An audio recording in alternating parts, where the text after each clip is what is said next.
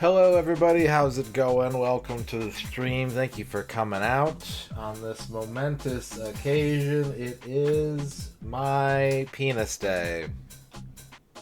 Finally, my time has come. Shadrock, thank you for the 50 bits. Ooh.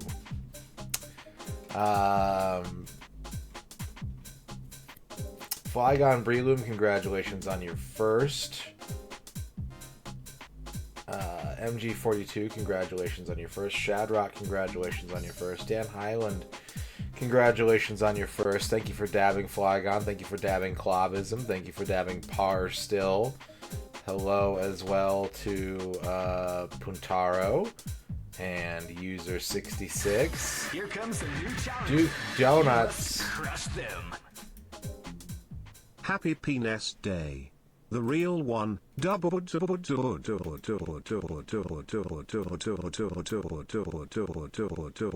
100 real penises. Thank you, Duke Donuts. Hello, Al Pennington. Hello, Marmot. Hello, Cleven. Hello, Top Boss. Hello, Dr. Tasty. Hello, Cardinal. Hello, Saber Viper. Hello, Duke. Hi, everybody. Welcome to the actual and true penis day. If you already used your party hat emote and you don't have the prompt anymore, that's okay. Hats don't fit me anyways. You know? So today, I don't really have a plan other than I figure I'll just play games with the number 3 in the title. And, we're not necessarily going to beat stuff, but this is going to be like a true variety stream. One of the things that I feel the least comfortable doing typically, where I just sort of dabble from game to game, and I don't even have a list of games pre-made. Romance of the Three Kingdoms? I mean, shit, that's a good idea, actually. Sometimes people in chat might give me some 3 games to think about, and I'll be like, ooh, yeah. Romance of the Three Kingdoms. Could be. Could be. We're improvising a list, that's right. We're improvising. Happy Friday. Yeah, they remade Romance of the Three Kingdoms 8, I think it was, and that's one of the most popular ones in the series, I think. I think if you've already played it, you're probably going to find stuff to nitpick, and if you haven't already played it, then go for it. What's up, Z-Fan? What's up, J-Legs? Aiden Chronicles 3 First Mage. Oh, Aiden Chronicles. You want to hear some Aiden Chronicles music, guys? You want to listen to some normal Aiden Chronicles music that we're going to hear for like 70 hours while we play that game? Here, check this shit out. Rachel Retro with the 50 bits. 3, 3, 3, 3, 3. Thank you, Rachel, for the 50 bits. This is what the entire Aiden Chronicles soundtrack sounds like.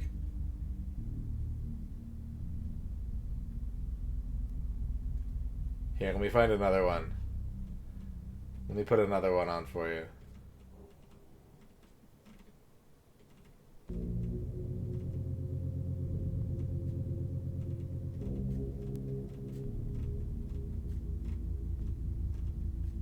Here's another one.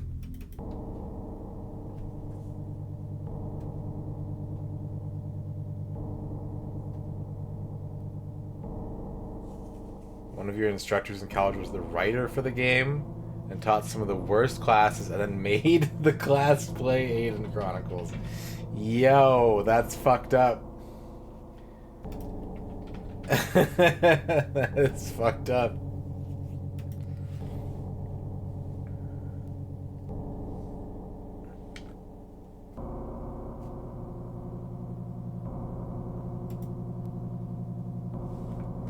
So yeah, let's find another one. Here's another one.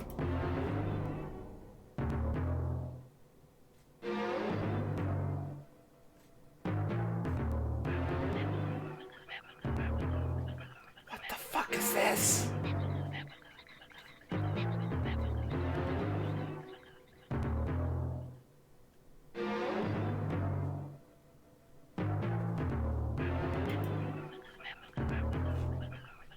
$70 bits. Oh boy. Magnus Prada. That's like moist mouth spiders. 3, 3, 3, 3, 3, dry. 3, 3, Dry. 3, 3, 3, trois, tres. 3, 3, 3, 3, 3. Thank you, Magnus Prada, for the 73s. Oh boy. We need some better music. I gotta cleanse my palate. Give me a Mahjong Jam, please.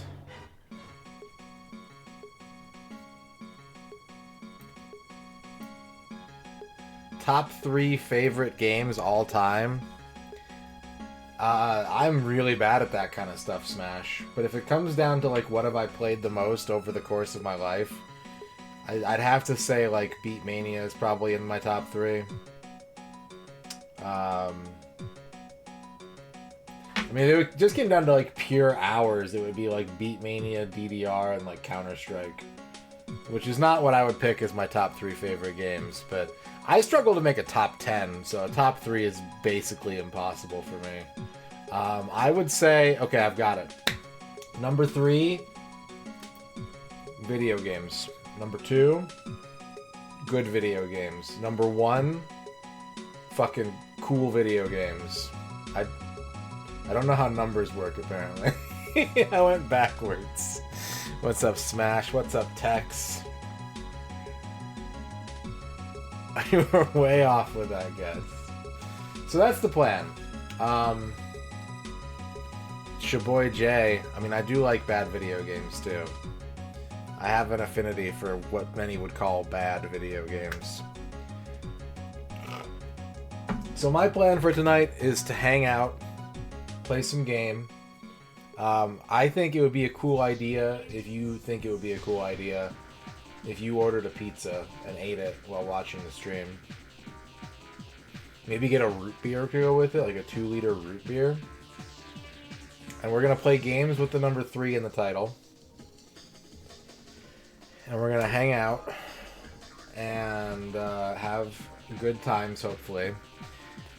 And I do have an Ask Me Anything about stream in the title. It's not mandatory, but I always kind of like to take these opportunities to, when we're celebrating something, to kind of reflect and answer questions and try to be as honest and straightforward. Because I have a tendency to, like, obfuscate certain things.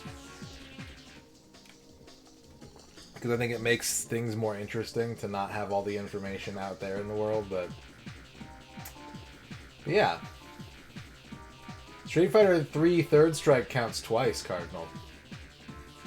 That's right, the third of the third, prepare to die for. Your life's on the line, so I'm gonna take yours.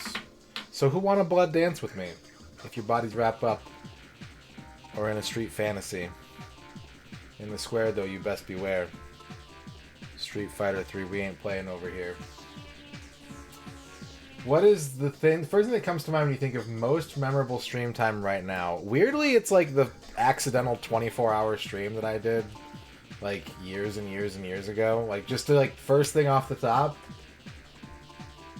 is like doing a 24-hour stream, which means maybe I should do a 24-hour stream. I don't know. Rej, thank you for the raid. Let's get a shout out for Rej.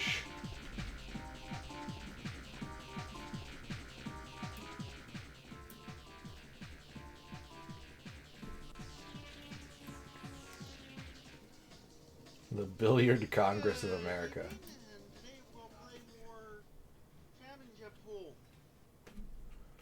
What game surprised me the most with how much I ended up liking it?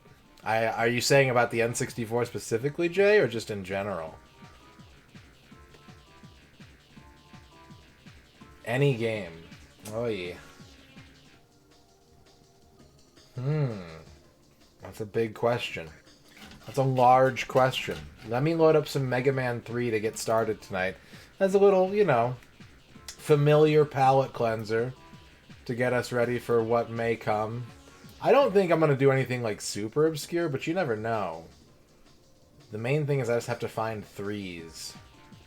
But I think Mega Man 3 is a good place to start. And typically I tend to tap out of this game after I beat like the Robot Master levels, but we'll just see how far I feel like playing. Like I said, I don't have any inclinations on like finishing anything tonight necessarily.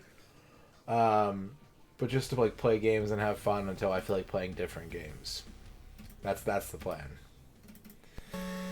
What game surprised me the most with how much I ended up liking it? Again, if I'm just kind of going off the top of my head, Monkey Ball is up there for me. DDR is up there for me. Things that I kind of had a prejudicial notion about, and then once I actually played it, I was like, whoa. Like, this is, like, formative and important to me. What's up, Quicks?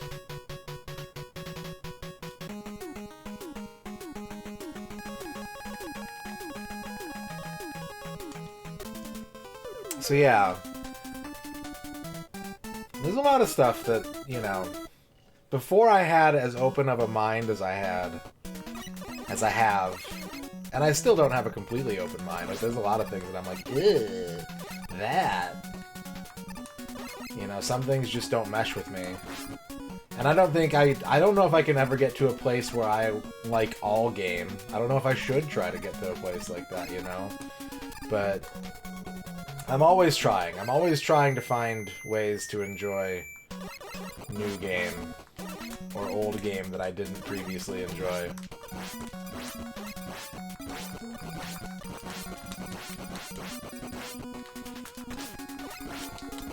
Yeah. Top 3 closed mind Radon games.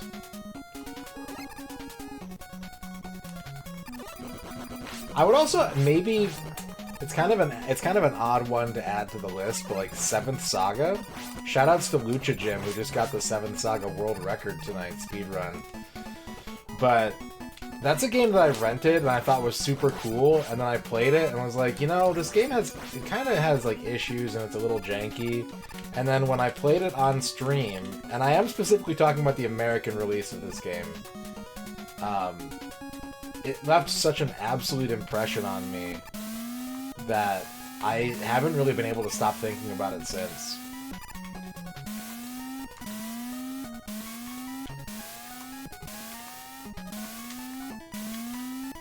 So, you know, something like that.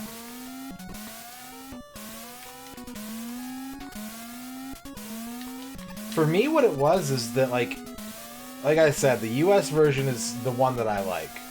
And that might be a theme coming up later tonight, hint, hint, but...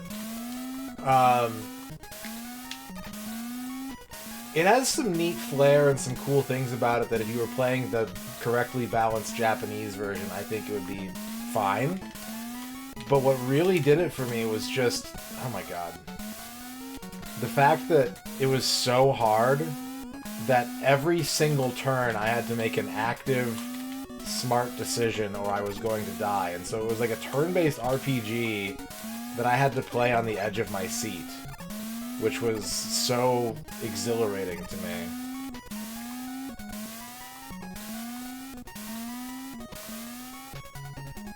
Like, I had to give weight to every single encounter and every single turn of every single encounter. And that meant a lot to me, especially because I think I played it around the time that I was also playing D&D for the last time. And I've really grown frustrated with D&D because the combat is really, really boring to me. Because there's often no incentive to do anything other than your most, like, finely tuned, powerful attack. And so there's very little variance in combat. So having a game where, like, mashing on the attack button was a recipe for death was really fascinating and cool and, like, challenging, but in a good way, I thought.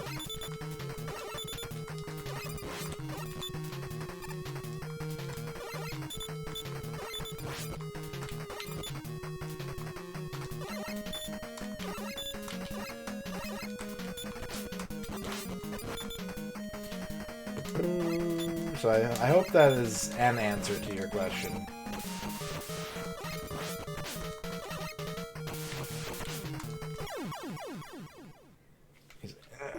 Magnets.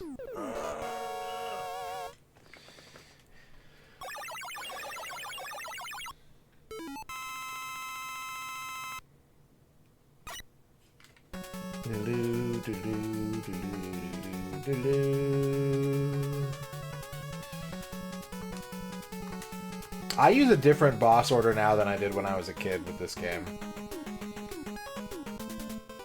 I thought that was Might and Magic 3 at first too, until I saw boss order. I had to like think about it. Because when I think of Shadrock, I think of Might and Magic. The other thing is that this game doesn't have a true Mega Man boss order. It has like 2 circles. There's a circle of 5 and a circle of 3.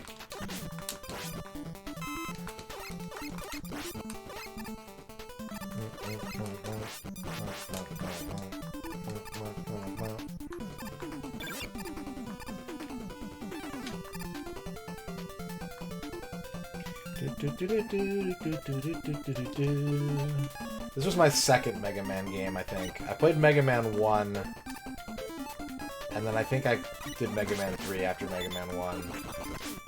I don't think I did Mega Man 2 until after this. Heroes of Mega Man? That would be pretty cool. That's a good idea. New World Capcom Computing.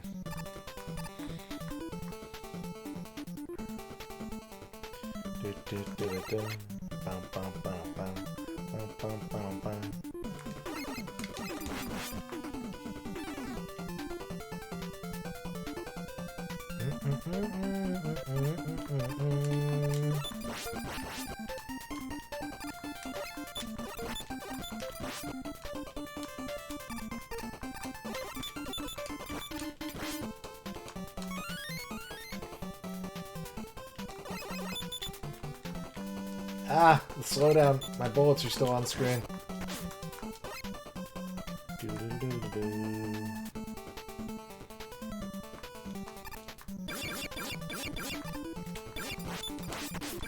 Ooh.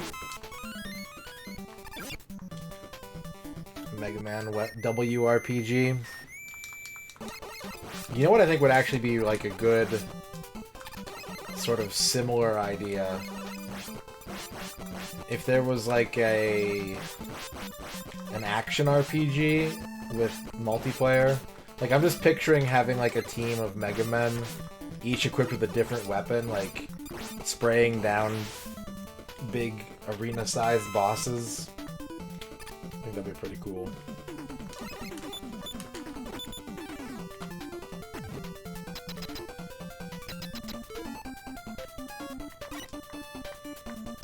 Mega Man Monster Hunter?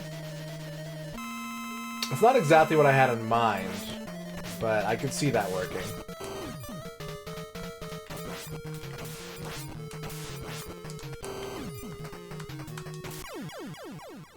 If you're talking about the N64 stuff, Smash, that's not surprising. Those are literally the 4 rarest American N64 releases. But I thank you for looking. That's very nice of you.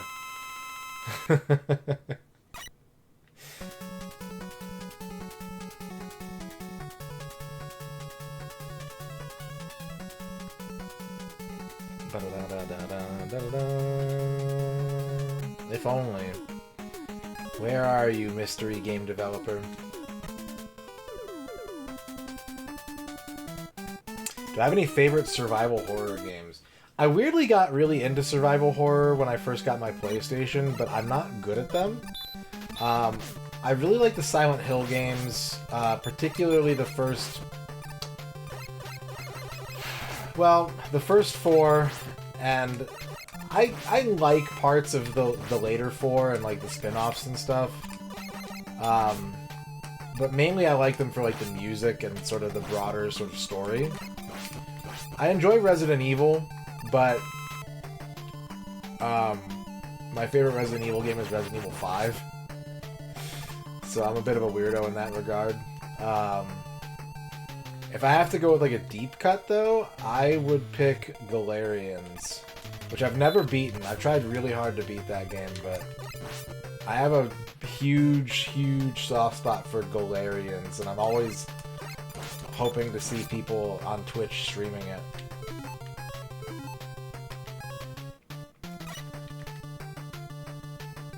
What's a game I thought I would like, but ended up not liking when I actually played it?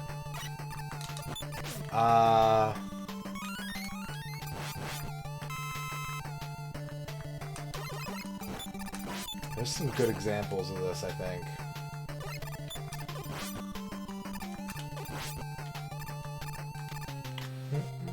Am I a Galarian? No, I'm not a Galarian. I don't think I'm a Galarian.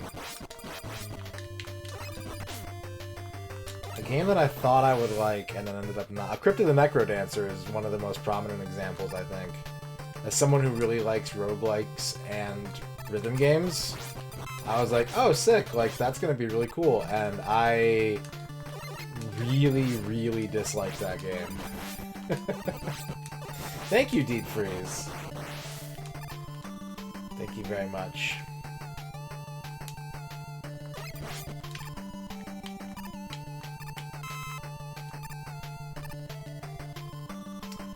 Ukulele's getting a remaster or something. I don't know exactly what it is. I don't know how much game tuning they're doing, but I saw that there's like a ukulele remake thing coming out.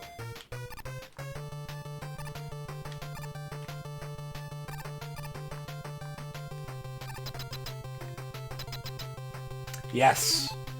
Yeah, I am definitely that kind of person. If too many people tell me to play something or to watch something, sometimes it sours me on principle, and sometimes it's more just like it sets expectations higher than, you know, they can possibly achieve. But yeah. Yeah, if too many people are like, oh, do this, then like it kind of makes me sour on the experience.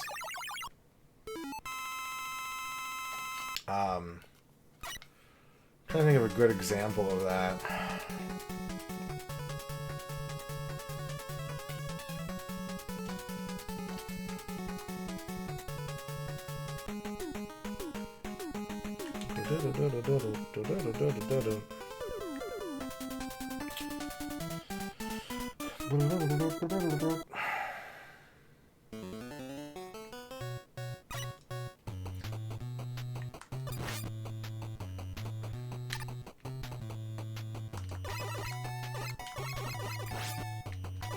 But yeah, that does happen to me.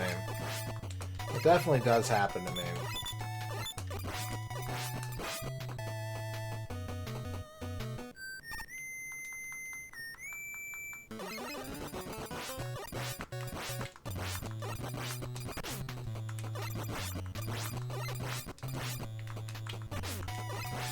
So I try to be careful with things that I really want to see other people do, because I imagine the same thing happens to them. You know, I might put an idea and someone said, like, oh, you should check this game out, and then I have to be like, and that's the last I speak of it.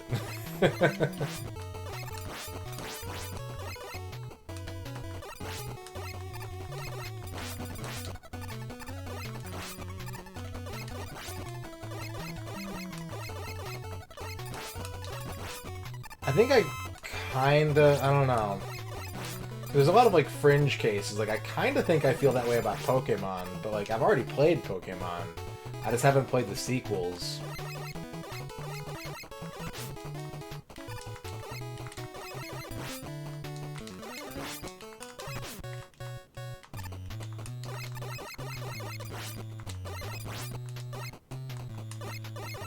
But I think these days people don't usually, like, hound me to play too much stuff. Which is both a good and a bad thing.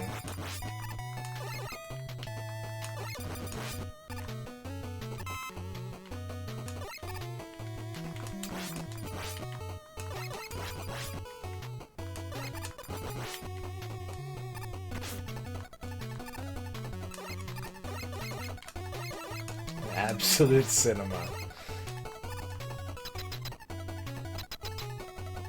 Yeah, I'm kind of the same way.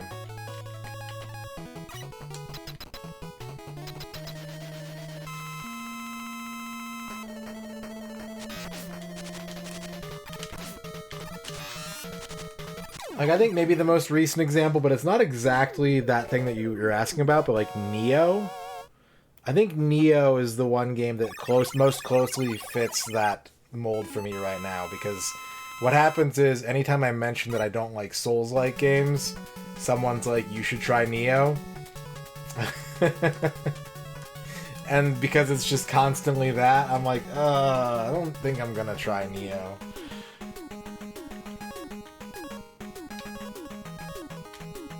But I do think about it sometimes. I've got it sitting next to me right now.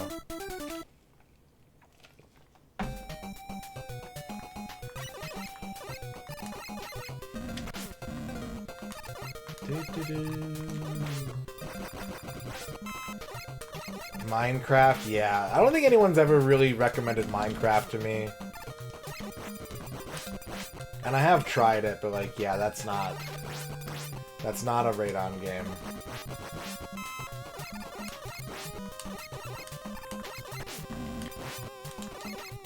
Or at least it's not this Radon's game. My brother plays Minecraft all the time. But I tried medium rare yeah, you haven't tried my Souls-like.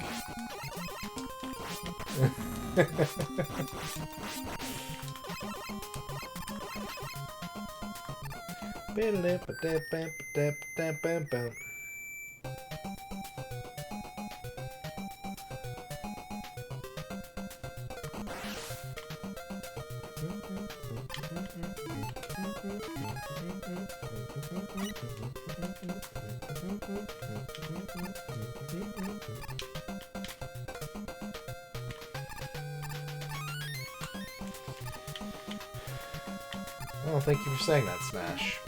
I've been on a bit of a roll lately. I've gotten...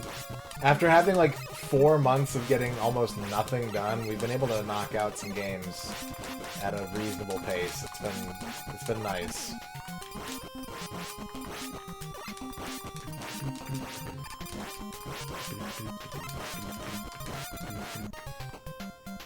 At a medium pace.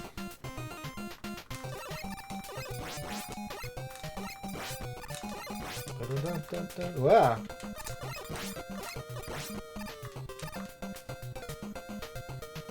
Superman 64, yeah.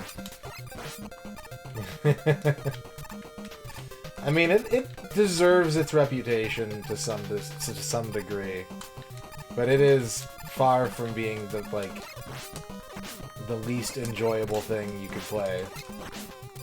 Unless you're just like allergic to, you know.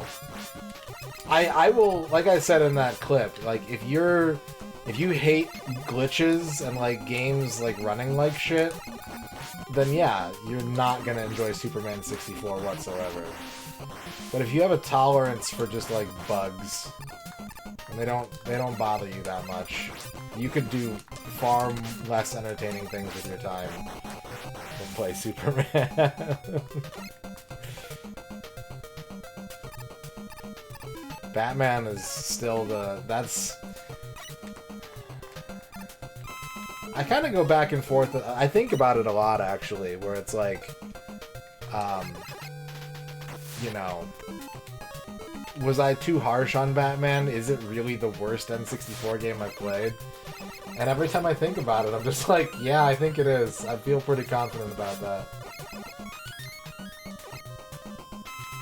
I haven't started it yet, Top Boss. I got it. Oh no! Well, I'm dead. I got it when it came out, and I kind of was like, well, I'm going to stream this someday, so I've just kind of held it off to the side.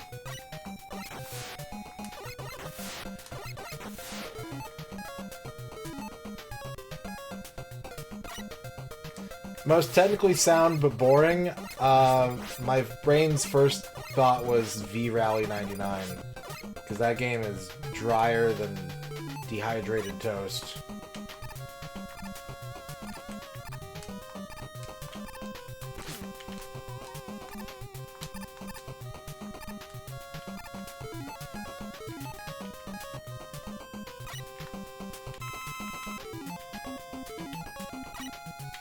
Damn it. Damn it. The Evangelion Saturn counterpart is terrible. Green Herring, thank you for the 100 party hats. Party hat, party hat, party hat. Potty hat.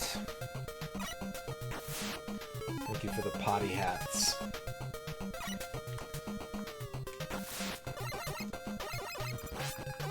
I have been thinking about Mahjong a lot lately. I think I'm infected with the Mahjong virus. And I also am a big fan of like parlor game video games, so yeah, I would definitely...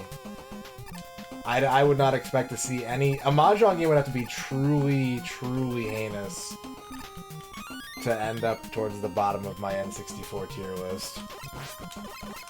Mahjong stream when? We've done a lot of them, Par, still. When's the next one? Who knows? But we've done a lot of Mahjong. I've played... I've approached 100... No, actually, I think I've broken 100 hours of Mahjong on this stream. And I think all of that may have been this year. So, that's when. What's up, Mike? Now, Tetris doesn't count, but Tetris the Grandmaster 3 counts.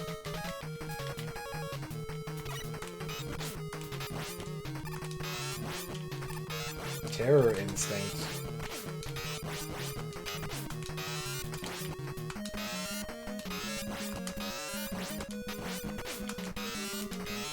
Hey. Hey. Hey. Hey. Motherfucker! God damn it.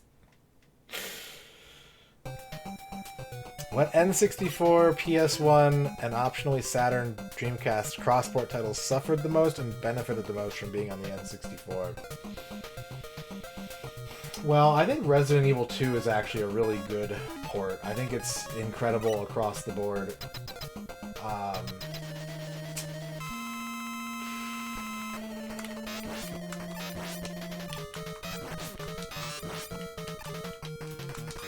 I haven't really played Mega Man 64 yet, but my understanding is that it's largely also quite good. Unless you're, like, my voice acting.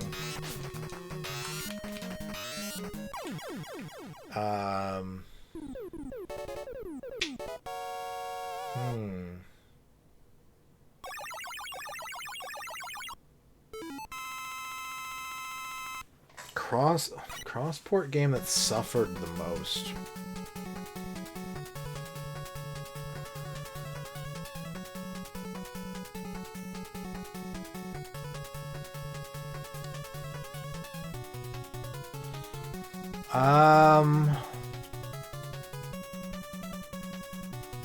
God, I'm having a really hard time kind of coming up with something. Well, I can't speak to that because I haven't played it yet.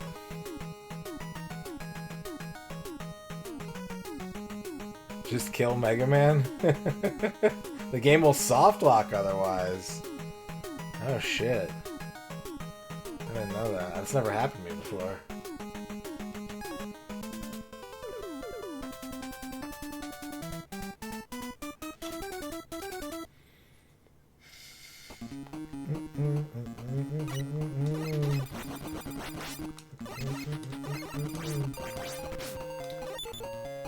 Puyo Puyo and Bust-A-Move both work well on the N64.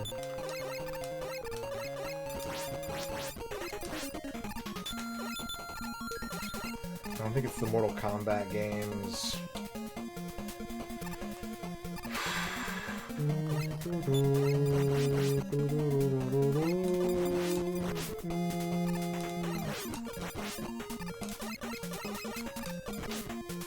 Prince Hordkin, how's it going? Hello, Armored Macaw. I might say... God.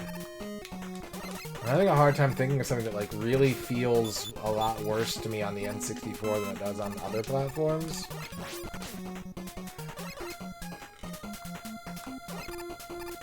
Other non-PC platforms.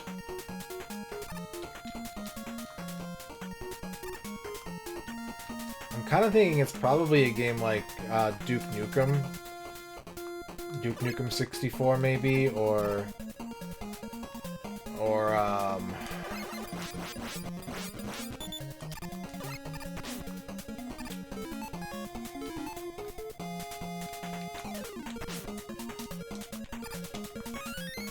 I had another good example and I can't think of it.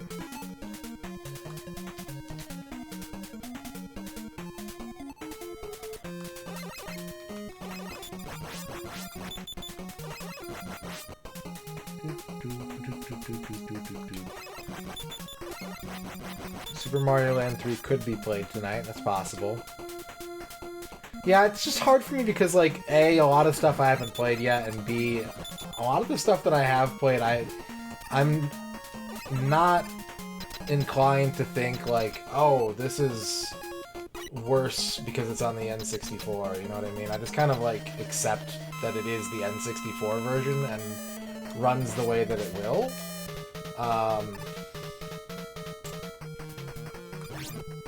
Tony Hawk 3. That's the right answer, actually. It's Tony Hawk 3. Which I still haven't played yet, but I know for a fact the correct answer is Tony Hawk 3. The biggest positive surprise on the N64 or in general, Slap Factory?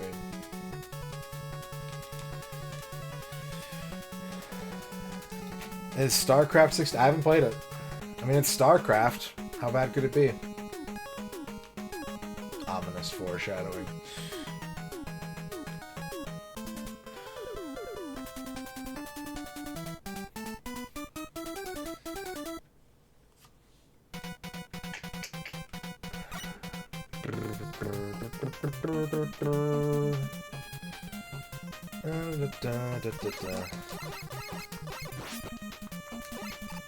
Yeah, I think Micro Machines is just hell on every platform, honestly.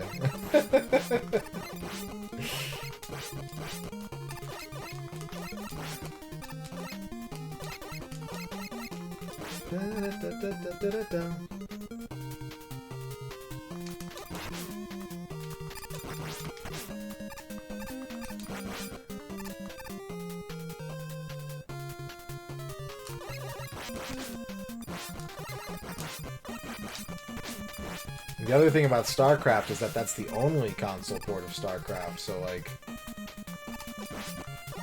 if you want to play StarCraft not on PC, StarCraft 64 is the best one.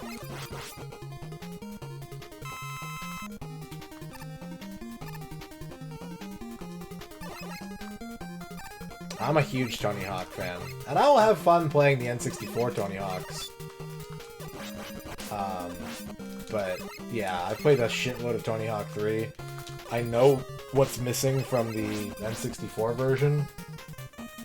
And it's not even like an outlier. Like, Tony Hawk 4 on the PlayStation 1 is just as bad. So...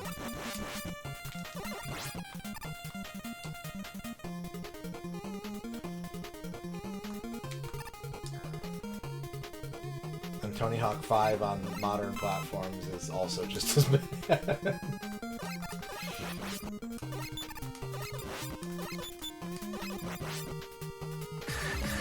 Prince Hordkin, You must crush them. thank you for the 303 bits. Happy anniversary. Thank you. Thank you for the happy anniversary. We have level 1 channel point redemptions unlocked. No, I never played the PS1 port of Warcraft 2. What's up with Tony Hawk 3? It's like... it's really, really stripped down to be able to run on the N64. So you've got very little, like, music. You've got very few levels.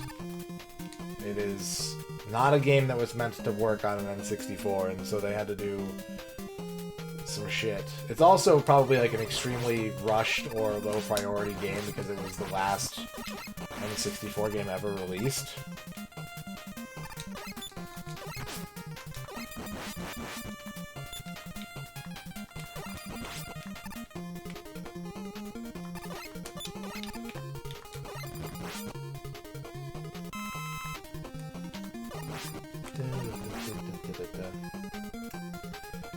The biggest disappointment? Again, are you talking about the N64 or are you talking about in general?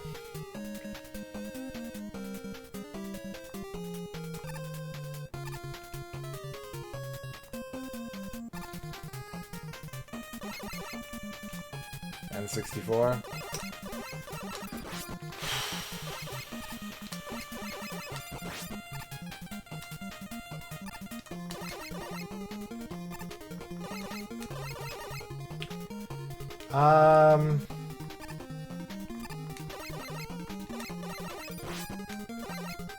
No, I've never seen GBA Driver. I played Driver on the Game Boy Color, though. Biggest disappointment.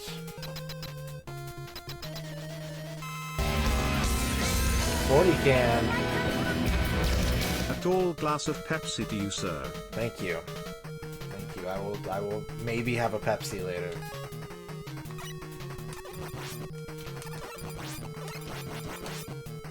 I feel like I need to pull up my tier list for these N64 related questions. Spider Facts with the $1 donation. Thank you, Spider Facts. Happy birthday, Andrew. We're gonna see a penis anniversary. It's still his birthday, though.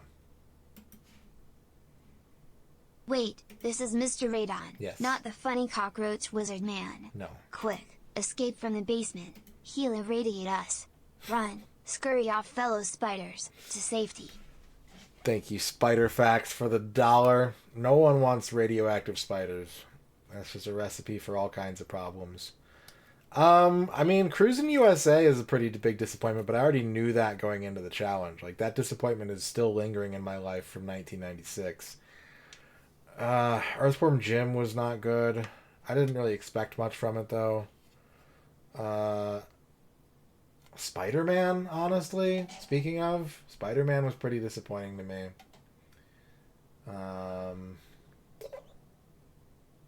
Yeah, that's kind of what I'm thinking.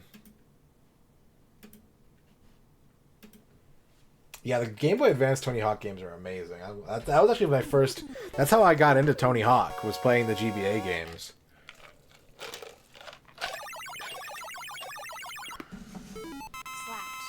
Hype Train.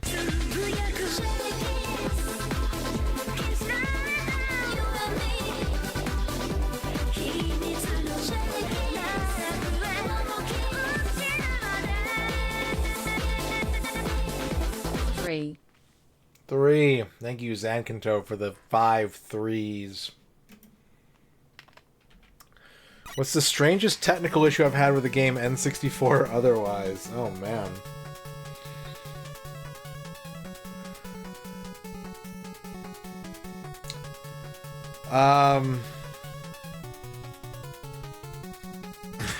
Here comes the new challenger.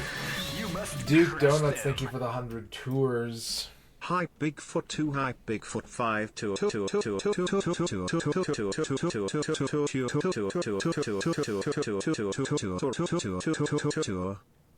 Thank you, Duke Donuts, for the 100 tours.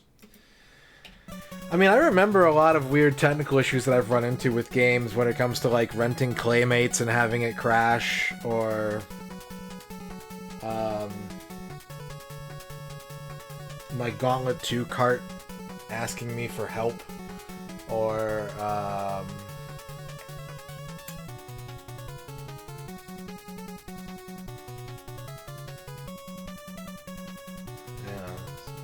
Indiana Jones is a great example, for sure. For sure. Okay, so yeah, I was at a friend's house and I was playing Gauntlet 2 with him on the NES. Oh yeah, NBA Jam is a really good answer. And you know, Gauntlet 2 has digitized speech, right? And you know, NES carts have a propensity for just like being cosmically shifted a molecule and crashing. And so we were playing Gauntlet 2 and the game glitched out and hung and the digitized voice went, "Need help." And then it just, the game froze. And I was so fucking scared. I like turned the Nintendo off and like ran outside. I was so scared.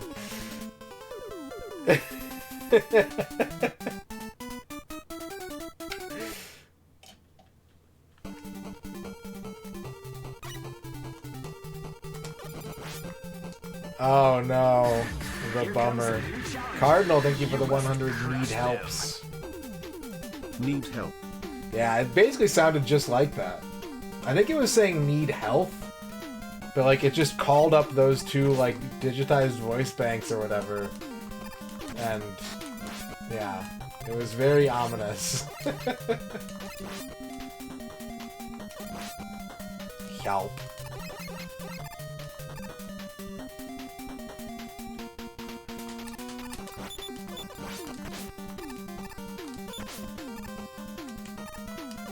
Hype train is going.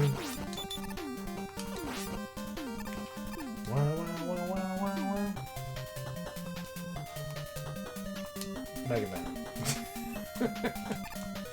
Mega Man, please.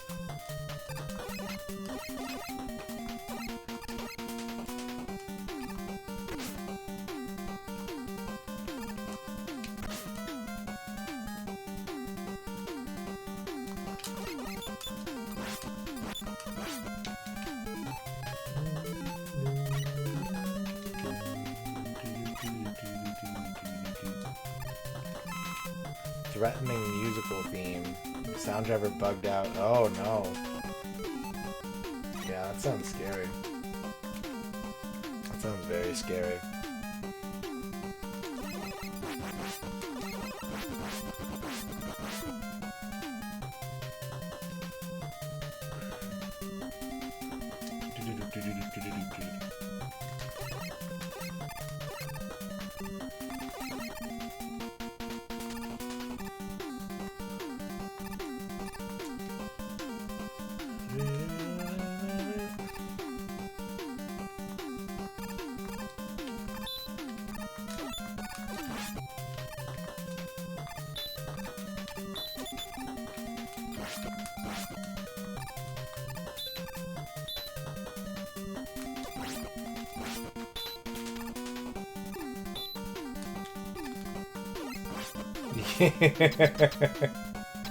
Yeah, I swear, if you watch me play games and you're like, He's really good at finding bugs. Whenever I'm just playing games by myself, it doesn't happen. It's only on stream. And that's not... I thought that was... Well... Yeah. There's some of this.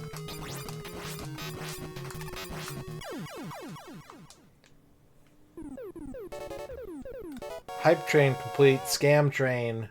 1 sub and 553 bits. Thank you. Yeah, that Ready to Rumble shit was funny, especially once we figured out what was happening. There turned out to be a... I don't know if anyone was up late enough to see it, but there turned out to be a perfectly logical explanation for why the game was just melting.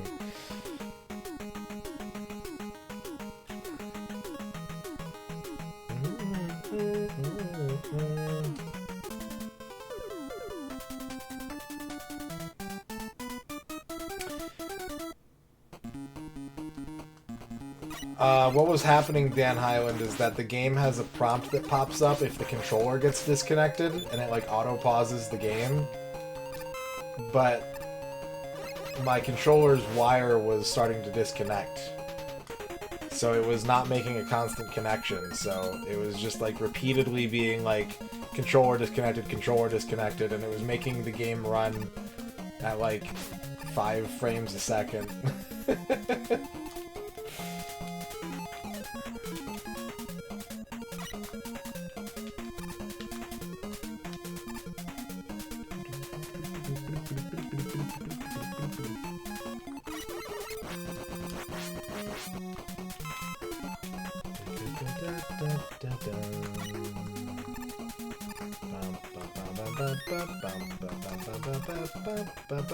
Trachea, congratulations on your first.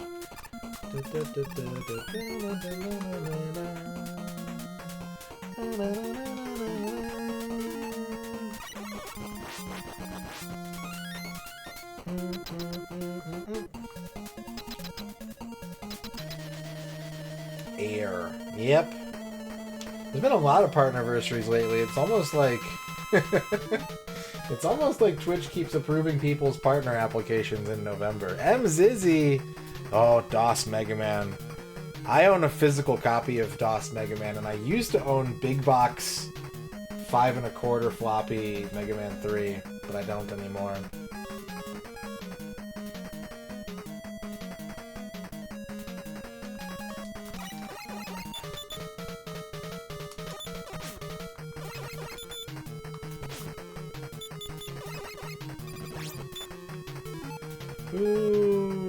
Who's air? Who is air? You're not air. Magnets? Is air magnetic? Yeah. Air's pretty magnetic, it turns out.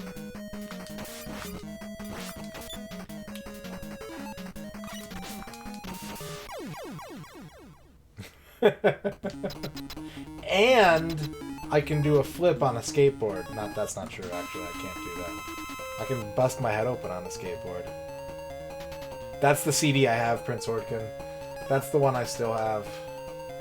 I used to have the big box Mega Man 3, but I have that CD. Your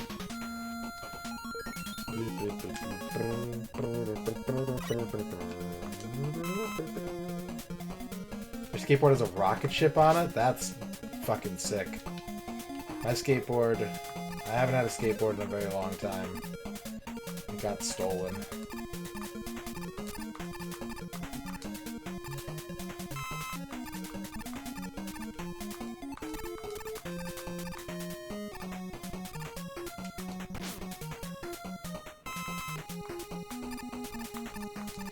No, I agree. No offense taken. 70 bits. Oh, Trachea boy. with the 70 bits. Congrats on 3 years. We are all very proud of you. Thank you. Radon Wumpy, Radon Floss, Radon Wumpy, paused. Radon Floss, Radon Wumpy, Radon Floss, Radon Wumpy. Thank you for the 70 bits, Trachea. You put a bunch of smunchy PB on it and roll it into my room while I'm sleeping? Hell yeah. I accept. When you showed me those advanced Maver's peanut butters with like Rocky Road peanut butter and stuff, I have not been able to stop thinking about it. I continue to wonder what kind of Australian peanut butter technology I'm missing out on.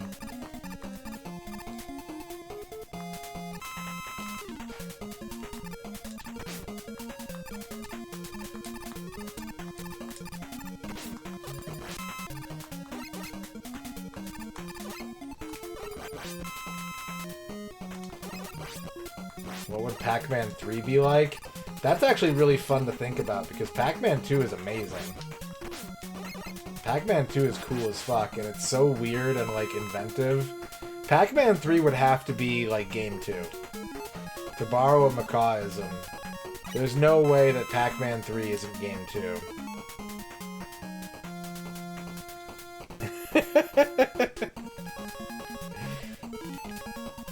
1v1 you at fisticuffs? Alright. Does Wednesday work for you?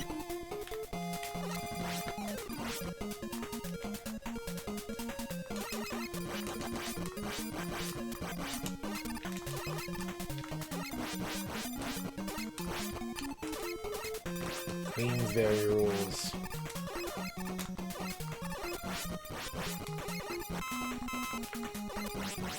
You're having major dental work on Tuesday, so Wednesday is perfect. Alright.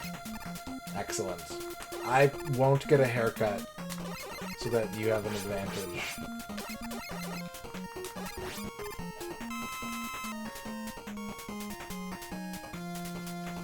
Game 2 is a macaw term to describe what comes after game.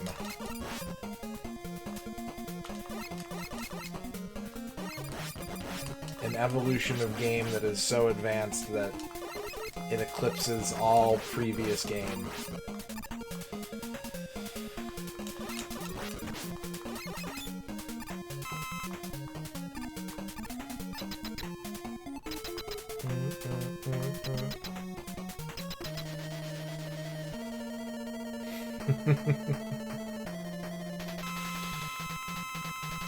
Okay, I didn't see who this was. Oh, it's Crash Man, okay. Snakes. Have a snake. Nope, it's not snake. Have a spark. Nope, it's not spark. Have a shadow blade. Nope. Have a magnet. Nope. Have a needle. Needles are doing okay. I should e-tank. Gemini Man? Gemini Man? Nope, not at all. Hard Nucle? There we go. We have a winner.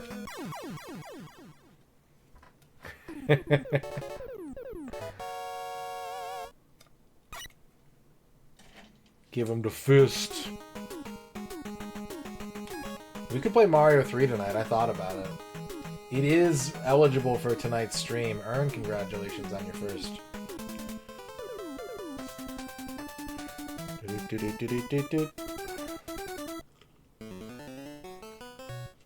We will not get Metal Gear Solid 3.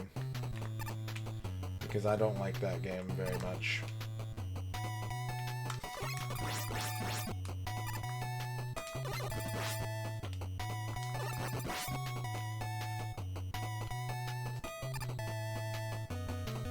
Marmot wants an M. Zizzy shout out.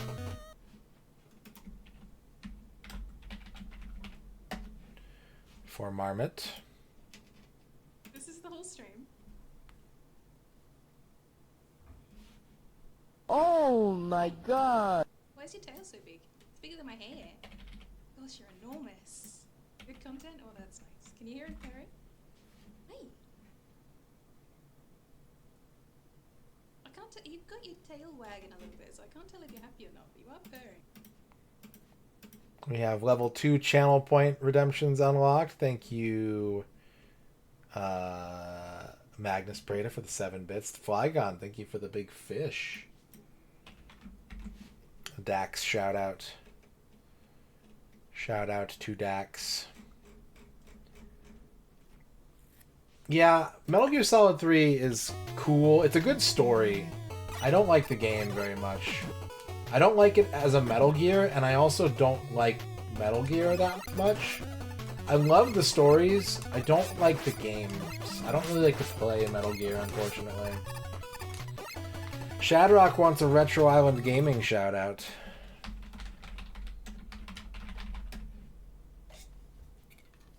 We're getting 2 of them. What's his name? My name is Hans. Making has ruined my life. I'm 31 years old. Although I think this bot might actually have like double shout-out protection on it. I think it's just going to be the one. Flygon, thank you for the big rig. Yeah, Contra 3 could happen. Same, Magnus. Same. I like the stories of Metal Gear a lot. I like to watch people play Metal Gear a lot. I don't really like to play Metal Gear.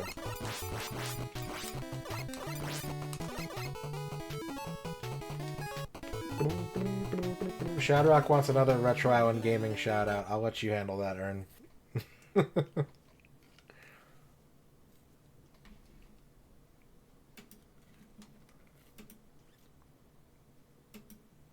Hi. Dude, she's a vampire. Come on. I was so afraid you decided not to come. Oh, no way. I've been looking forward to this all week. Oh, we're gonna come. There you go.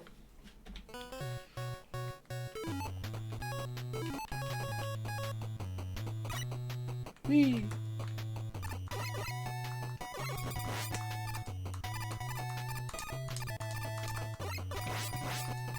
Do, do, do, do, do, do.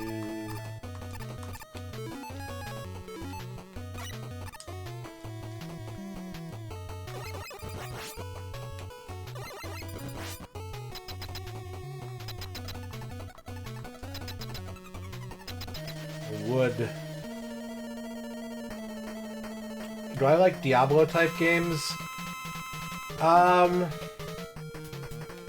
If they're like story driven, sometime. Like, I don't love them, but I can enjoy them. But yeah, I kind of like them more as a single player experience than anything else. So like stuff like X-Men Legends, I can enjoy. Yeah, if it's not loot for loot's sake.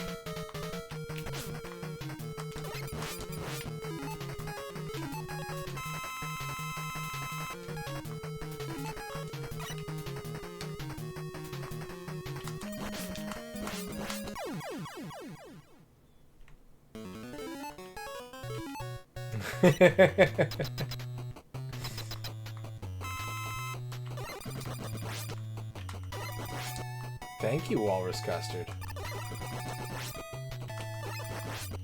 I think I'm gonna do what well, do I want to go for the Wily stages? I don't know. I haven't been playing this for an hour yet. I could probably keep going. I'm trying to decide if I want to do the Wily stages or not, or just move on to the next game.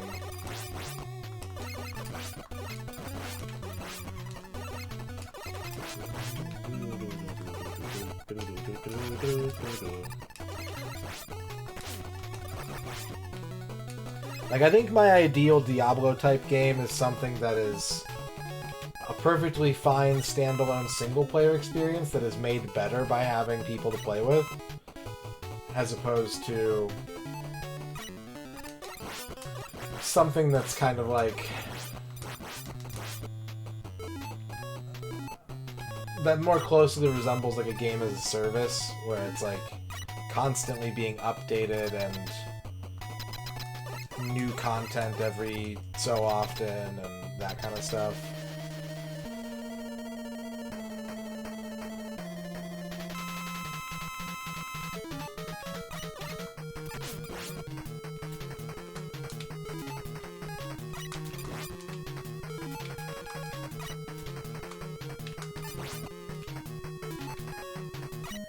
My favorite Diablo type game that I've played before.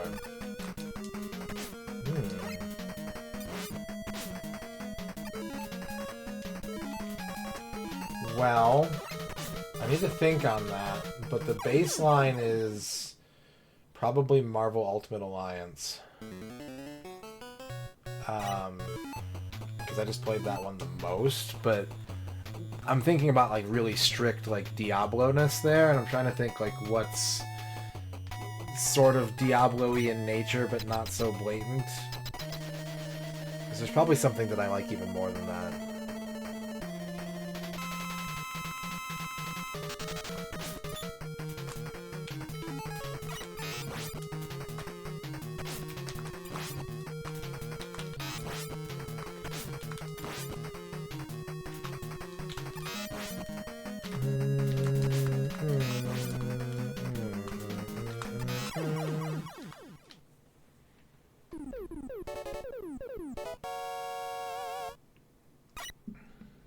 Yeah, me too.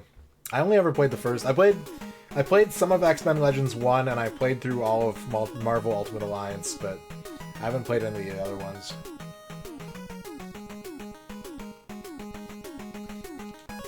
There's a Marvel Ultimate Alliance 3, but it's a Switch exclusive.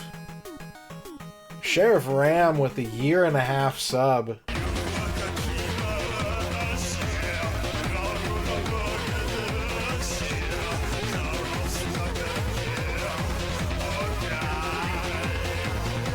Radon Gaming, Radon Gems, Radon Gems, Radon Gems, Radon Gems, Radon Gems, Radon Gems, Radon Gems, Radon Gems. Thank you, Sheriff Ram, for the 18 jams.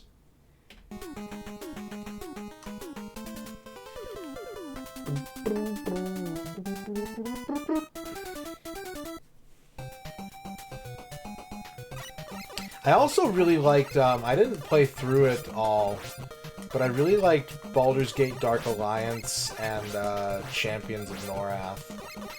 I think those are both really fun.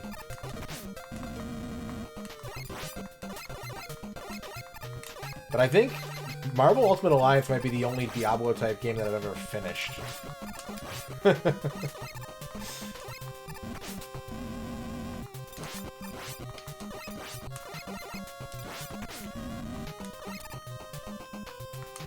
You know what's sad? I kind of wanted to get into Marvel Heroes, and no joke, I downloaded it the day before they pulled the servers. I downloaded it, I'm like, alright, I'm gonna play this later this week. And then the next day it was like, Marvel Heroes is dead. And I was like, oh, okay. Never mind.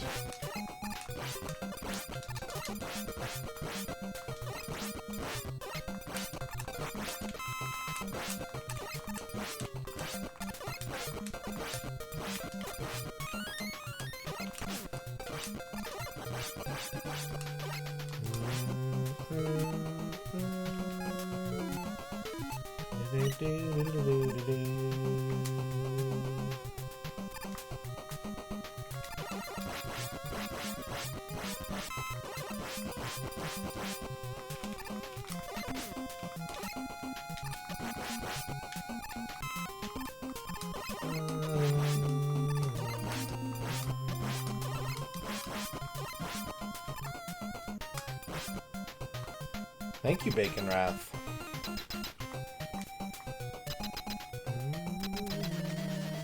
Flashman.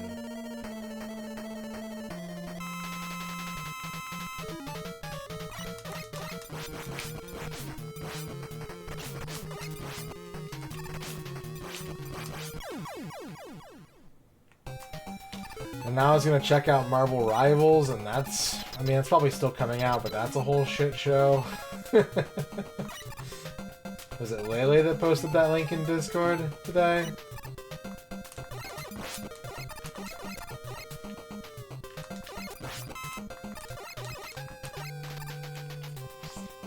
Well, Toadman isn't until the next game, because what if Toadman is one of those little tadpoles, Arc Nova, and he isn't grown up enough yet to have his own level?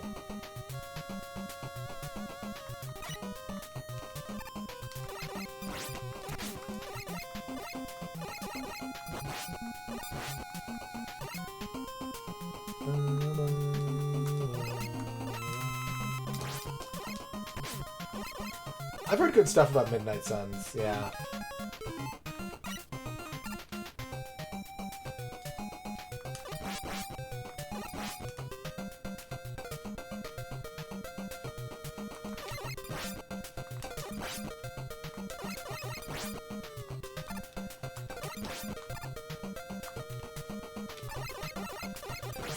I have not played Restricted Area. I've seen people stream it. I have not played it.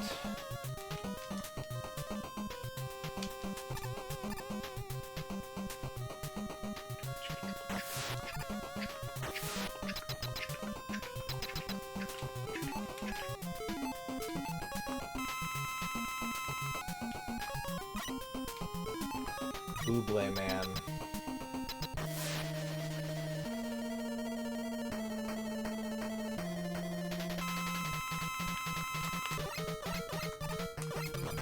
No.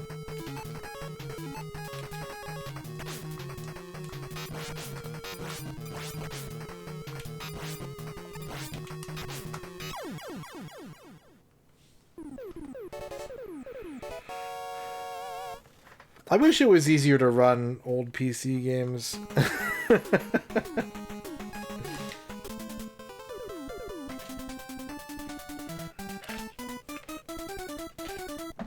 Nope. The sharp ninja star is the weakness.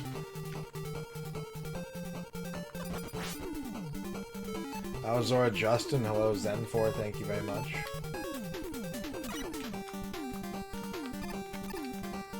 It's penis day.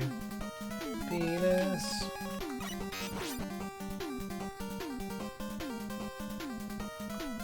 Wow, Mega Man.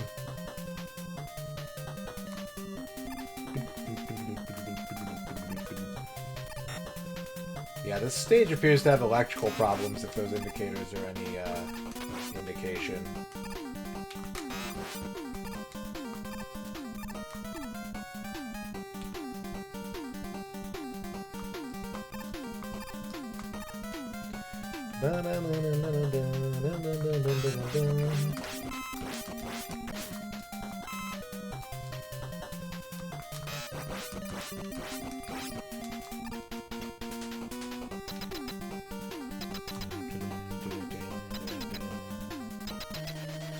Metal Man.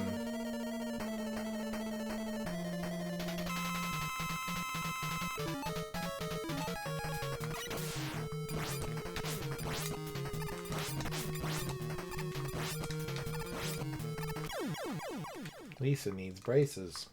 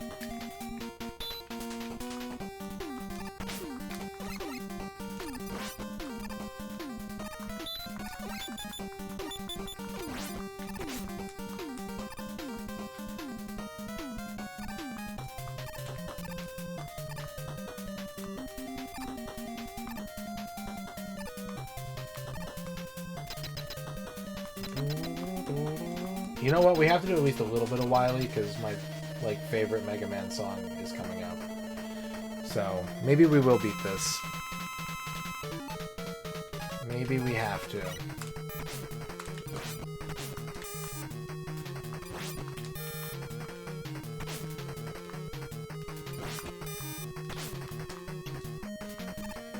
He's touching me.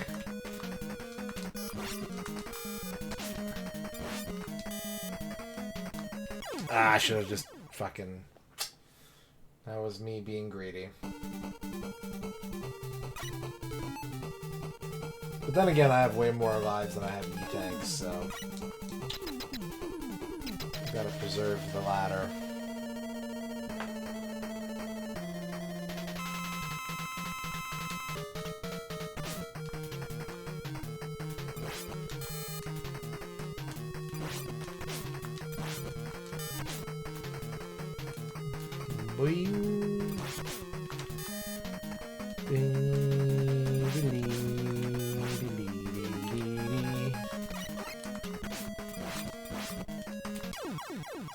There we go.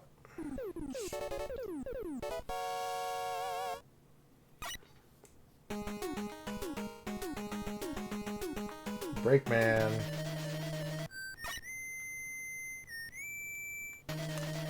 You know what's weird about Proto Man is that, like, especially in this game, they set him up as this, like, really powerful...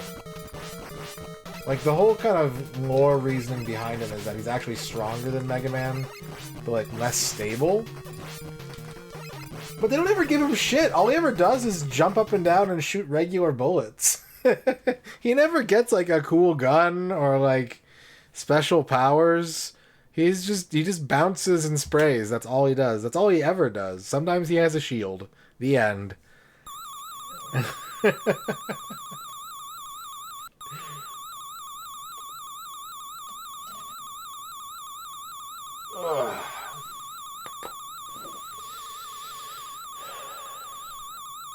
Whoosh.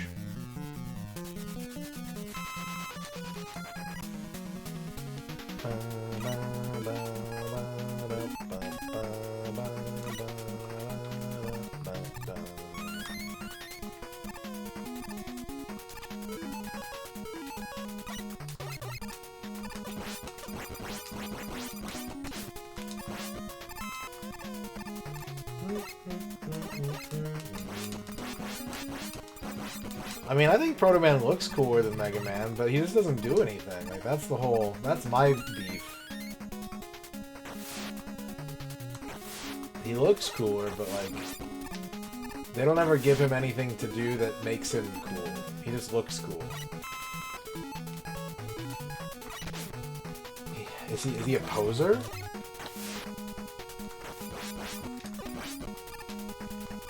Thank you, Fuse.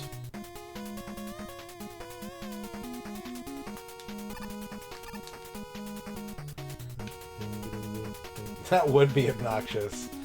Yeah.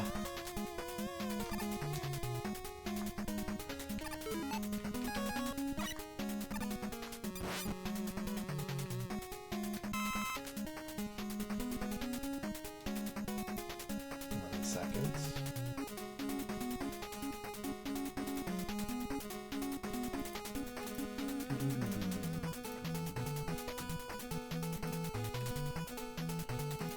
Just use controller 2.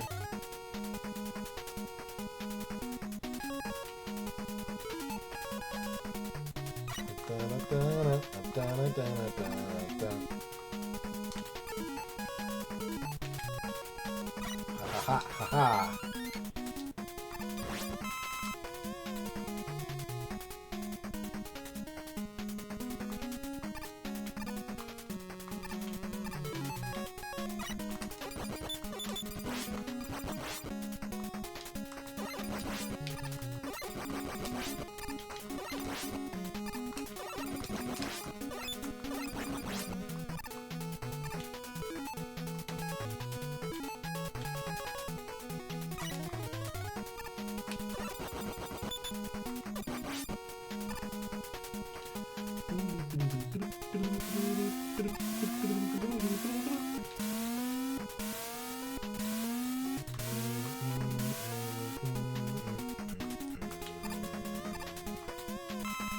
Anything else? Nope. I'm maxed out. Maximum power!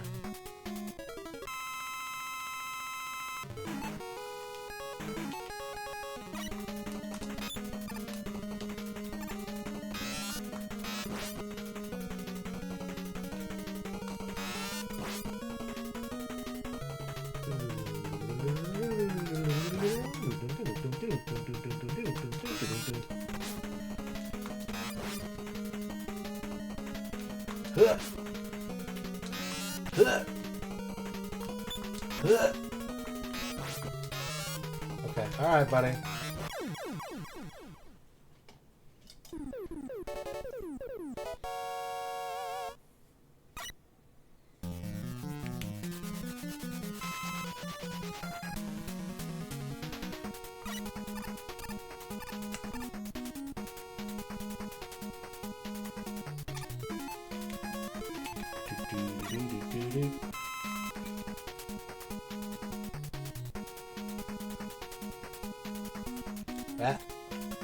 What?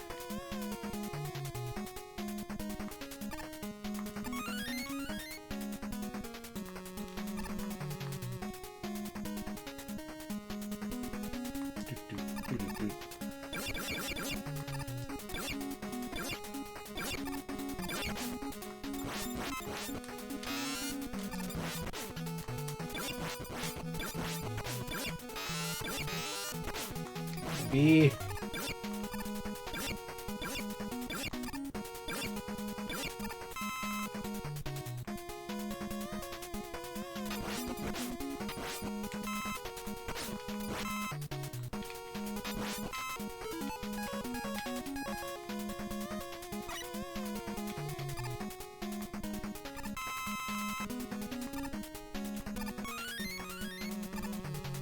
So many E-tanks.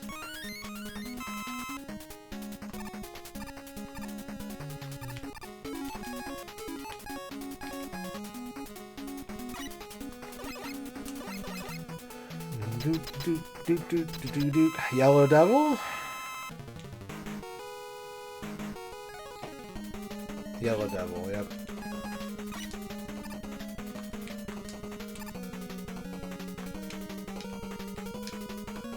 Ow.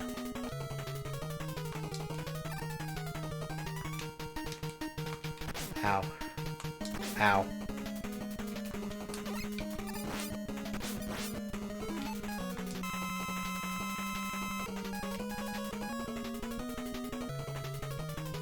That's true, yeah.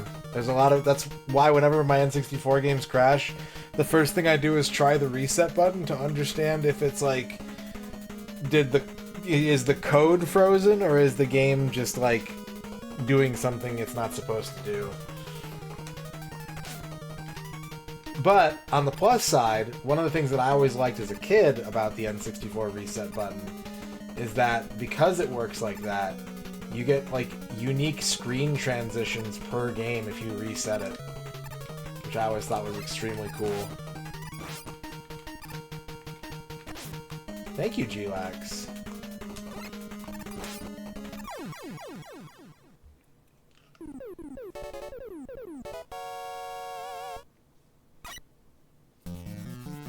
Alright, time for an amazing song. Probably one of my 5 favorite songs in classic Mega Man. G-Lax.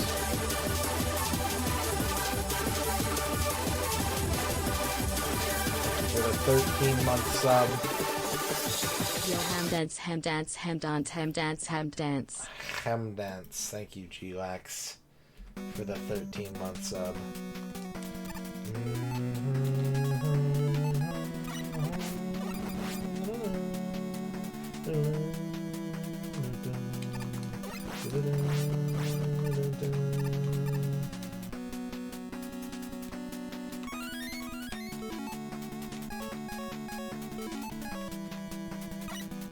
It really does.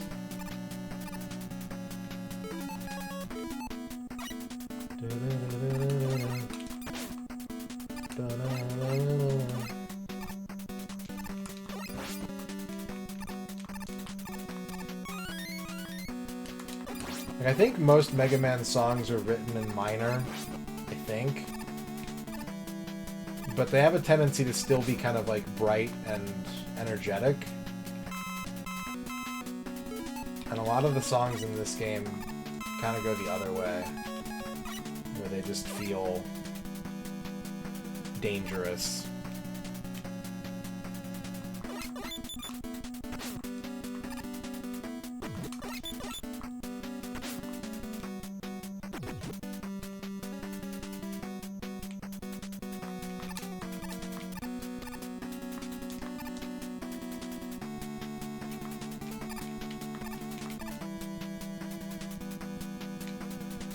We gotta roll the dice. I mean, I have 5 E-tanks, but there could be anything in these canisters, even E-tanks.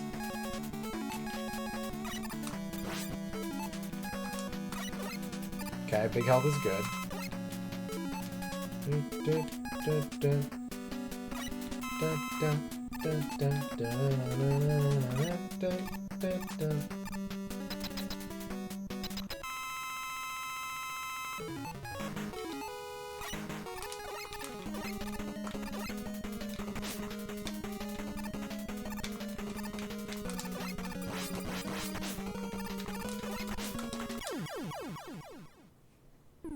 Alright, fuck it. Let's beat the game.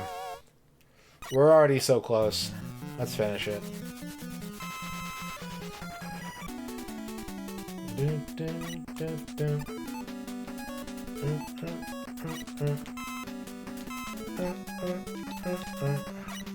we're gonna play a Sega game.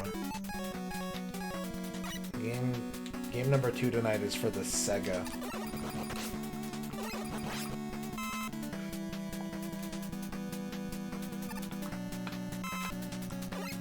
Ooh. Oh, why, thank you. Columns 3 is very good. I would like to play Columns 3.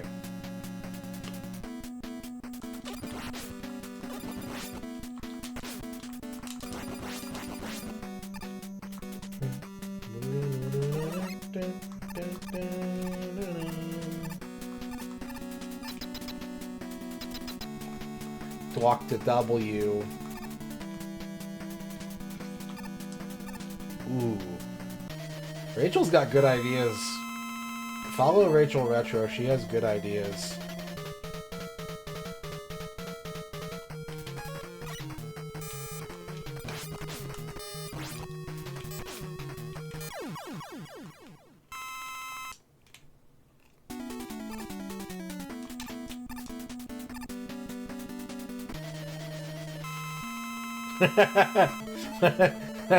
You know what, Mike? That does count. That does count. You're right. You're so right.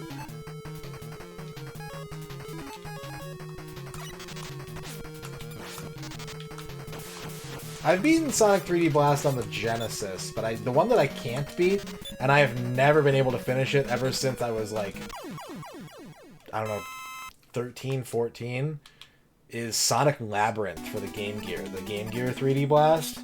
I think it's like the 4th world in that game just has this puzzle in it that I do not understand. And I have never been able to finish that game.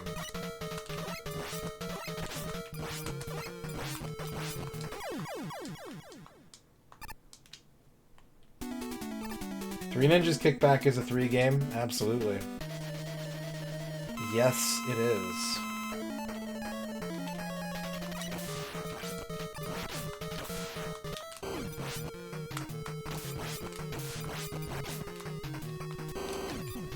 Romance of the Three Kingdoms is a 3 game. Yep. Saturn sound, they all are really good actually, I think. I love the Genesis 3D Blast soundtrack. But you're right, the Saturn one is special in some incredible ways. Some of those songs are just like healing.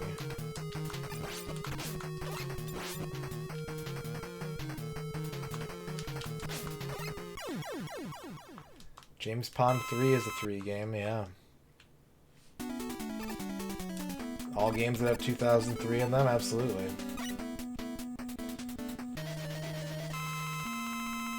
Snake Man.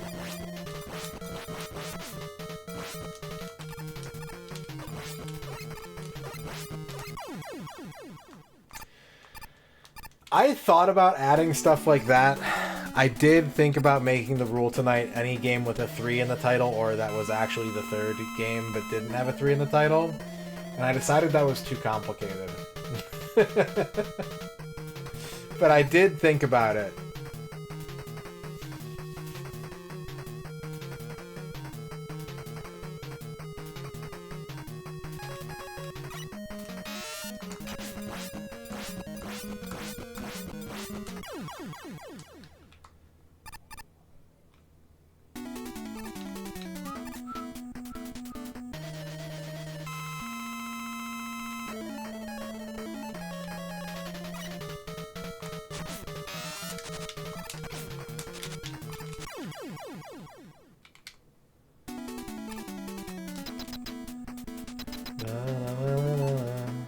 Okay, what do we need? We need top. Wait, do we need top? No, we don't need top. We need hard.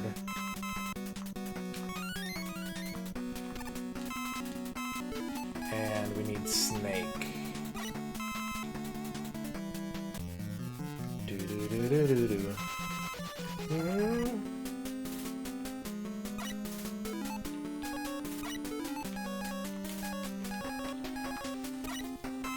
How evil is it that this level you can't really tell what a full bar looks like? You're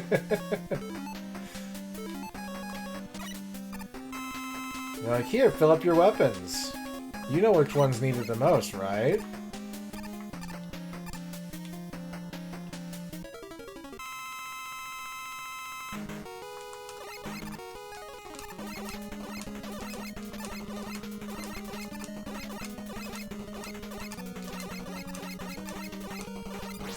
I think it's needle for the first gun. No. Is it just straight to hard knuckle already? Yep.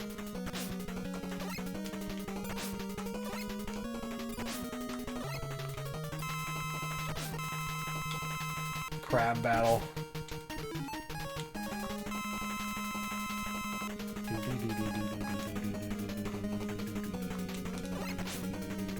Oh, I missed.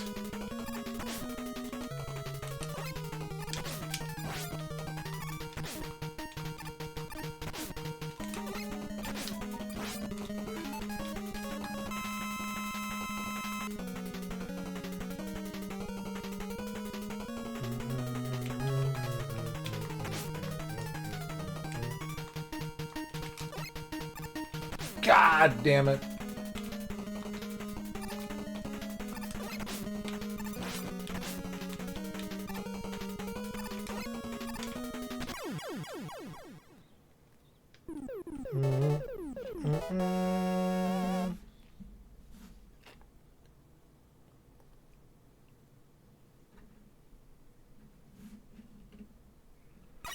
Boing. Dr. Wily's a robot too.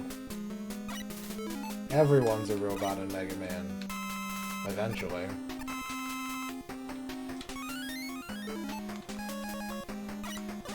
The useless life power-up, yep.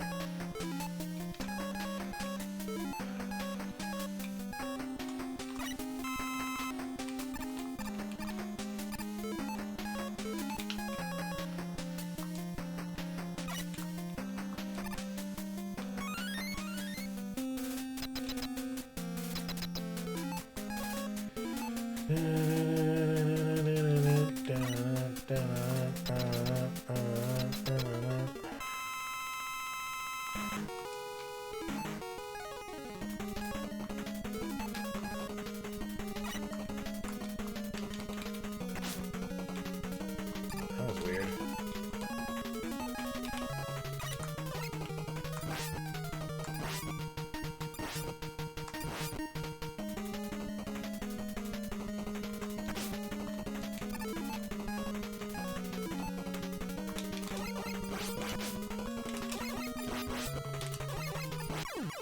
We did it! We beat the game. Ba-da-ba-da-ba. Oh, moonwalk. Good job, Mega Man. Stunt on him.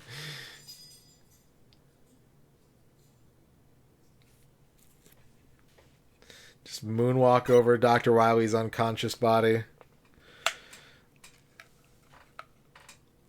It is also my favorite NES Mega Man.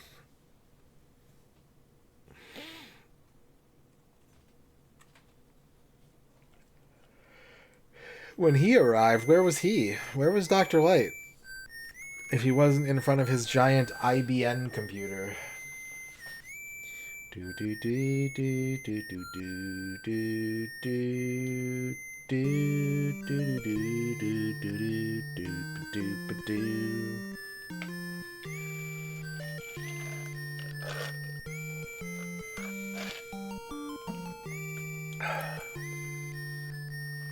Cool. Good game. Like that game. The Crazy Bus article is nominated for deletion. That's a funny phrase. Nominated for deletion.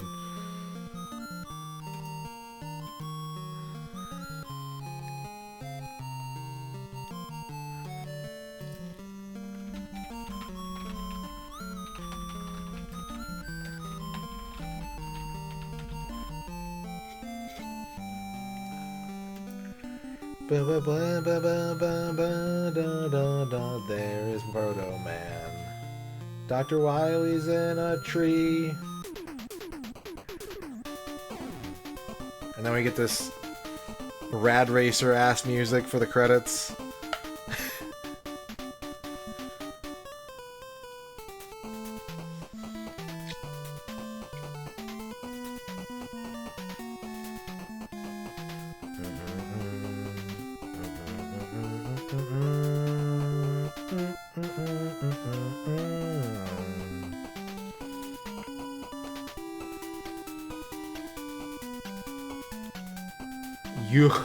Yachiro. Flygon, thank you for the extra large bird.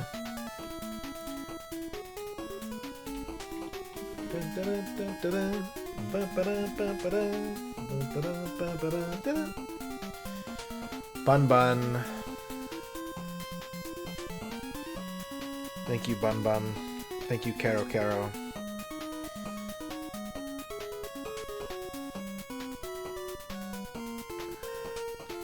Yasuke. I don't. What's with these yas? Yasuke. Flygon, thank you for the 3 bits. Dun, dun, dun, dun. Mrs. Tarumi. Yachanzi.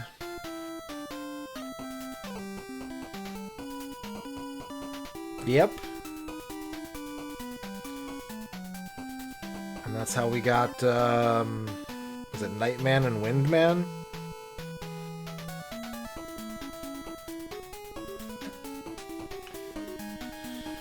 Cool. Thanks, Mega Man. Alright, Sega time. We need to play a Sega 3 game. A Sega 3.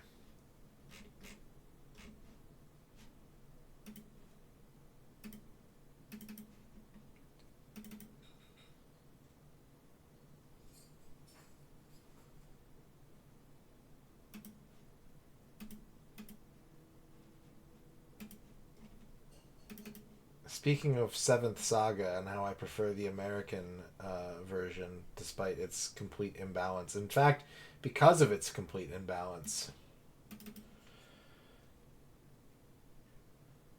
we need to play some Streets of Rage 3.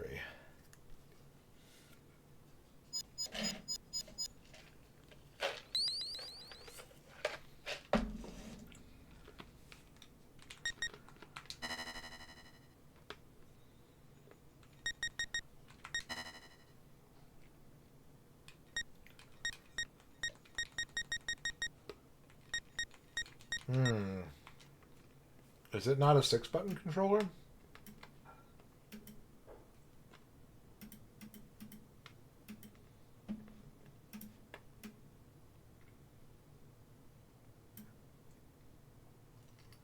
Hold up.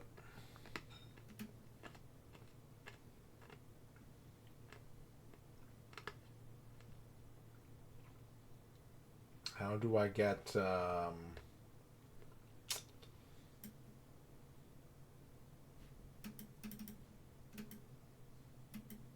do I get BizHawk to make this 6-button?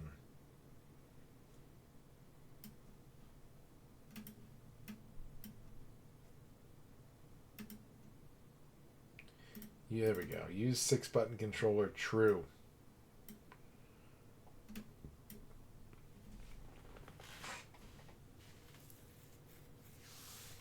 True.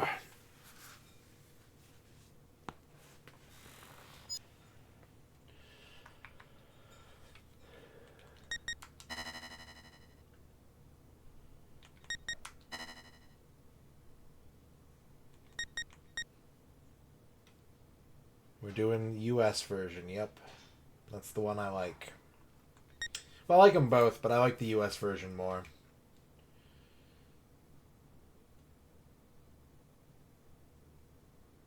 Let me just make sure my buttons are mapped correctly real quick.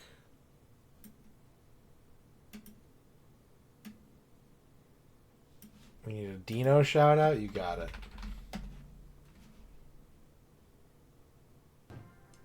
Aha, you look suspicious.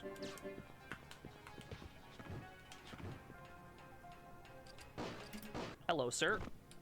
Oh, I hit the wrong button! What? Love a good Dino yell.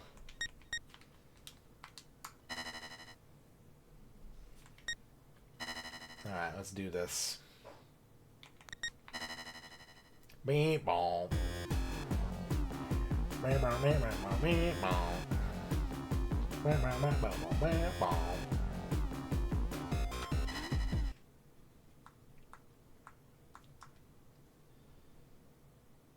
Two, three. It says 3. That's like today's stream. Another few seconds and boom. Yes, we're lucky we found the bomb.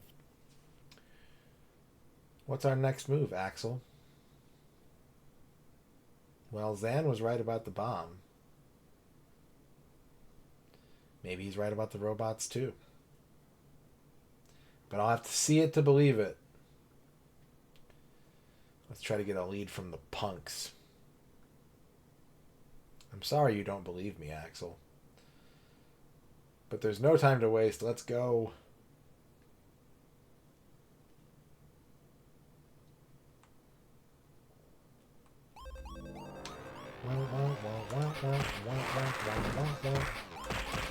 So, like, I freely admit that this game is... Rej wants a Hungry Gorilla shout out.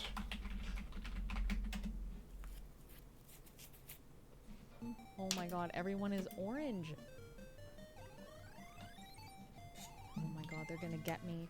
No, I'm trying. Please, give me a moment. Go away. Leave me alone. No, no, no. How do you want me to complete my task if you keep harassing me? Oh my god, he's coming for me. He's coming for me so good. No, get out of here. No, he got me. Damn it. Begeeb. Oh my goodness. Okay. Holy smokes. Okay, I gotta run to the washroom after that. As if I have any urine left in me after that. Okay, I'll be right back. Bub versus Bob. Whomst is best dino? It's tough. I think Bob is best because he's blue. I think I have to go with Bob on account of the blueness. So yeah, I get people not liking this game for a lot of reasons, but it also kind of stinks because it's such an advanced beat 'em up. There's so much mechanically in this game that is so good and so forward thinking that I wish this game had been better received, because I think it would have really added a lot to what beat 'em ups could offer, with like the side rolling, the super meter,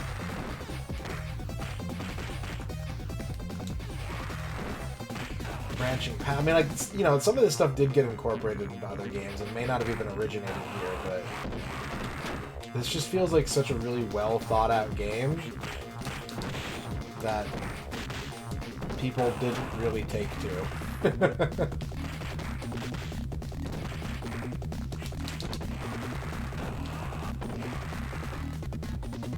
The localization, I think, is part of it.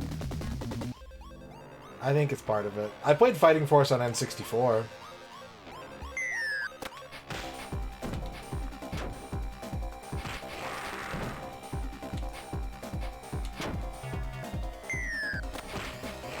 Like, I don't really know how the Japanese feel about this game, but I know that in general they're less enthusiastic about Bare Knuckle than Americans and Westerners are about Streets of Rage.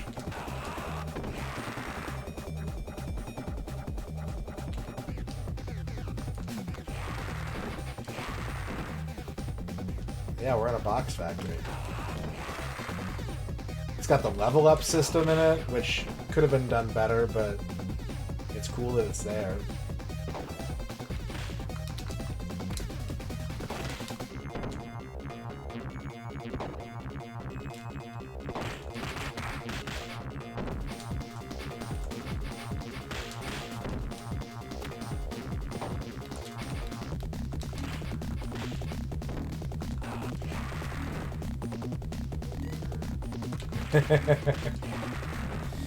I am not that big of a fan of Beyond Oasis. I really want to like it, but I don't really like it.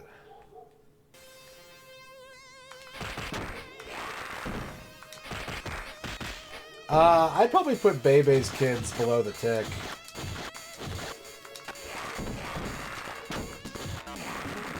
There's some really grotty Japanese exclusives too.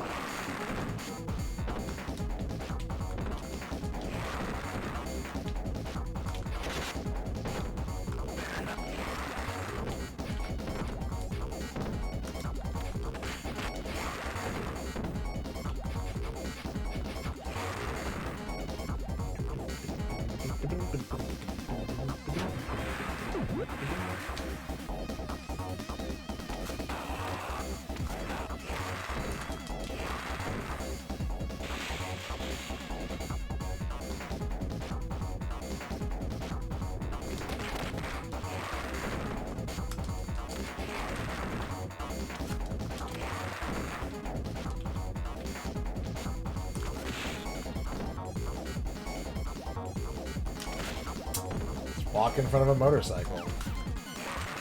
Good job, Axel.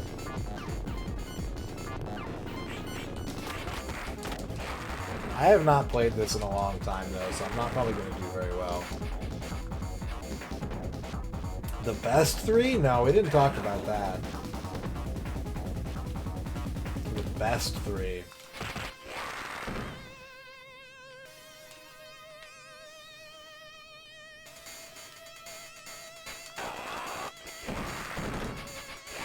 Yeah, I'd put Third Strike high up on my list. Castlevania 3 is great. Mega Man 3 is great. Final Fantasy 3 is great. Dr. CDCS is great. Dr. CDCS, thank you for the raid. What's up, Fractal Mind Mike? Hello, Doc. Hello, Dragoon Zero. Thank you for the party hats. Let's do a shout out. Pylerzan, hello. Shout out Doc. What's up, Zuizgond? I gotta type fuck the main. Alright. No.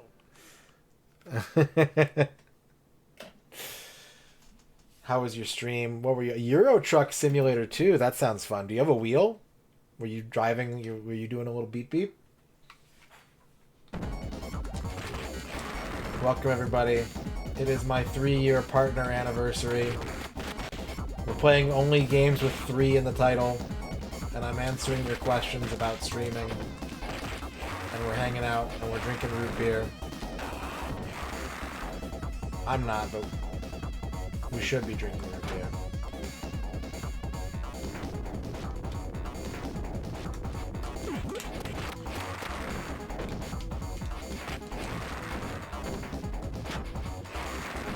Dilbert 3.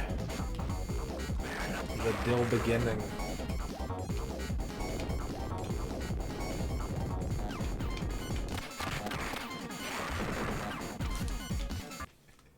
Okay, that actually reminded me of something that okay. I don't really have context for this, but I had a dream last night that I was like fixing computers in a school or something like that. And I was walking through the cafeteria and they had a sign up that said like word of the day, and the word of the day was dildo, which I did not think was appropriate. And then there was a picture of a dildo under that. And then beneath it, as the definition, it was like, these are great for indoor baseball games. And that was... I don't have more explanation than that.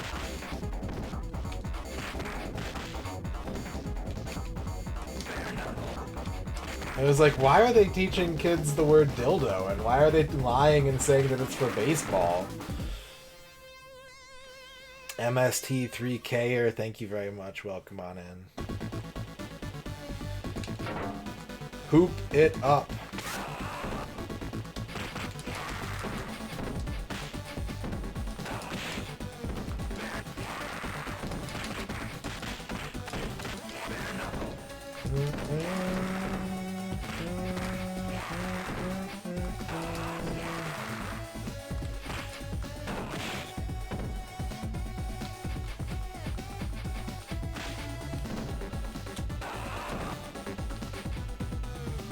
What's in that garbage can? As a kid, you had a friend named Dylan, and for some reason his nickname was Dildo. Oh no. Like, did he want it to be his? Was that... Did he choose that nickname?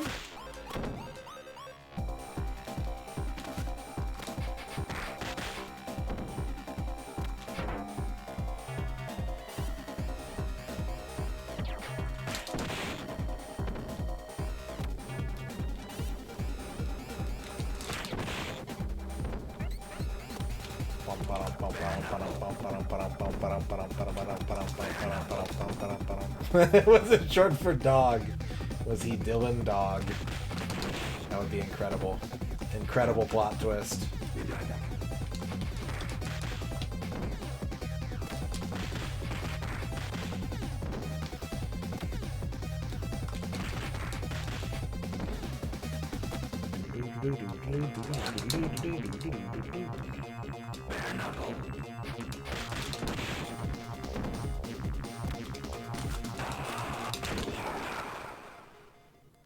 Alright, that's stage 1. Fair warning, stage 2 has a lot of flashing lights in it. We're going to start on a street. Once we get off the street, there's going to be a lot of flashing lights. So if you're sensitive to that, please be aware that that's coming up.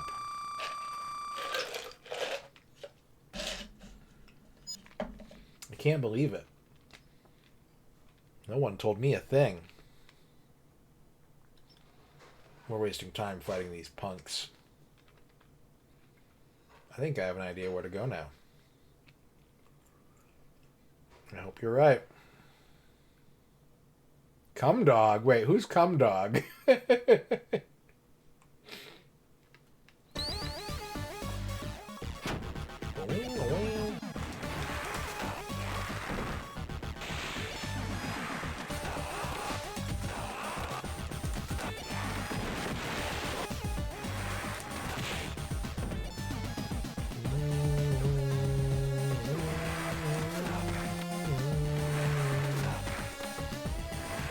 Is that like Cat Dog, but different?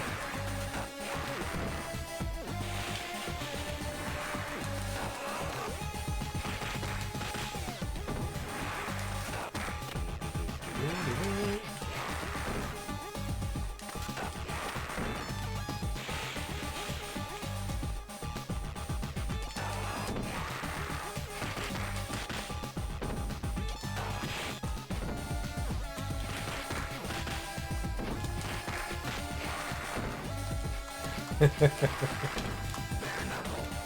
got the long distance bare knuckle before. Thank you for the congratulations on the first fuse with the 300 bits.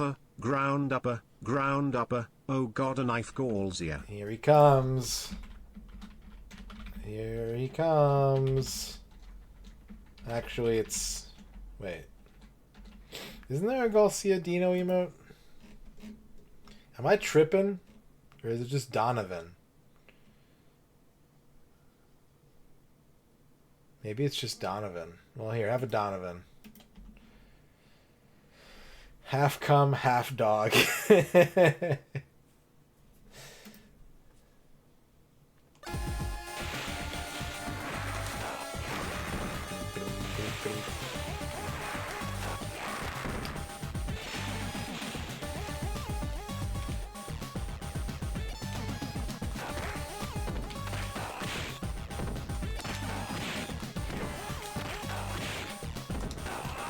I'm the Joker, baby.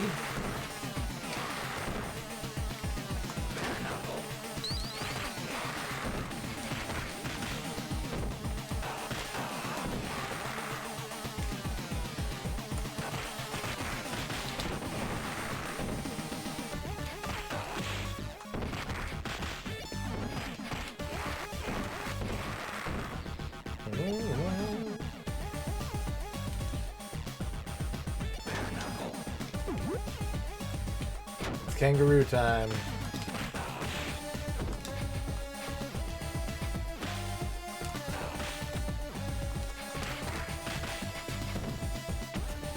denim kangaroo, no less. Although those might be boxing like shorts. But they look like, yeah, no, they have like... Okay, I think I know what it is. I think the hole cut in the boxing shorts looks like jorts to me. I'll try to save him, but you never know. I'm more concerned about not dying today. Rue booty jorts.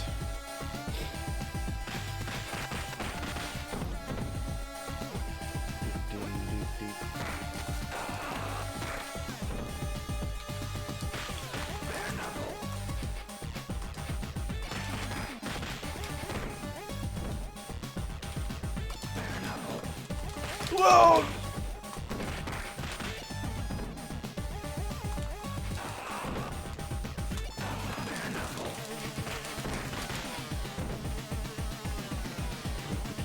Whoa, that's a lot longer range than I thought.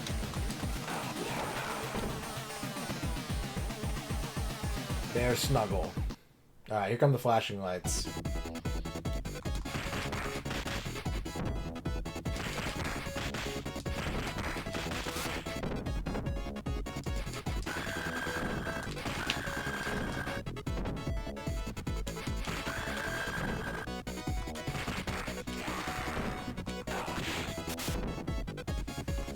If this song ever played in a club, I think everyone would just stand around looking very confused. Damn, I lost a life.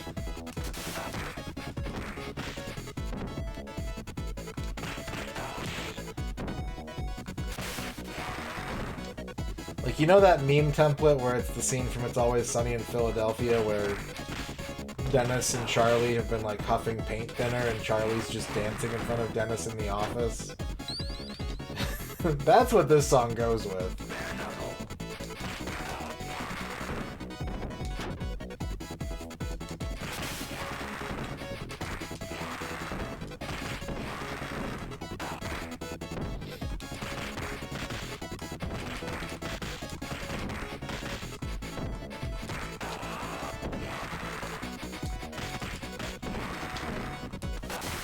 What's up, Nurse Jade?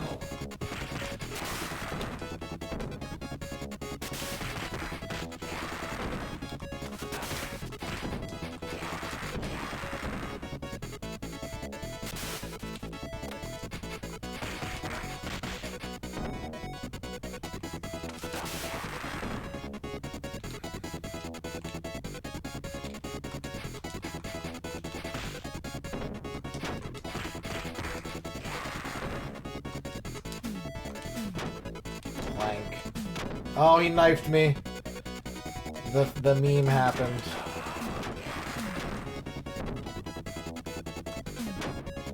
The meme came true.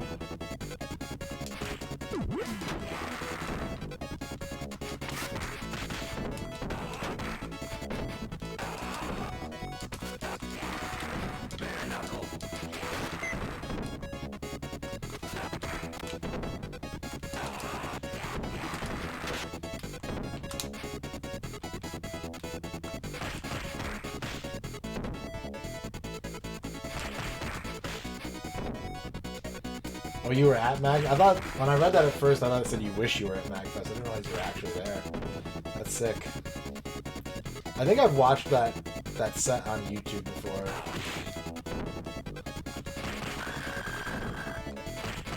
Now I have to watch it again and look for Fuse Deluxe in the crowd.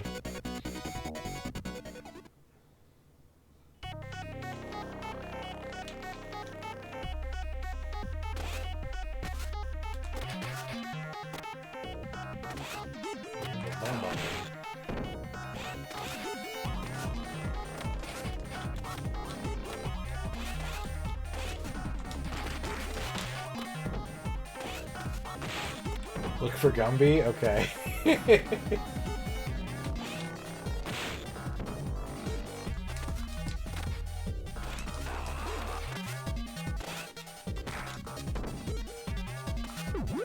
Turkey. I posit to you, if October is for spooky games, November is for beat 'em ups because of all the whole turkeys that get consumed. over the course of the average beat 'em up.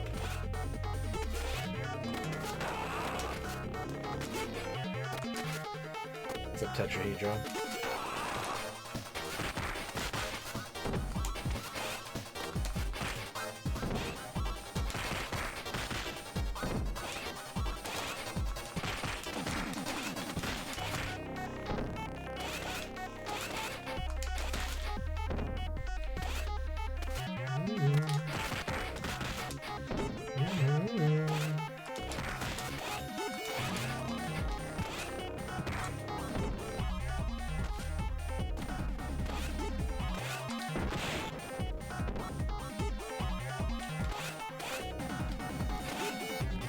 Ugh, I'm gonna lose another life. Yeah, I'm definitely gonna lose another life. There it goes.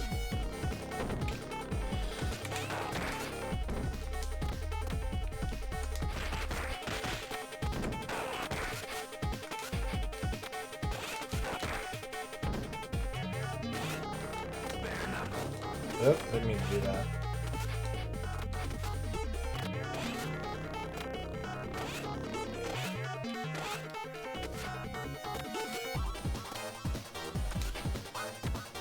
When I was learning this game to beat it on stream, I had a pretty consistent strat, but that was many years ago now.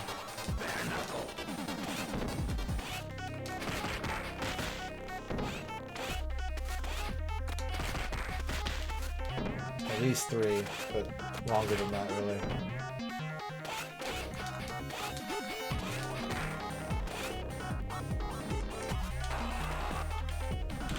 I did it too early.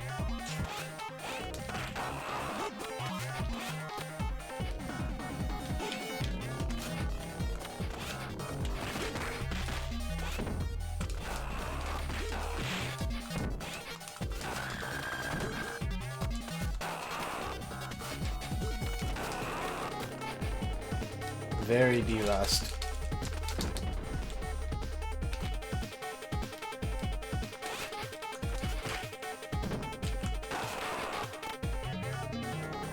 Your hands hurt? I'm sorry, babe.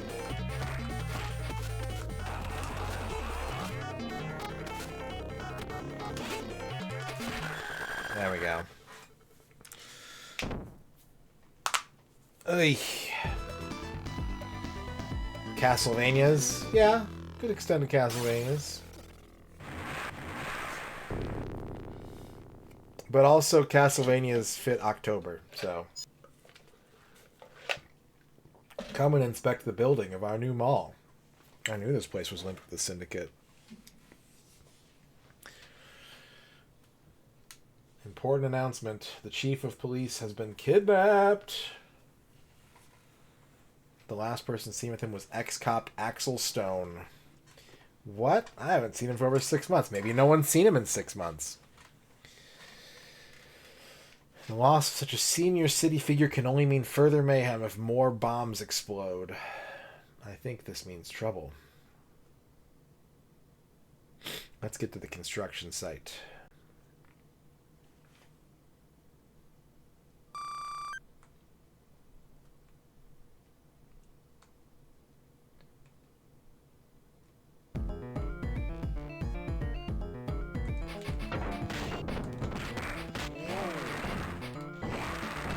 Have a barrel. You too.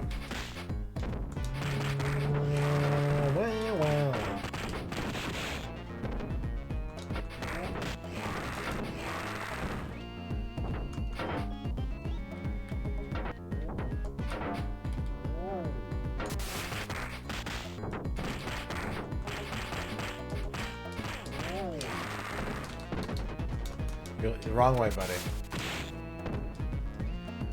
You deserve it.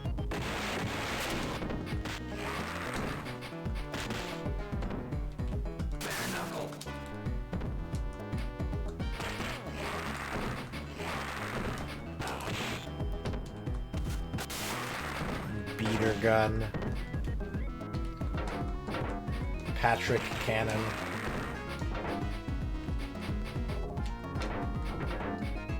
no, there are a lot of falling barrels and bottomless pits on this construction site. OSHA would have a field day.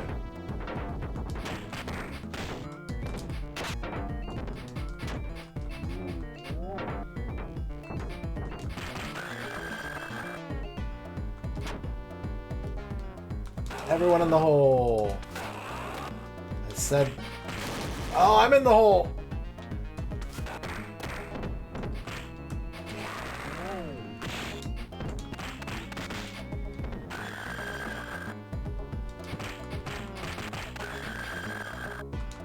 Bavork, thank you for the 40 Tim Hortons? Is that a Tim Hortons I'm looking at?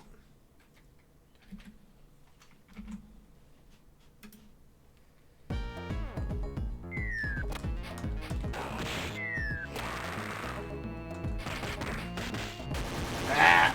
I went in the hole again.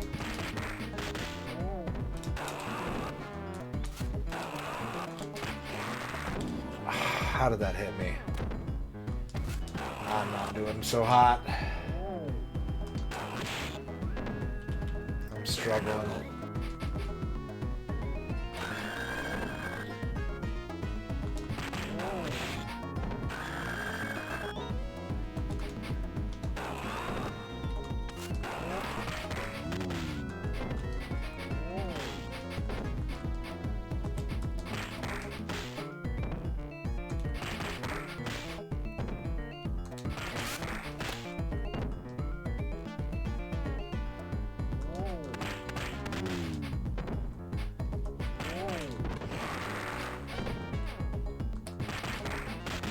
You ever watch those videos of people who are like super efficient at their job?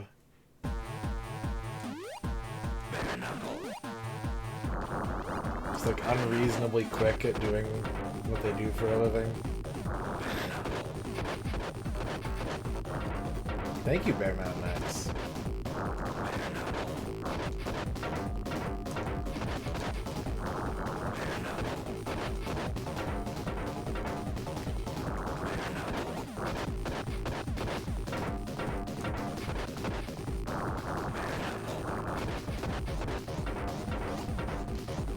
I saw one where this guy was like unloading like big PVC pipes off the back of a truck, and he was doing it by basically log rolling them off of the truck.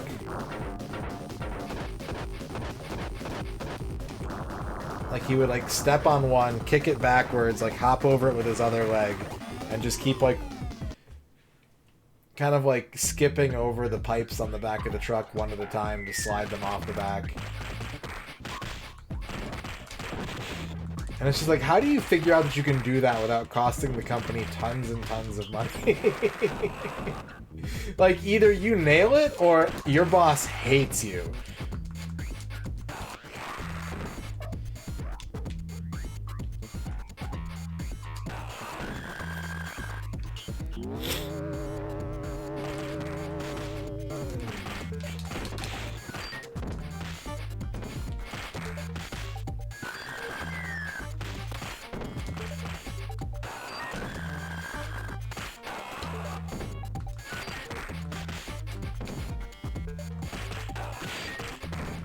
Dick.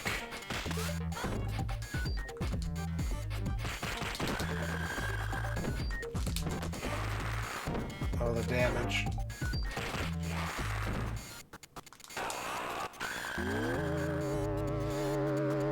I think so, Saber Viper. I think it was. The National Diet of Japan decided that it was culturally important for every beat 'em up to have an elevator stage. Thank you, Electro.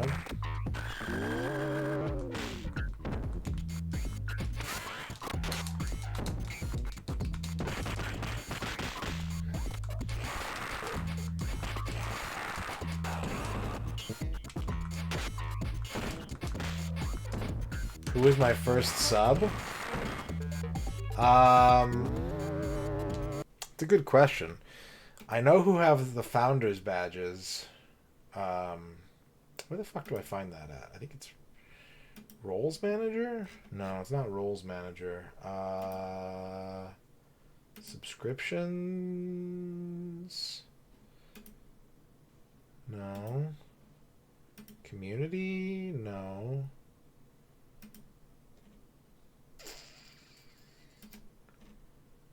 There's a place on the Twitch dashboard where you can see who has your founders badges. And I can't think of where that is right now. Because you can like take founders badges away from people too. Bits and cheering? No. Shooby dooby.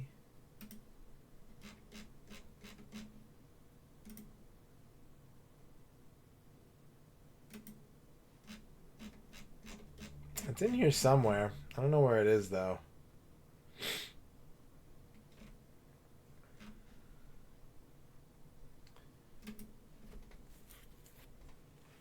Oh, I've taken founders badges away from people, yeah. I have.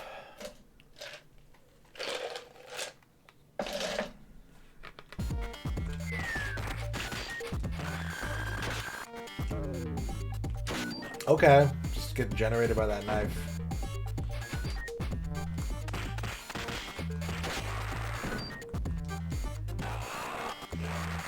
Good.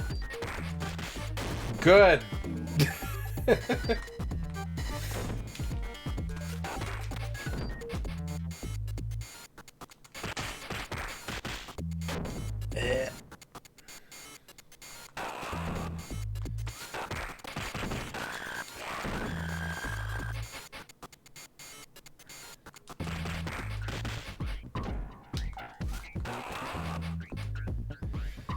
So yeah, I don't remember who was my first sub, but like I know like Hickther and RP Genius and Prince Matt were probably among the first. A lot of that community would have been who make up my first subs. And if there's anyone in chat wondering like why would I take someone's founder's badge away, it's either because they're banned from this channel or because they are deceased.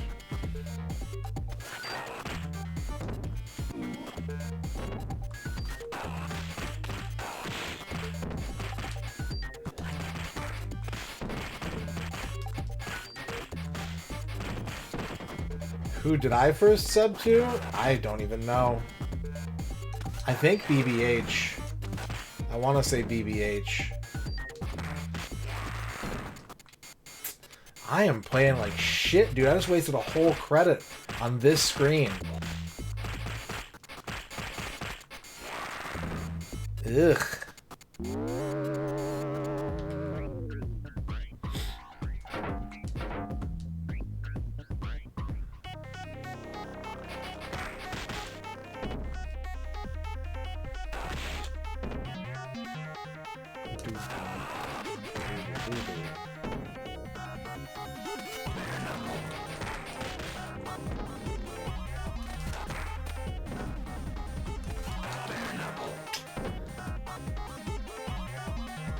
I want to at least make it to stage 5, but it's not looking so good.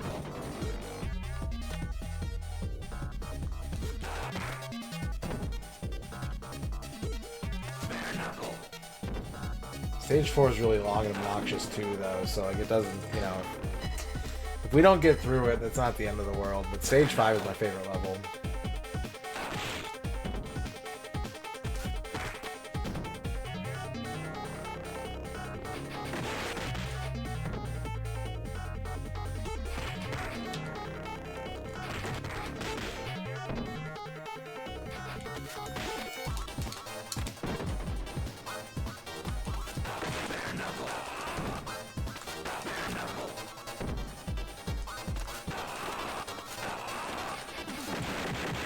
The equivalent of two people just mashing at each other in a fighting game right there.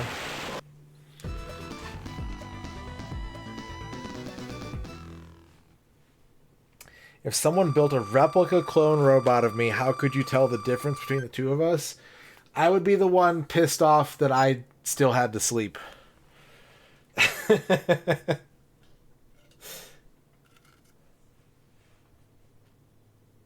I'd be like, why does he get to stay up 24 hours a day? This is fucked.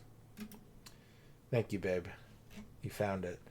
So yeah, 1, 2, 3, 4, 5, 6, 7, 8, 9 people subbed to me on my first day of affiliate, and that is RP Genius, Hichther, Bovine Divine, ZG, Atticus, Tone of the Sun, Prince Matt, Jason, and Asyth.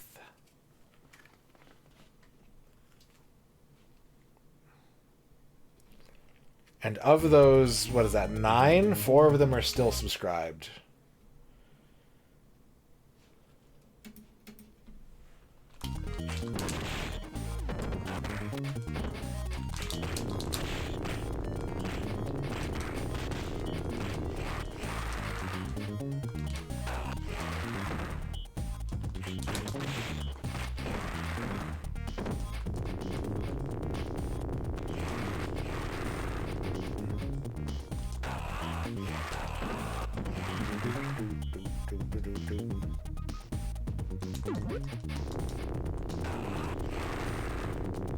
Oops.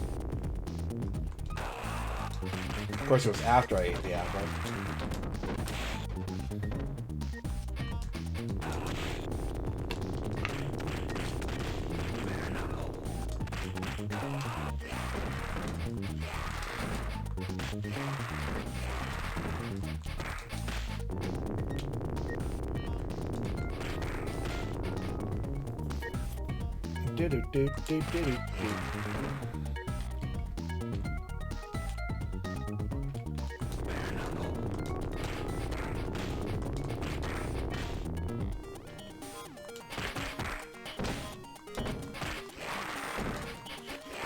I kind of do wish, though, that, like, Twitch had something kind of like the Founders Badge that was for active subs.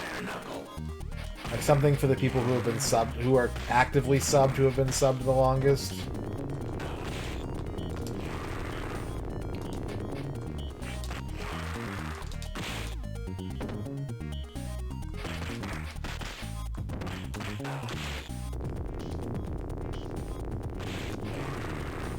What's the most memorable sub name I've ever received? Ooh.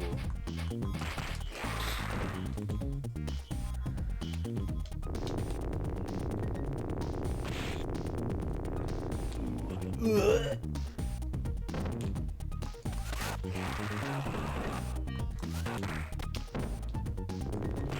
Wow.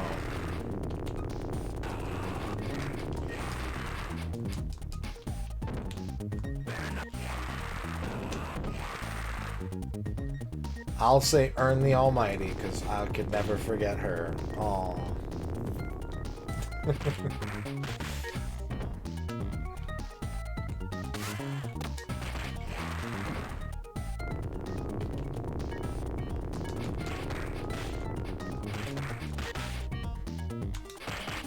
Yeah, there's some good names. I always like seeing the really good names.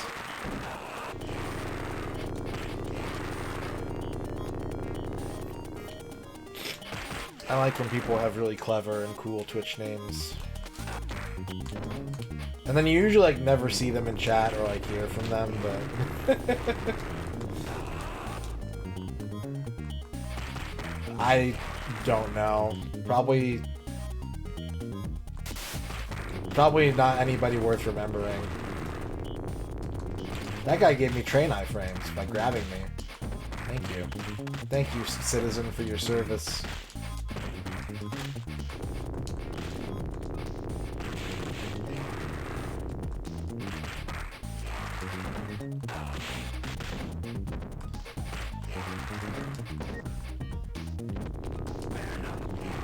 Yeah.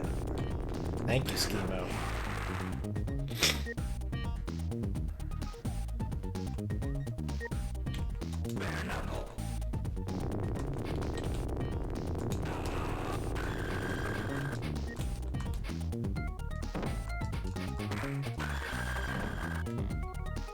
Is there anyone whom I've spoken to in chat within the last month that at one point or another had considered banning? Probably. Yeah, I banned someone like 2 days ago.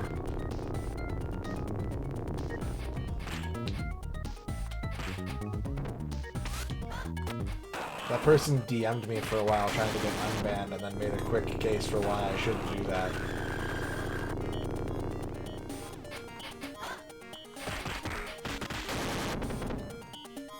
Have I ever unbanned anyone? Probably once or twice. What's something that makes me super happy to see in a video game? I like spending points on abilities. Anytime I get to spend points on abilities, I'm like, this is great. More of this.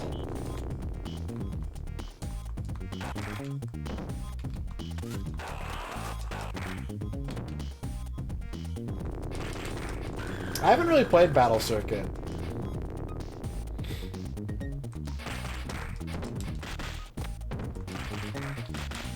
I don't really like the character design in that game very much, so I haven't been super interested in playing it.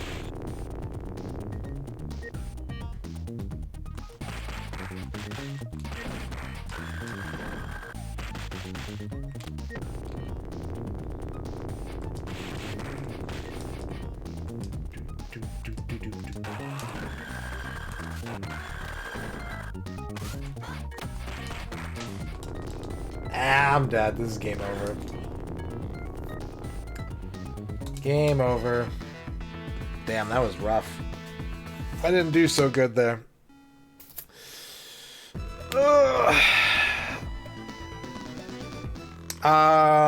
I prefer skill trees. Here comes a new challenger. You must crush them. It's Green Herring. Thank you for the 100 Streets of bits. Rage is an awesome series. It is. They're all pretty good. They're all varying degrees of good. We have level 3 channel point redemptions unlocked. That's your regular price. He don't misses. Did young Radon ever have access to a reduced credit or free play arcade? Not until I was about 17. Well, no, that's not true. That's not true. When I was 8 and 9, I had an orthodontist, and in his waiting room he had 4 arcade cabinets.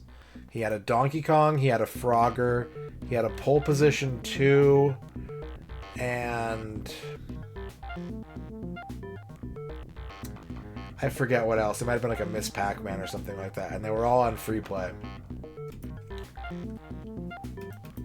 That was the first time that I ever got to experience like free play arcade games.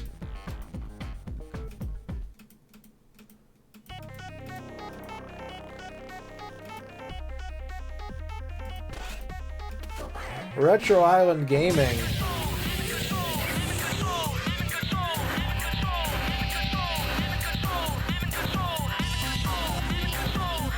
Party had happy partner anniversary. Thank you very Radon much. Too Fast 3 years hype. Thank you for the 33-month sub and the streamer beverage, Retro Island Gaming. Thank you, thank you, thank you. Aaron, if you're in the kitchen sometime soon, if you could bring me the large soda in the fridge. No rush, though. How's it going, Rig? How you doing? What's going on, Rig? We gotta pick another game with a 3 in it, now that I've died in this game. I need another 3 game. How about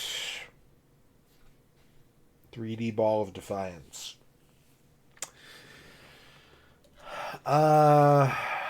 Let's think. Let's think here.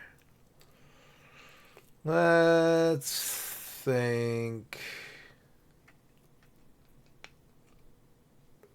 Retro Pyland Gaming, that's true. That's a good point. Top Boss, thank you for the very slow big rig. Hi, thank you. Yeah. The top was a little wet, so the straw is a little wet. Okay. But I sipped it. Thank you for sipping.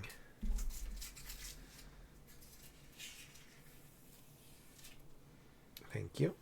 We have a very big Polar Pop from Circle K as our streamer beverage. It's Mountain Dew Purple Thunder The Circle K exclusive flavor.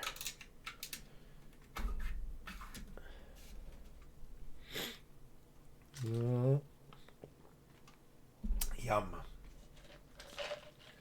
Yum, that's good. Yum, what a good flavor.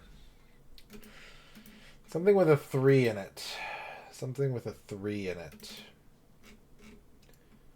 Something with a 3 in it. That has a 3 in it. Fuck it. That's funny. Let's do it. Let's give me a break after that Streets of Rage difficulty. Here's a game with a 3 in it.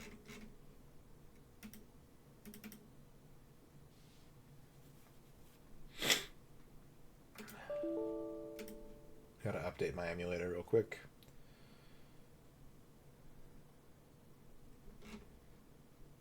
Pachite Chonmage Tatsujin 3, P-Man and Yoara Kids Kyokuhen. Let's play some P-Man.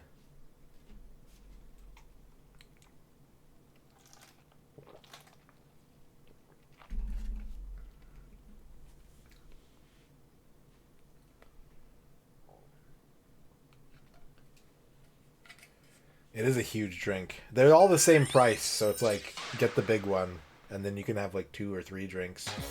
Or you can just binge.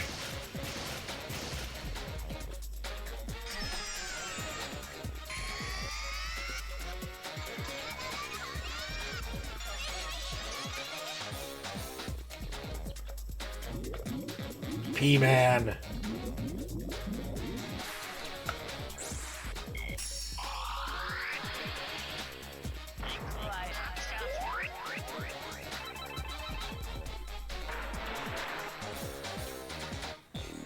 I really want to know the origin of P-Man.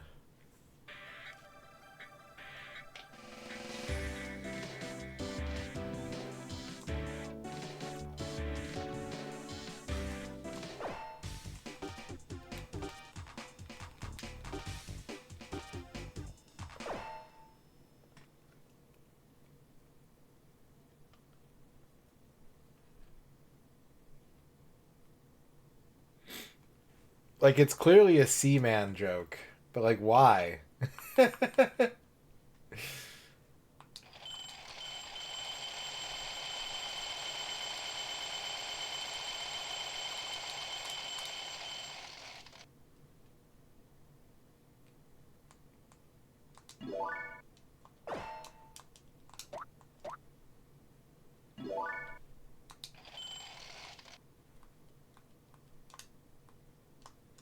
There we go.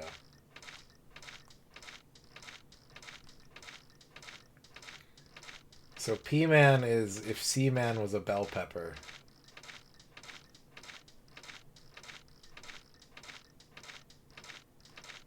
I think this is too hard. I think I gotta... Well, hang on a second. There we go. I got one.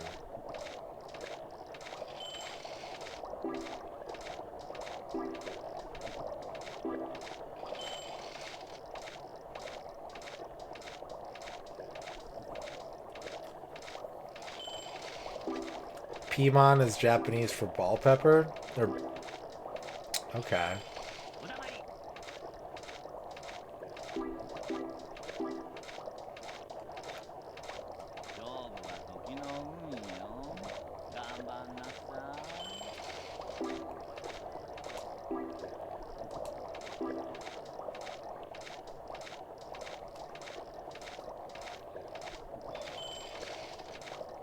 Look at our little pepper go.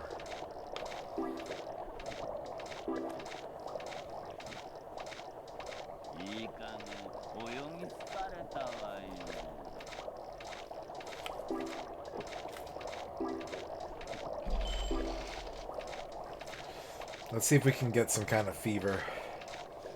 Yeah, probably. Yeah, it is. It was obscured by my emulator window. Let me fix that real quick.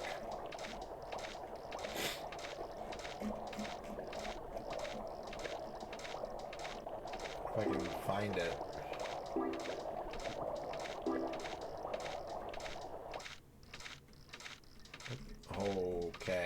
second. That's why. That's why. Hang on a second.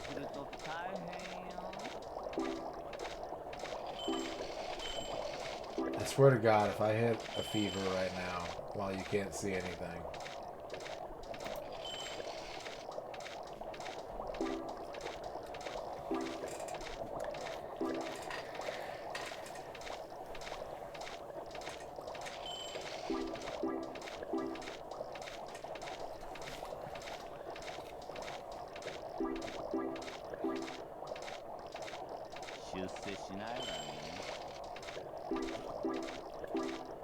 Come on, P-Man.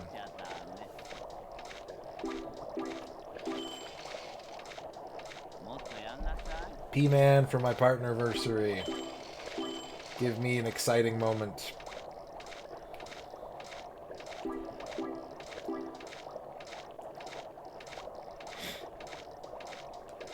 To celebrate the penis.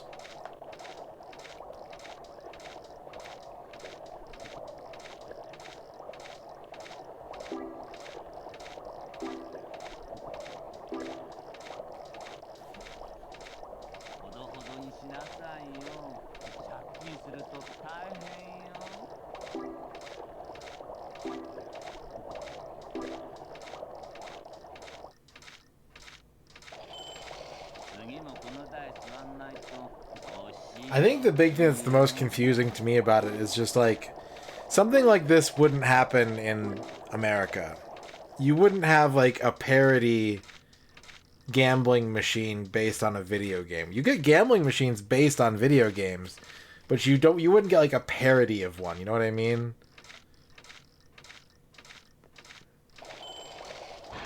Oh. Vib.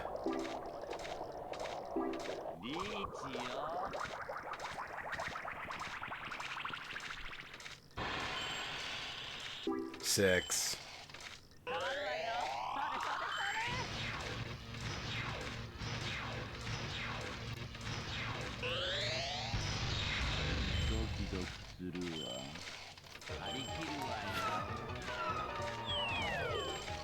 Yeah, we're just zoomed in on it right now.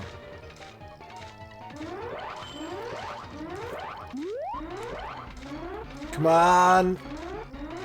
No! Yes!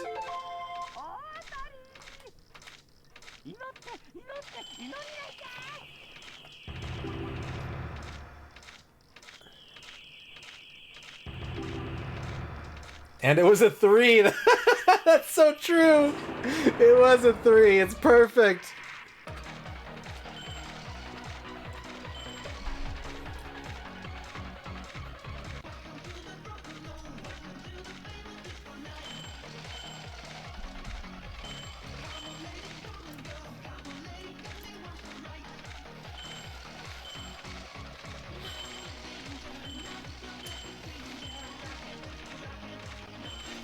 Konami did the PS2 game, yeah. I don't know if they had anything to do with the pachinko machine.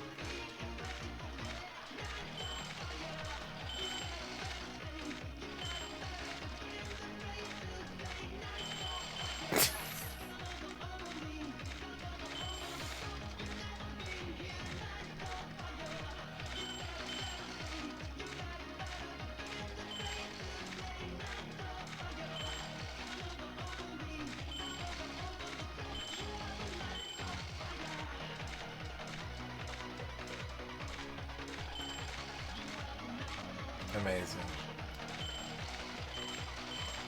I'm so glad this happened exactly the way that it did.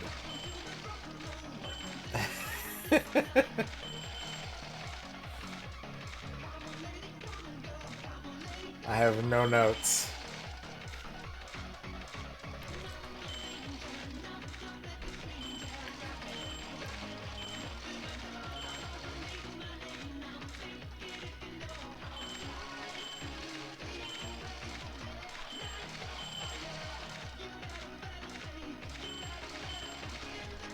Any questions, chat?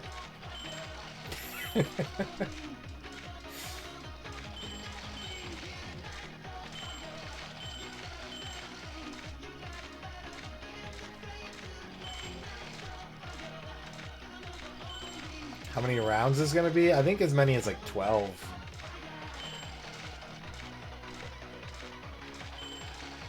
What are you looking at? You're looking at P-Man.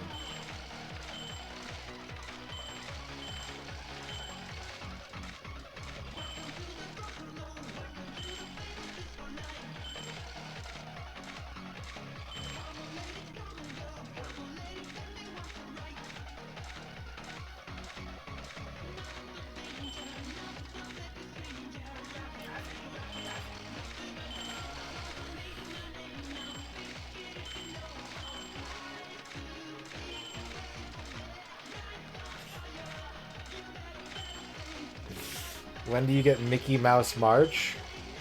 In March. Thank you, Kipuli. How's it going?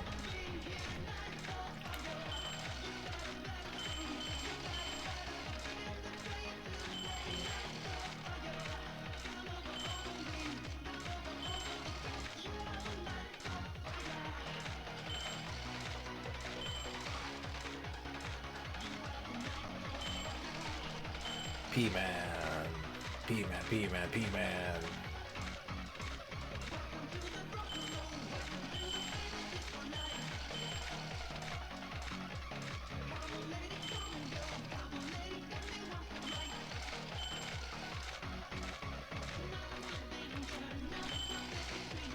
Damn, I've made like 1,000 balls already. Hell yeah. This is Pachite Chonmage Tatsujin 3. P-Man and Yawara Kids Kyokuhen for the PS2.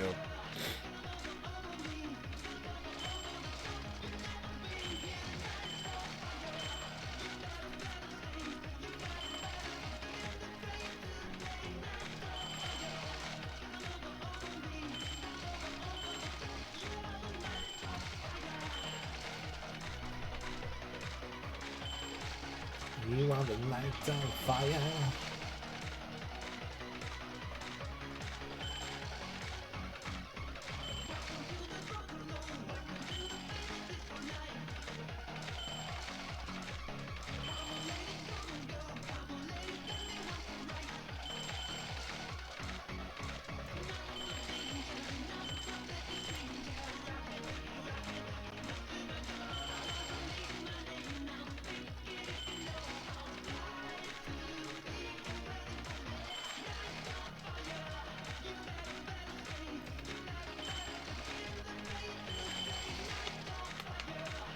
Round 13. Damn, this is a good fever. This is a quality fever.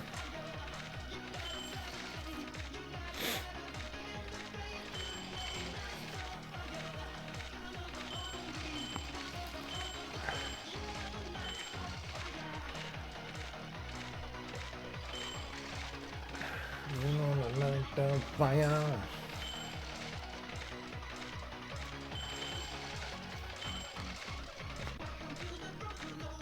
In fairness, I started out with like 5 or 6, I think 6,000. I fed the machine. But I've made a lot of balls.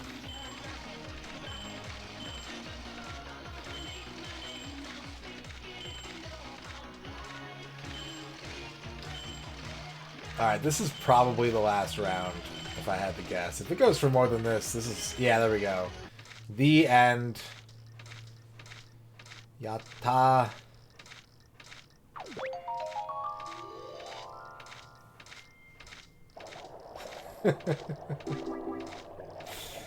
I hope you all enjoyed that. I hope you all enjoyed the most perfect P-Man fever on this day that we could have hoped for.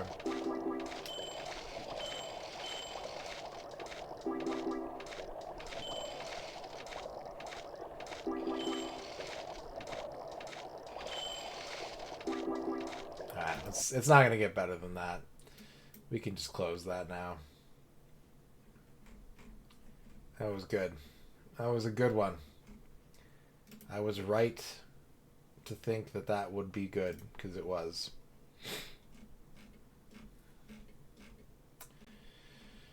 What else has a 3 in it, chat?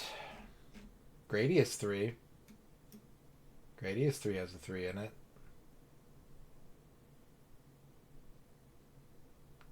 Diablo 3. I could hook the Switch up and play Diablo 3 like that.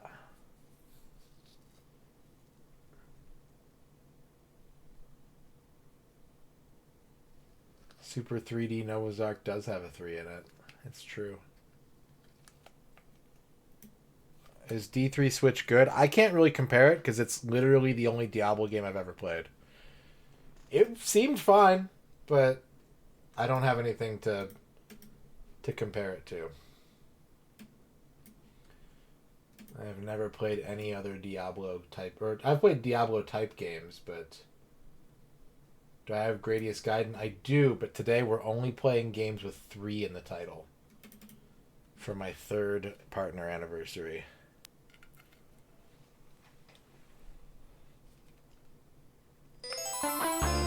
P-Man with the $1 donation.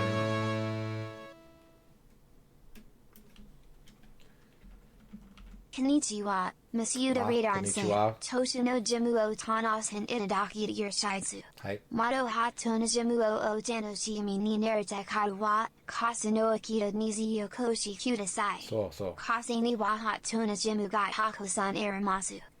Yeah. How about Gradius 3 MAME version? I'd like to have a chance. Thank you for the $1 donation, P-Man. Justin did his best.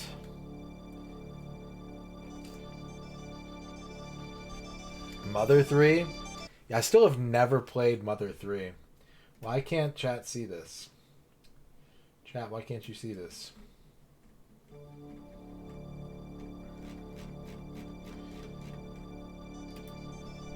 If I thought that I could play... If I was doing like a 24-hour stream to like play through the entire game, I would maybe have gone for that. But I do plan on hopefully streaming it soon. But a certain thing has to line up.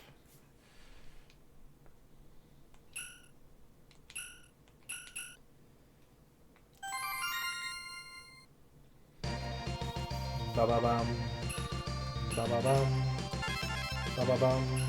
I thought about Ace Combat 3. Thought about Ace Combat 3. Shinobi 3's on my list for tonight. I don't know. I have no idea. Probably not on a blind playthrough.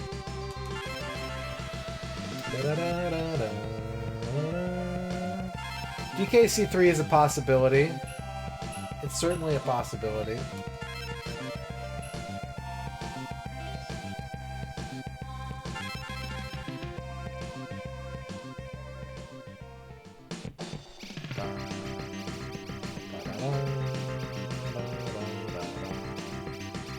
Play co-op Donkey Kong Country 3 with me?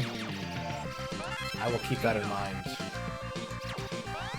We should do some co-op soon. Or something.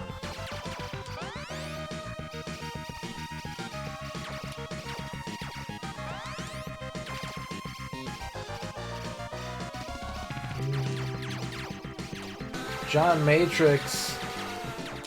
Watashi no rage to Yujin no rion to Watashi gaba kado de burabura shiti to toki, kewa pizza gata betai kibunda kado, pizo tabe ni ikuta densha ni noriokureru to kakoshin shitiru to imashita.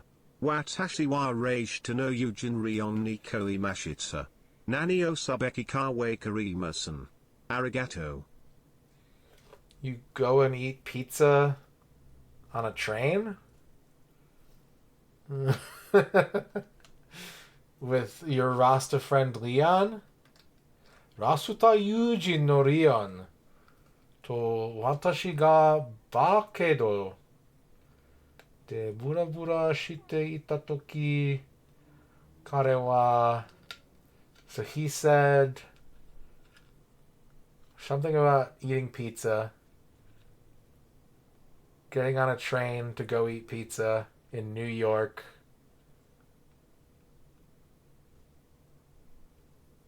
Nani o subeki ka wakarimasen.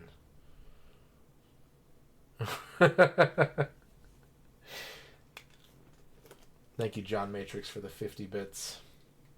Did I already increase the 50 bits? I wasn't paying attention. I think I did. I hope I did.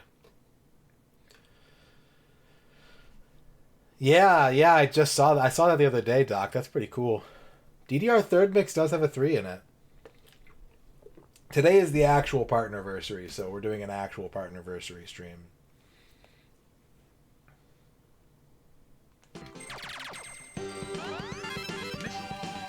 Missile.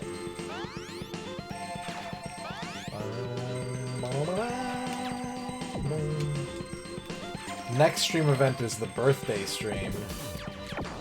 That's coming up very soon. And then in January, it's the Streamiversary. Half-Life 3? You know, I was gonna play that tonight, but Gabe told me I couldn't. I went to Gabe's house and I said, can I have Half-Life 3 to play on stream today? And he said, you can have it, but you can't play it on stream. And I said, okay. So, it's good though. It's good. You'll like it when it comes out.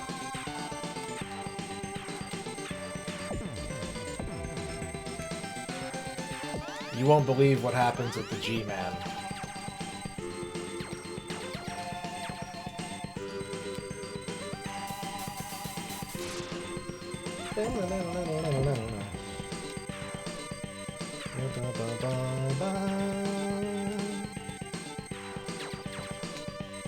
Portal 3, unfortunately, I can't help you with. Can I interest you in Ricochet 2?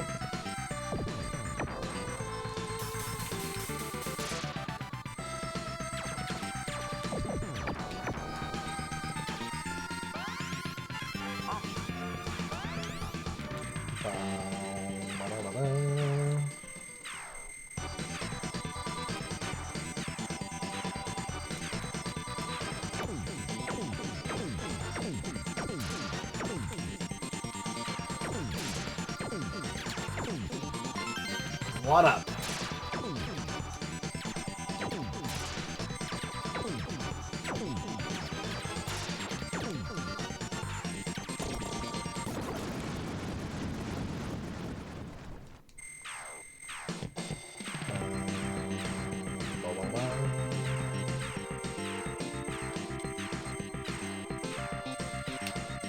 Yeah, we got a lot of PC experts in here. What's the best Sierra game with a 3 in the title? I'm not gonna play it tonight, but I think it might be Space Quest. It's not King's Quest. Like, King's Quest 3 is sick, but that game is inscrutable even by Sierra standards.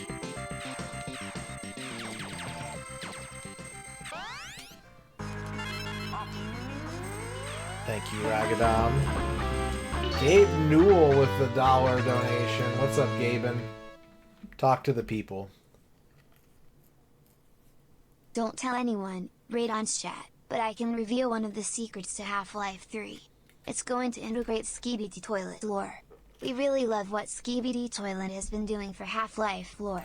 It injects great enthusiasm into our writing team. You know how mad people... Like, I can't even... Like, it's tickling me to think about how mad people would be if Half-Life 3 finally came out and the story was about Skibidi Toilet. Can you imagine?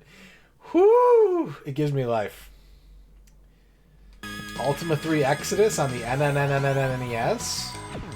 That was my first ever JRPG. Well, I guess it's not really a JR... Well, it's kind of a J... Is it a JRPG?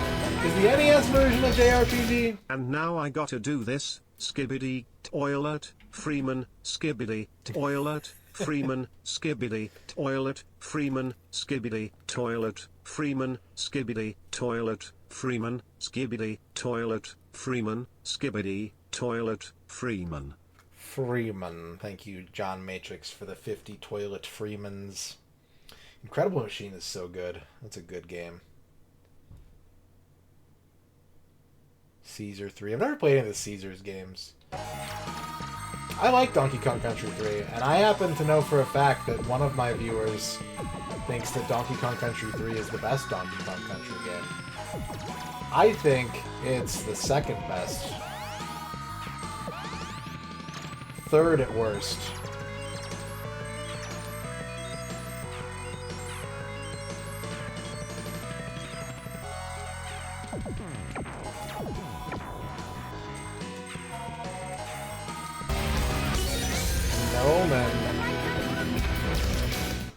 Freeman. Freeman. And once again, Freeman. Thank you, Noman, for the 50 Fremens. Shield.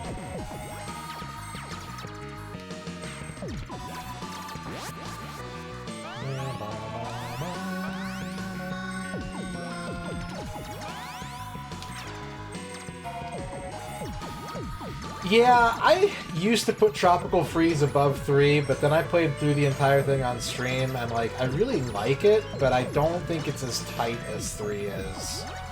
I think I've revised my Donkey Kong ranking to put 3 in the number 2 spot.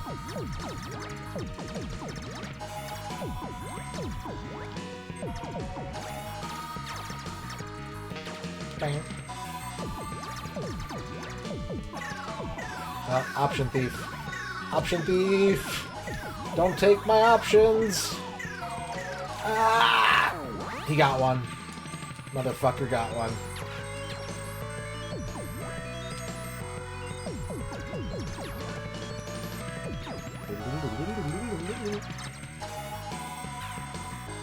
I wonder why I like Gradius when I don't really like a lot of other shmups.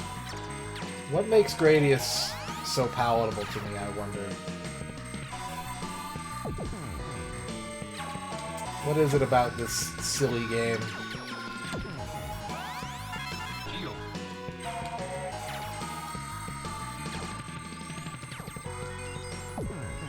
I do like Life Force, yeah. Tunes are a big part of it, but shmups usually have really good music. You get to spend points on upgrades, that's true.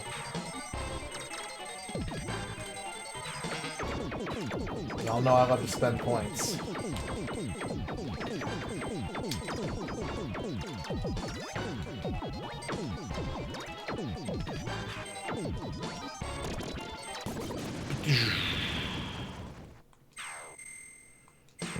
Partial to the Donkey Kong Land games? I'm partial to King of Swing.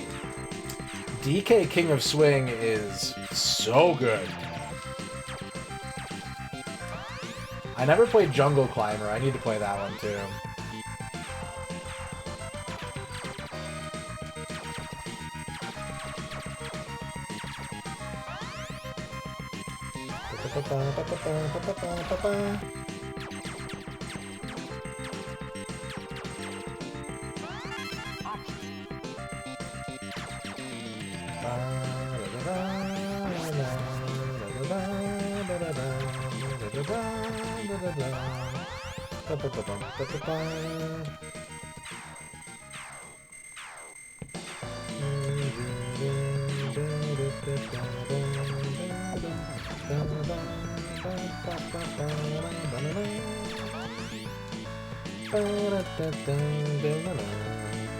Metal Slug 3 would be way too long. Well, we started the stream off by playing through the entirety of Mega Man 3, so as long as the game takes less than an hour and a half, I think it's only fair. But Metal Slug 3 is a very long game, it's true. I am thinking that there might be an arcade game coming up, though.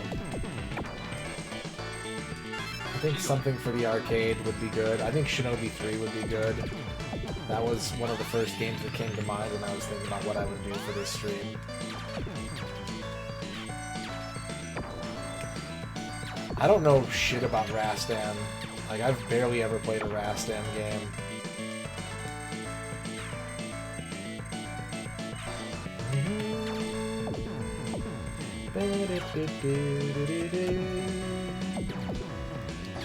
If only there was a stakes winner 3.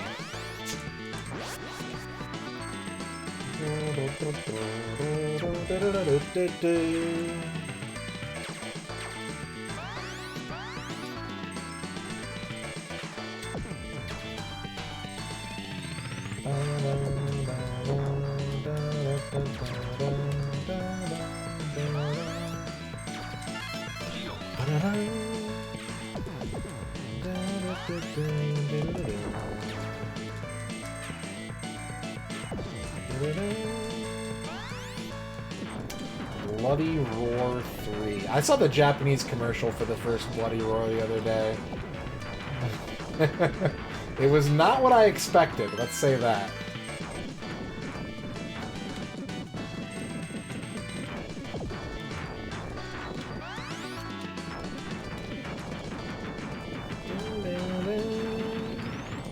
Been compelled to get some games. Like what?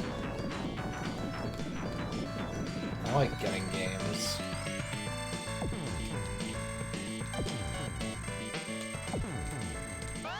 Oh no, my shield's gone. This is not a good time for... Okay. Whew. Alone in the Dick 3. Tempest 3000. Yeah. Oh no, my shield.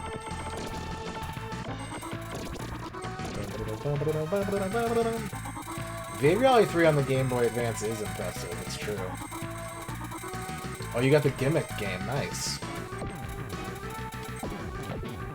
I was actually looking in my Steam library this morning, looking at all the games that I have from this year on Steam, and how most of them are because of sponsorships. There's a couple that I bought on purpose, like, deliberately, and there's a couple that I got in, like, bundles, but, like, I think around half of them are because of sponsorships, which is funny, but also cool. That is a cool aspect of what I do with this stream, is I get paid to play games from game companies and viewers like you. And that's sick as fuck.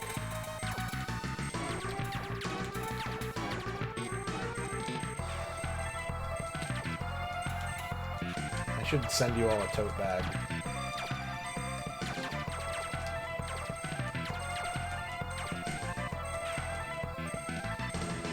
Abathor. Nice.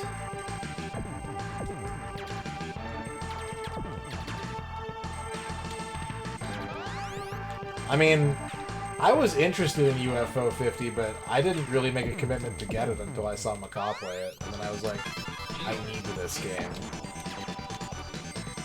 So I get it. I can't pause right now. What is your feeling on the news about the Virtua Fighter? Oh, I'm doing so bad. How did I not get the fucking dispenser up here? There we go. Jesus.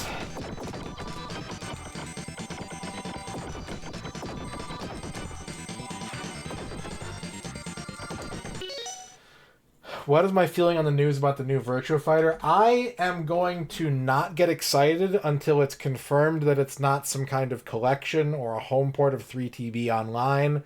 Like, I have been juked so many times by Sega being like, Virtua Fighter, and then being like, Ultimate Showdown. So I'm reserving all, like, full enthusiasm until I see game footage. But you know, obviously, that's what I want. I want Virtua Fighter 6. What do I think about Sega delisting the Dreamcast and Sega Genesis Collection stuff? The Dreamcast... So, did they say if there's anything else? Because they mentioned... I read the post, and it's like, we're delisting the Genesis Collection, the Dreamcast Collection, and some other... I think they said some other titles, but they didn't specify what. So, the first thing that I saw people say in Discord was like, oh, they're gearing up to do another mini, or they're gearing up to do...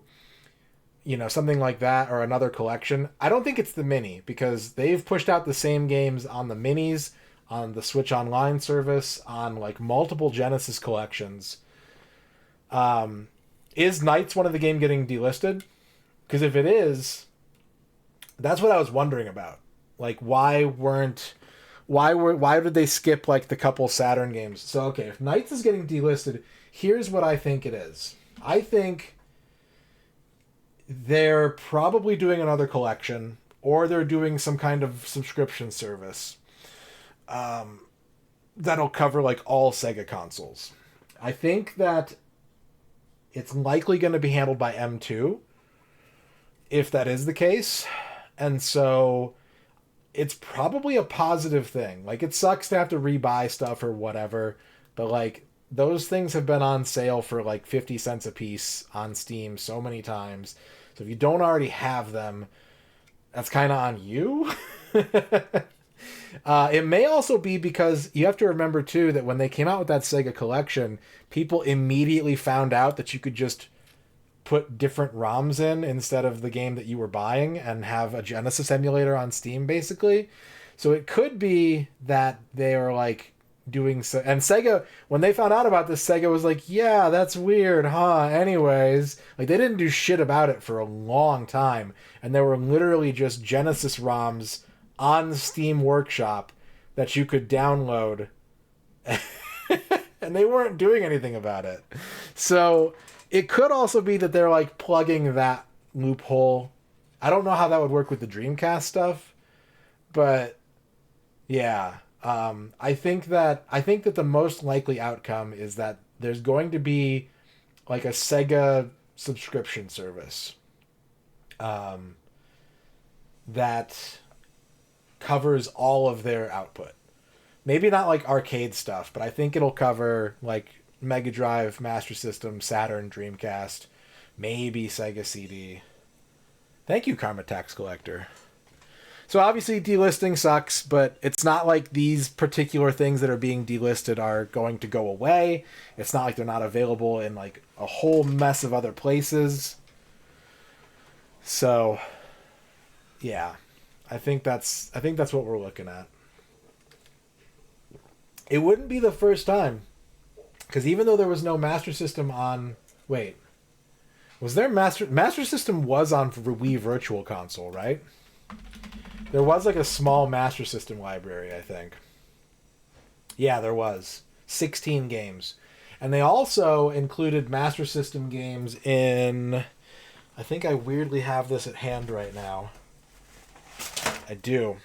I do have this at hand. What is probably the best Genesis collection they ever did, which is Sonic's UGC. This has like, I think 9 Master System games on it, and like really good ones too. So it wouldn't be the first time. It's not common, to be sure, but especially if you're looking at a global... Sega's been pretty good about doing their releases globally, and especially in their PC division. Like, a lot of that's based out of Europe. A lot of their PC publishing and stuff, they work with European devs. Their marketing teams are predominantly based in, like, the UK. So if you're going to do something like that, Master System makes sense. I think it'll happen. So that's my prediction. My dream prediction is that it's like a collection of some kind as opposed to a subscription service, but I don't think it will be. I think if it's handled by M2, that's the best possible outcome for everybody. But that would be putting a lot on M2's plate if they're going to be doing dozens of games. So, but I think that's why they're delisting it.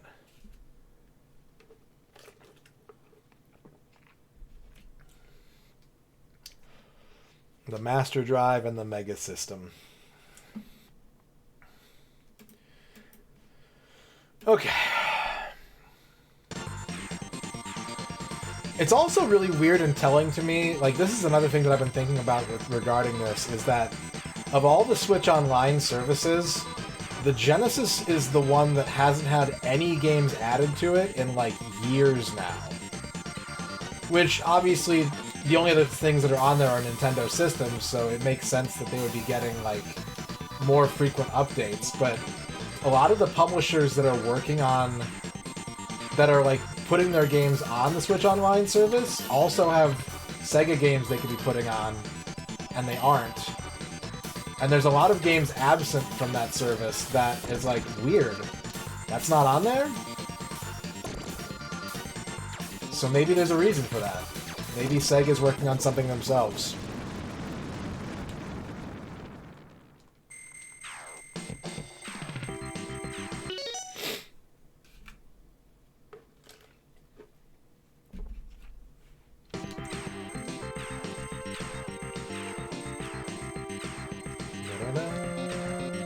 If they called it the Sega Channel or the game Toshokan, that would be sick. That would be really cool. That would be an awesome throwback, but I don't think they will. Everyone else would just be like, what the fuck is this? What's a channel? Is that like Netflix?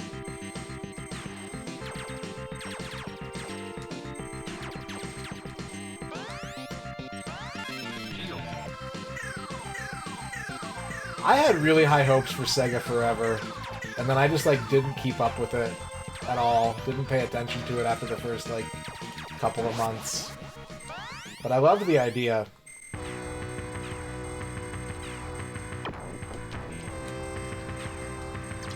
Oh shit, it's the Moai Zone.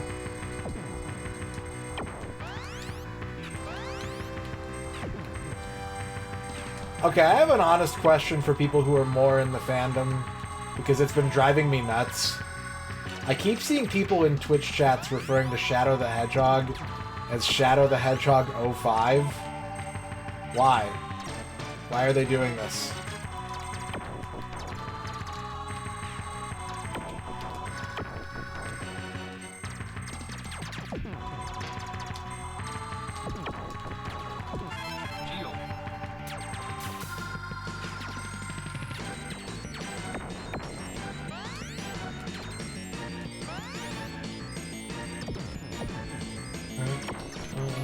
Specifically the game, not the character. I'm not talking about Shadow the character, I'm talking about the Shadow the Hedgehog video game.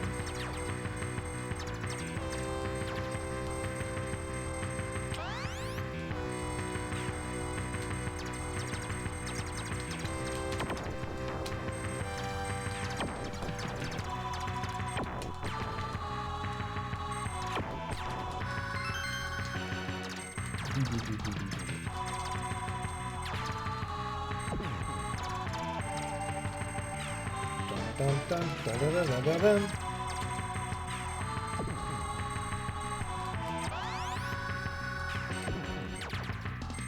I shouldn't have done that. Fuck. Should not have picked up that power up.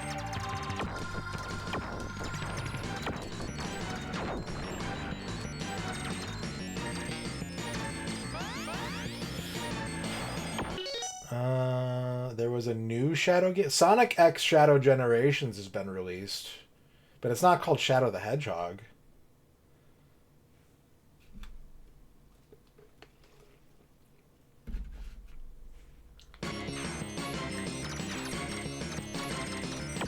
I just don't get it.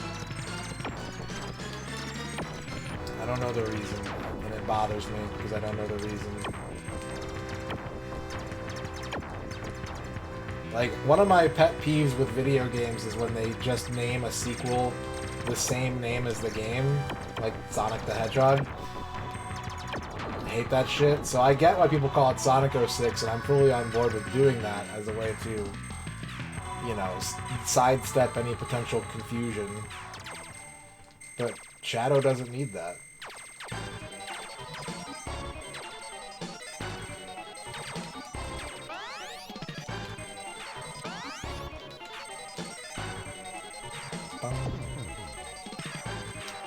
Yeah, Mortal Kombat doing it twice.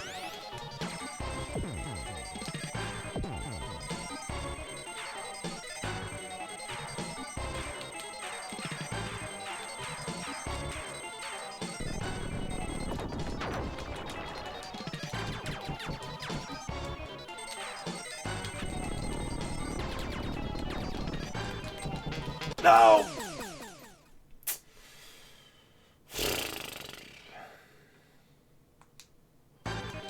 Well, I'm in a bad spot now. I died in the Gradius game. I'm boned.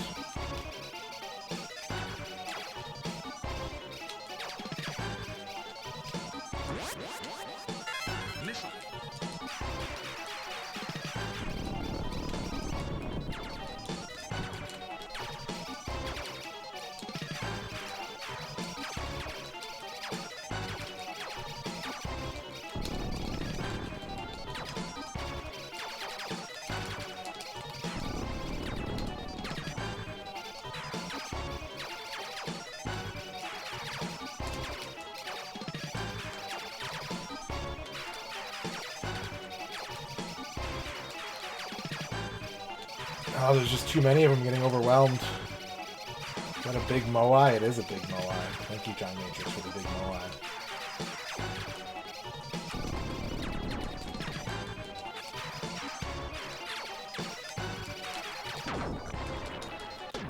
That was so mean. That was so mean. Putting a rock there.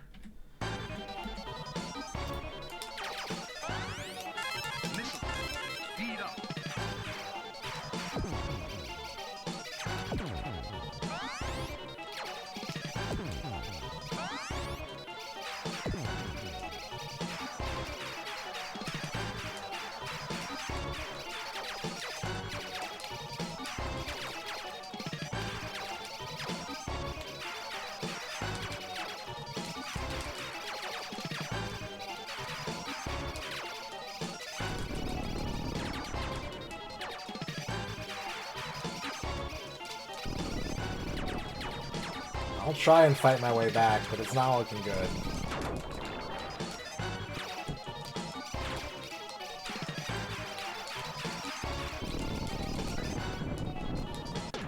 I should have just gone right.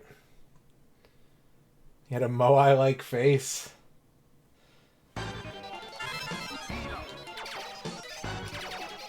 Can you imagine working with a dude who's just like doing his job every day, but then he like turns his head to ask you a question and he just looks like a moai?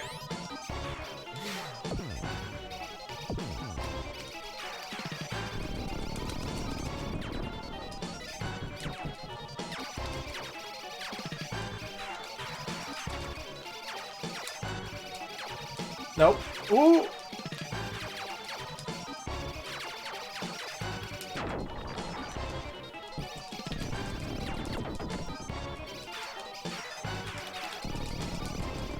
Damn it. I have this, but I keep making dumb decisions in the heat of the moment.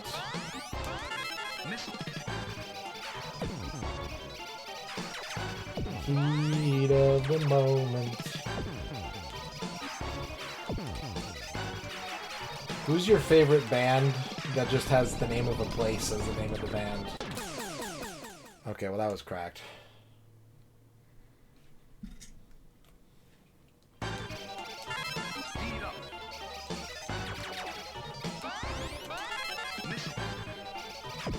Chicago.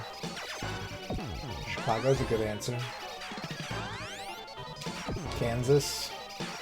Hawthorne Heights.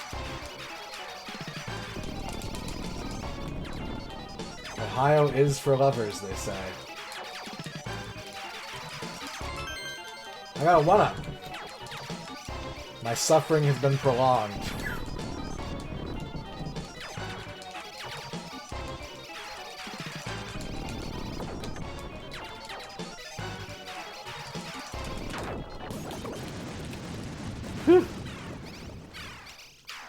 Does Sleater Kinney count? I think so.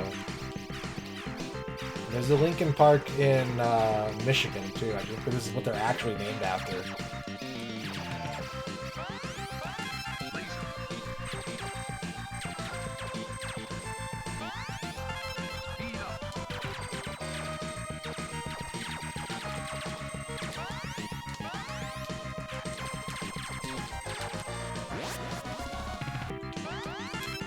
Go straight for the shield. We can grab options as we go, but having instant protection would be good. The Glen Rockers.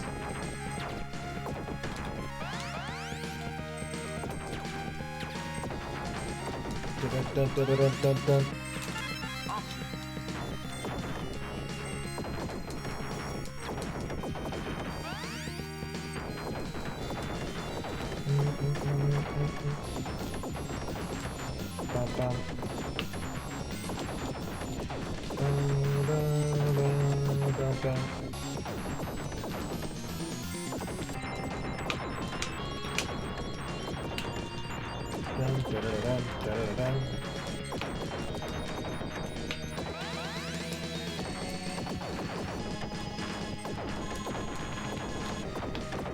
Alright, I have a question for you, chat. If you can think back to when you were young,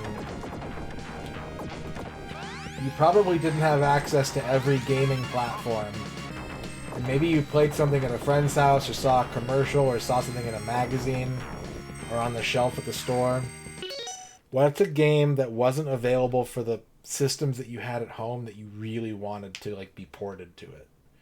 Like maybe you just had a Super Nintendo and you saw a Genesis game you really wanted. Maybe you were a PC gamer and you saw something on the consoles that you really, really wanted.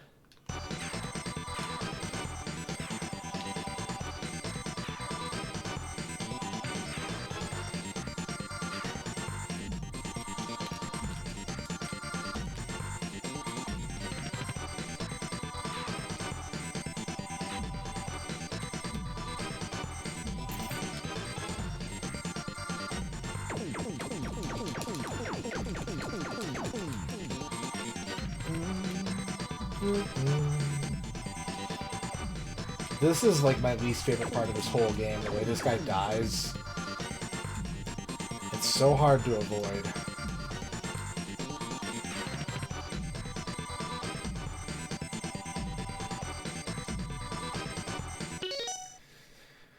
Pokemon Coliseum, PlayStation 1 Harvest Moons, Knuckles Chaotix, anything Pokemon on the GameCube, Mario World, Sonic CD, Donkey Kong 64, Half-Life 2 and Doom 3, Banjo-Kazooie, Mario Sunshine. There are lots of good answers.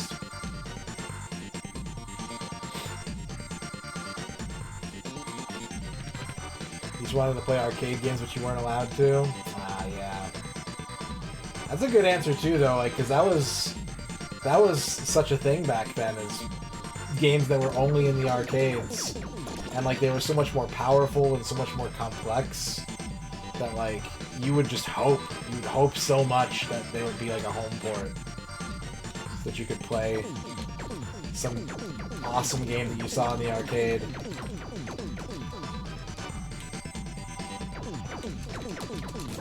That's exactly where you want to be to blow that guy up. Hell yeah. You wanted a PlayStation for Jumping Flash and Tomba? I remember, I think I would have been 13 years old, and I was trying so hard over summer break to figure out any way to make enough money to get a PlayStation, a memory card, Parappa the Rapper, Final Fantasy VII, and Final Fantasy Tactics. Those were the first 3 PlayStation games I like needed to have. Sonic Neo Geo Pocket, IGN 10 out of 10. John Matrix. There is some truth that my hometown had a heavy metal band named Live Evil that consisted of Glen Rocker High School students, unprominent among them my eldest brother who played the bass. Oh. Live Evil, ha ha, get it? Live as evil backwards, was heavily active in the extremely early 90s with hit songs like Slaughter the Dead and less hit songs like Vomit on Your Mother and Chair. They broke up. The lead singer, who looked like Doogie Howser in sunglasses, graduated. Do you have any demos? Do you have any Live Evil demo tapes that we can listen to, John Matrix? Thank you for the 50 bits. No, I did not. I could not figure out any way to make money. I was desperate, but I couldn't pull it off. So I didn't get a PlayStation until 2001. And I still don't own Parappa the Rapper. Parappa.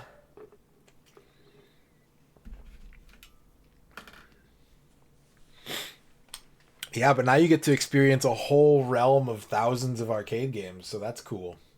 It's never a bad thing to have missed out on games, because it just means that you have awesome games ahead of you.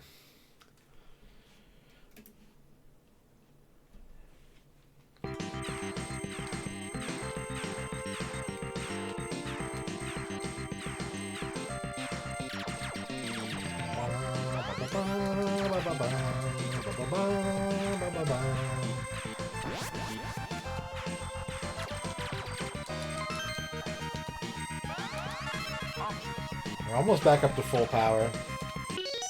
Oh yeah, I'm dropping frames. I am dropping frames.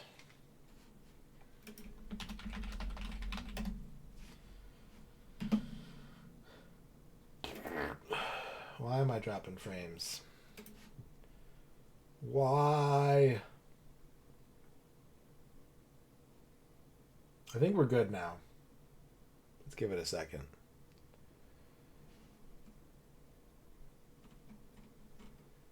I think we're good. Tiny farts. Lele wanted Namco to release Prop Cycle for the computer. Damn, can you imagine?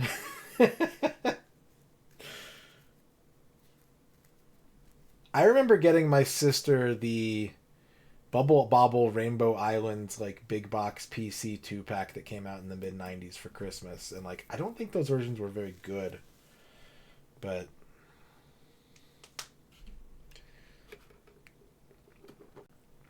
I do remember the N64 games at McDonald's, but I never really played them. Granted, you know, by the time the N64 came out, I was 12, so by the time I saw the kiosks, I think the last time I saw a McDonald's N64 kiosk, I was probably like 19 or 20 or something like that.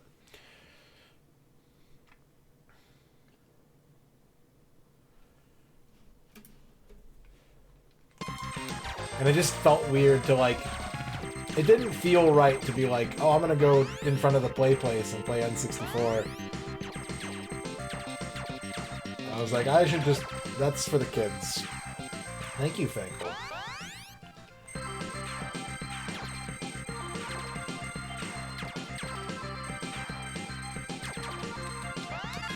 Alright, we made it back to full strength.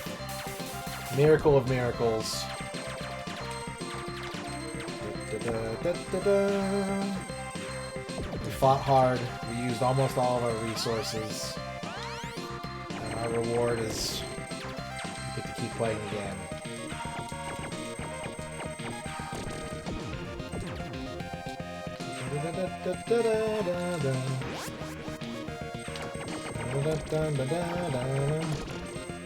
This is the riff from Fascination by the Human League.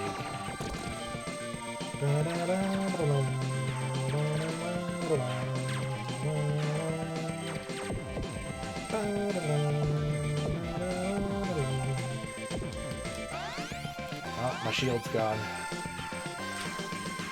Oh no. Ugh.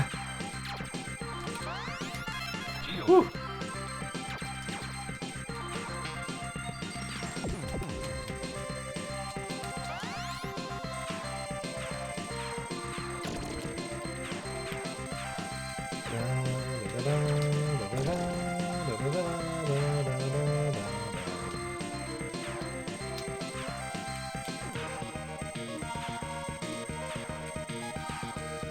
I think one of the first times I really remember being like, oh, I wish I had that system so I could play that game, was actually for Beyond Shadowgate. I was a really big Shadowgate fan as a kid, and I remember my brother got like an issue of Dragon magazine or something like that, and it had a review for Beyond Shadowgate for the Turbo CD, and I was like, there's a sequel! Here comes the big plan. It's not at all suggestive.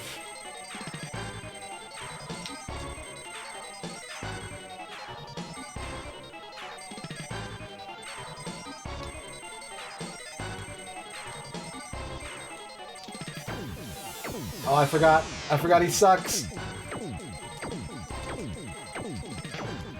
Shit. Yeah. Yeah. If I remembered he did that, I wouldn't have been there, and I would have been able to dodge all that stuff. That's probably GG.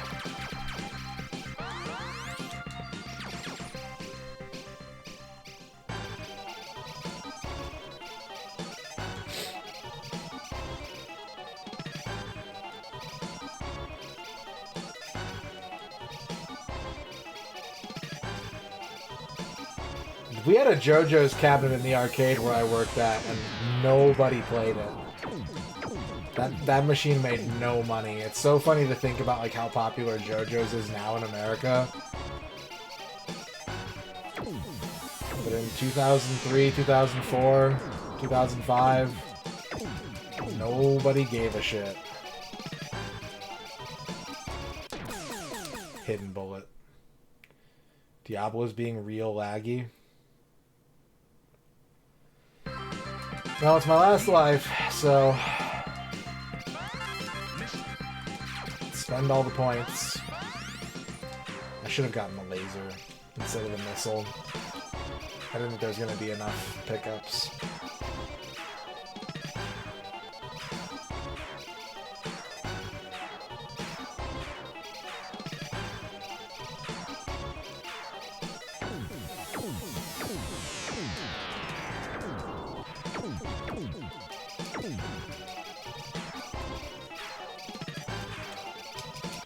Yeah, fuck. Damn.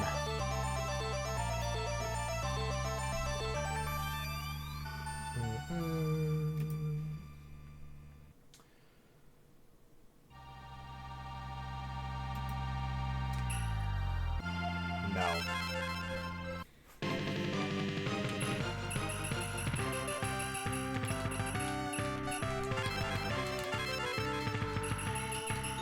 I'm a gentleman Sagittarius. Horoscope.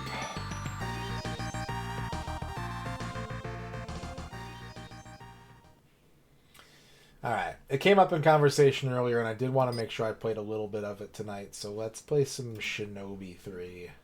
Because that game is good and I don't play it enough. I don't play Shinobi 3 as often as I should. Because I don't usually like Shinobi games. They're usually a little too hard for me. A little too unsatisfying. But Shinobi 3 is an exception. And PS2 Shinobi is also an exception. It's still too hard for me, but it is satisfying. I do like that game a lot.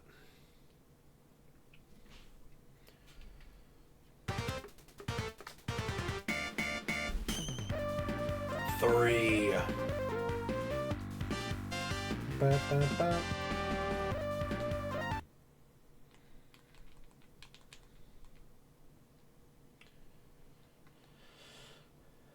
Zeed. When will I play Hugo 3? I don't think I've ever played a Hugo's game. Hugo's House of Horrors. I think my cousin had one of them. And I just thought it was, like, weird and I couldn't understand it. Think of all the DOS games that chat could show me that I don't know about. Well, out of outstanding N64 games, what are some games that I wish I could have a physical copy of? Well, I mean, I'm trying to get all of them. Like, I'm not... Everything that I do for the challenge is on real hardware, so I don't play anything until I own it. But, yeah, everything that I'm missing is, like... With the exception of a couple of the Japanese games, is, like, really rare and expensive. I would love to have Doshin the Giant. Out of all the things...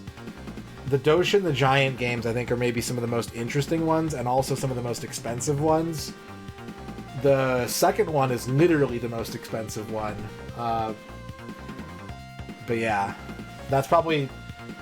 Oh, other than N64. Well, I collect pretty indiscriminately. I'm a very indiscriminate collector, but Kickmaster, Dragon Warrior 4, EVO,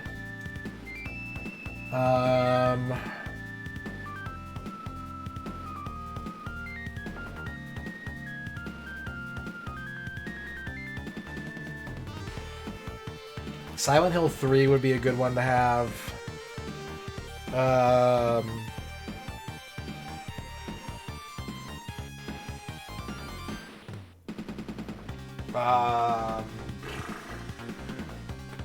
I'd really like to have a full set of all the Simple 2000 games. I think that'd be really fun to go through. The second Steel Battalion game.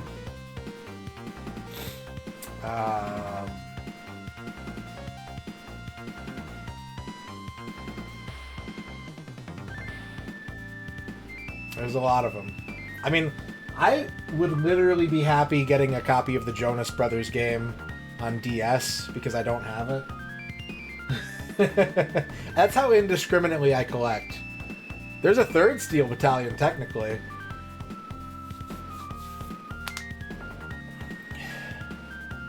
I have the controller and I have the first game, the Japanese version of it. But it would be good to have the second one so I could go on X-Link and play multiplayer.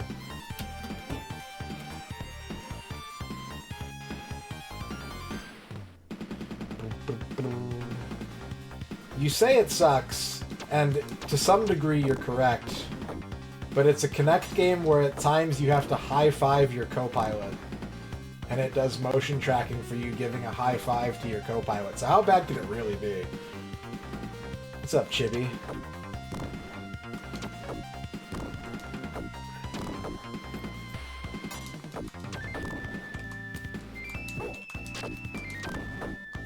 So yeah, like, pretty much, honestly, like, anything, but in terms of stuff that I'm like, ooh, I wish I had that. I've done a good job of filling in a lot of the gaps over the past 10 or so years. But there's still a bunch of PS1 games. I just found out about a PS1 game in Twitch chat a couple days ago called Ray Tracers, which is like a Taito racing game, and it looks really sick. And I would like to have I'd like to have a physical copy of that. Same goes for like Ridge Racer 1. There's a bunch of stuff that's just, there's so many cool video game that you always need more video game.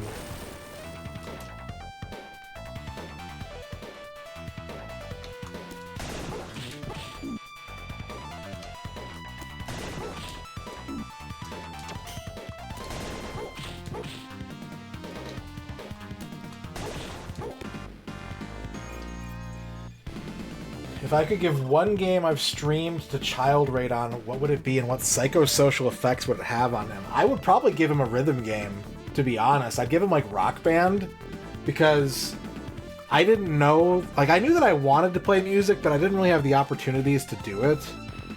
And I didn't really have a sense of rhythm until I started playing stuff like DDR. Like, before I started playing DDR, less than a year before I started playing it, I dropped out of the high school band because I was, like, frustrated and stressed. So I think it'd be a good 1-2 punch of, like, making that kind of feel like a reality and sort of training those skill sets, but also, like, giving MisterRadon more confidence to be more performative and, like, more outgoing. So if I could give, like, MisterRadon Rock Band 2 or something like that, I think that would be the most beneficial and also the most fun.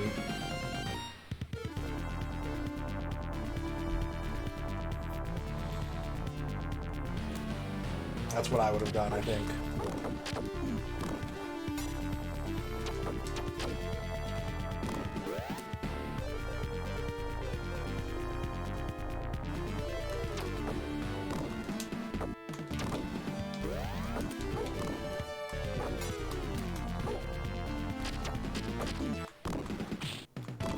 $500 points. I will double them and pass it to the next person. But I'll keep like 4 for myself. Just in case.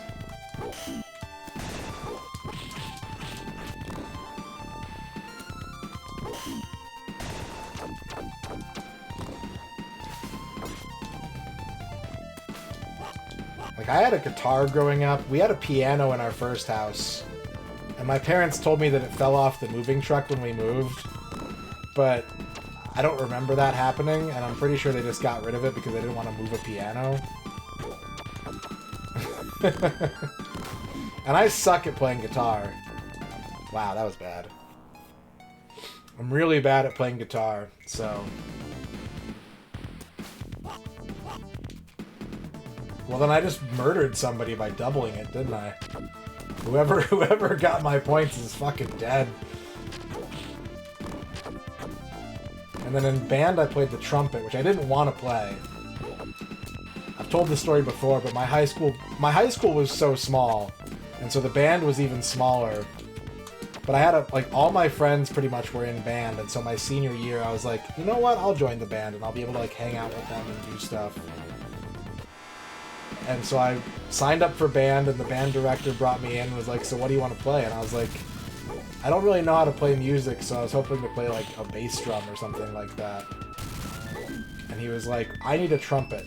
You're gonna play trumpet. So I was second trumpet. The only song I learned how to play was Get Down Tonight by Casey and the Sunshine Band. And then I started to quit after marching in one parade. Because that was the other thing too. We didn't have like multiple bands. If you were in the band, it was like marching band. We didn't really have concert band. And so then we started doing 0 hours, which I hated. And I wasn't practicing, so I used to just sit in the band room and pretend to play. I like mimicked playing trumpet and no one noticed. And then I was like, I quit, and the band director was like, no, we need you. And I'm like, I'm not playing anything, you don't need me. I'm not even playing any music. That's how little you need me.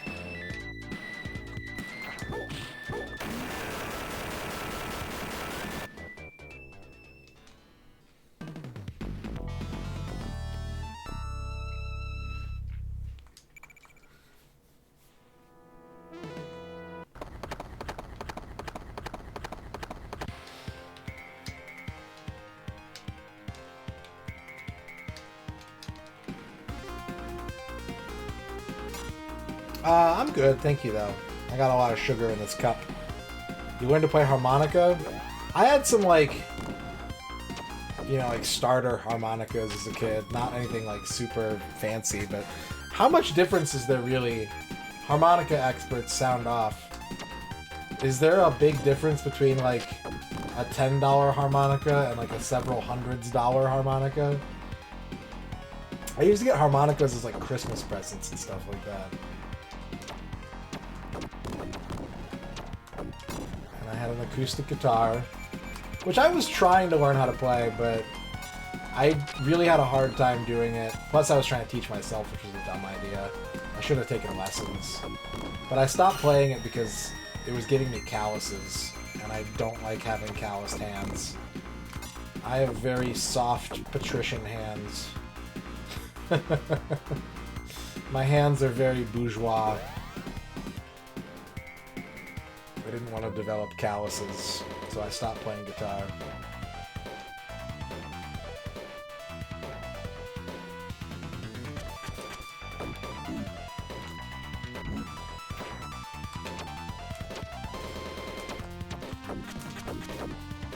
He's Danny Glover. He's probably always wearing protective hand gear. It makes sense if you think about it.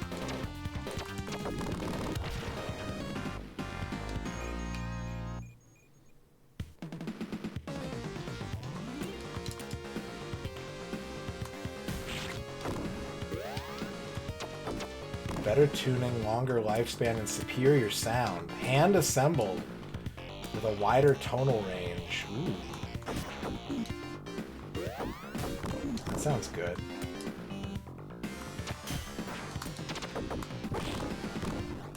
The harmonica feels like a really limited instrument in that you can't really like cover songs that don't have harmonicas in them on the harmonica, right? Like, if you want to see some cursed shit, because I'm sure one exists, just Google like John Lennon's Imagine harmonica cover. I'm positive it's on YouTube, but it can't sound good. Handcrafted kazoo. I have a slide whistle.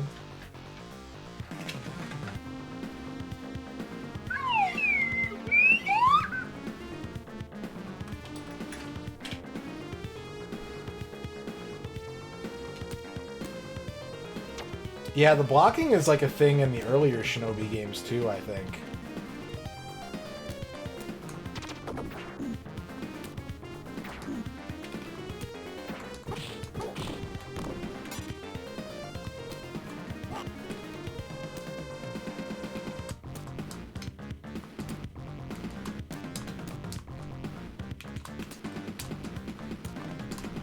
Alright, let's just go.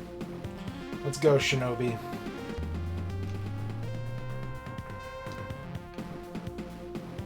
I have a MIDI keyboard. I have like a 44 key keyboard.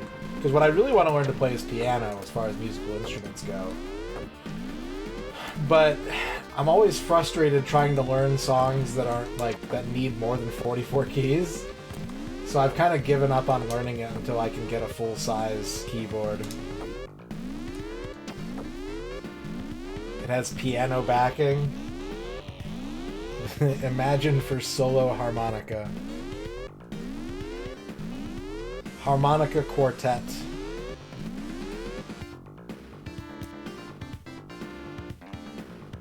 Where in the world is Carmen Sandiego theme song performed by Harmonicapella?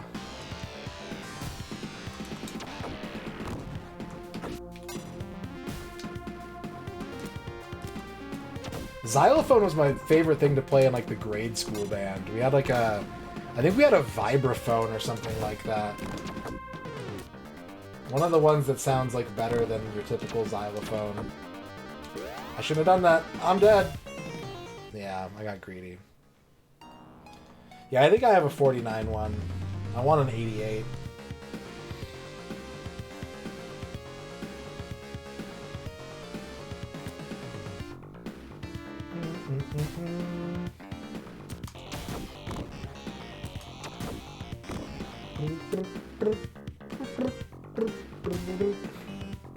Exactly. You understand, Socrates. You understand xylophone child psychology.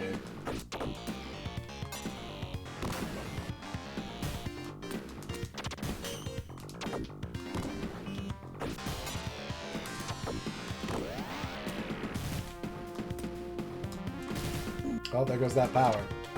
Glad I made the effort.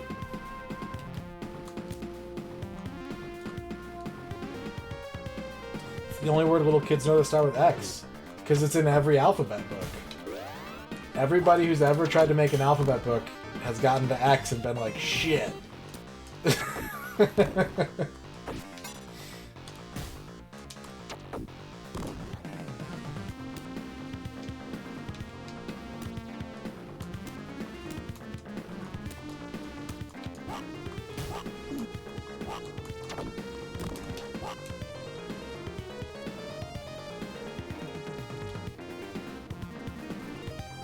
Electric harps. I think if I could have like any one, like if I had like a dream instrument, because like I just want like a regular MIDI keyboard. I don't want like anything super fancy. But like, I think it's the Rhodes electric piano. It has like such a distinct and like warm tone to it that I've always liked. And those things are expensive as fuck. They did like a re-release for not too long ago. Like they made a new set of them, but they were like I think $16,000 for one of them. They were insane. A melodica? No, I've never considered getting a melodica. Remind me what a melodica is.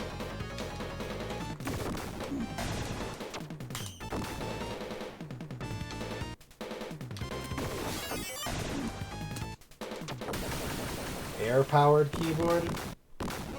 Oh, yeah. No, not really.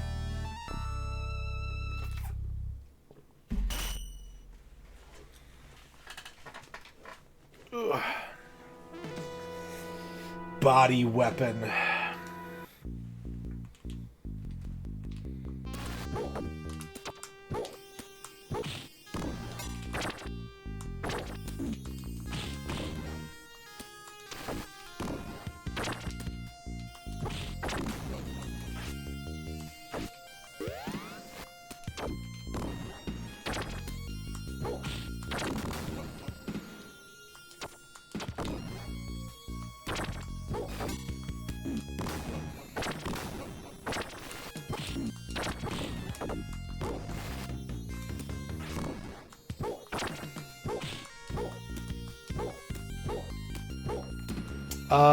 Hurdy-gurdy, Dan Highland.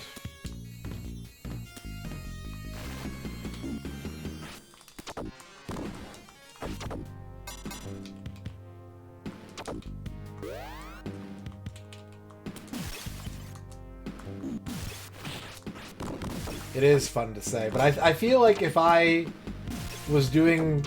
If I was in a sea-based shanty outfit, I would need to be doing something with a grind. It'd have to have a crank. So it could be like an organ or something, but it would have to have a crank.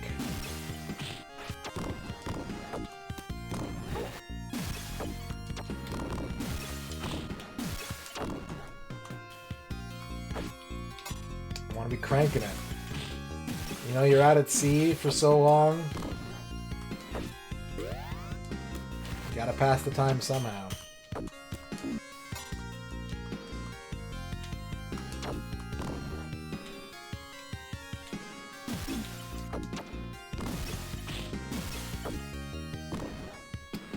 Sequential profit.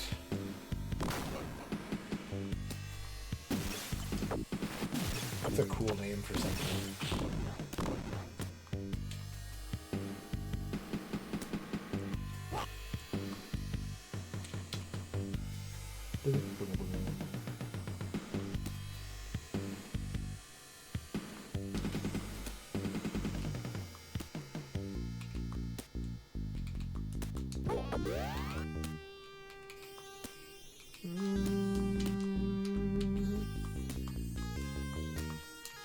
Also, heads up while I'm thinking about it, I will be streaming tomorrow, back to the usual stuff, but I won't be streaming on Sunday.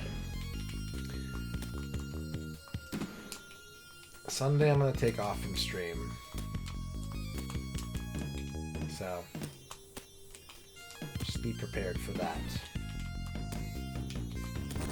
But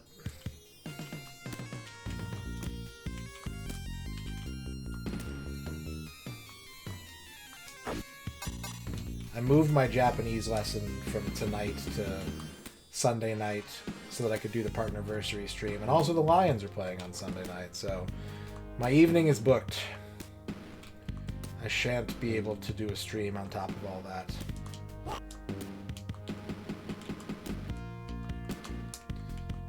Go Lions!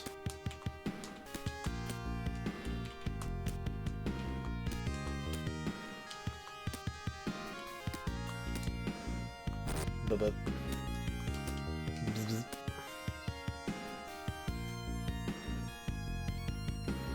you gonna eat anything nice? I'm gonna make green chili chicken enchiladas.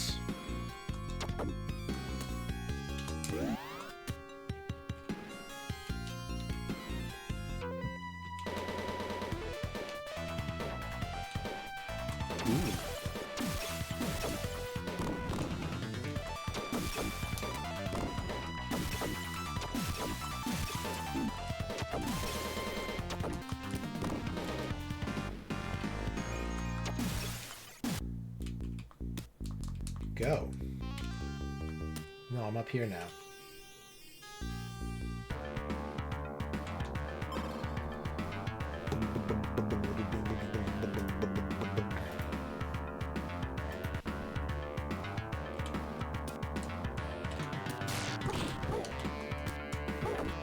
This area is very wobbly and goopy.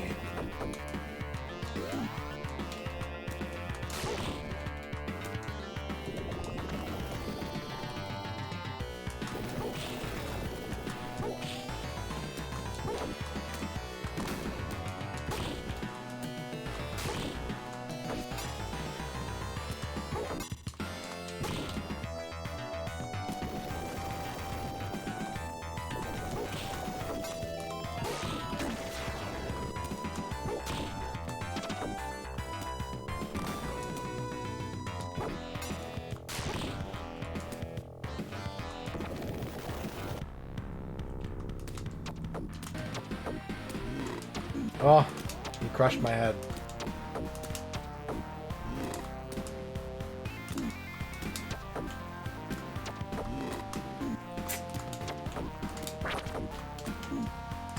This isn't going well.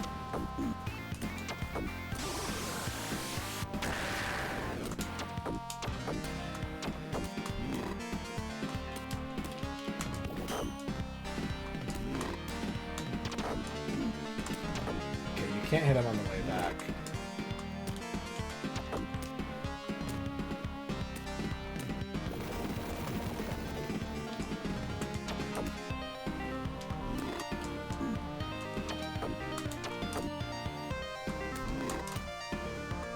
Brian Lemons.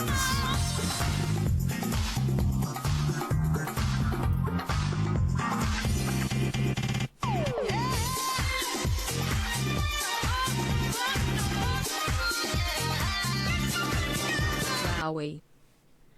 Thank you for the 16 wowies. Thank you, Brian Lemons.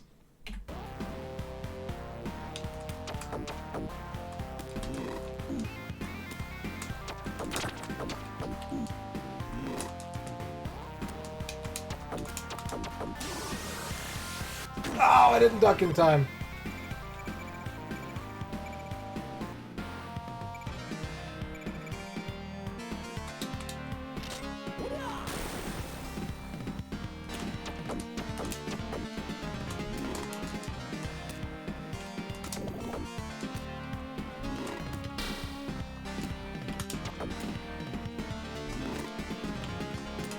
Damn it. Oh, I didn't think this through.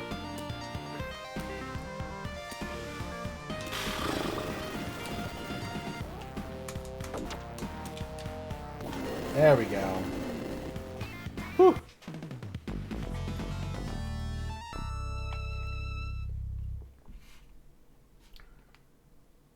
Look at that goose. That's a good goose. Surprise bees.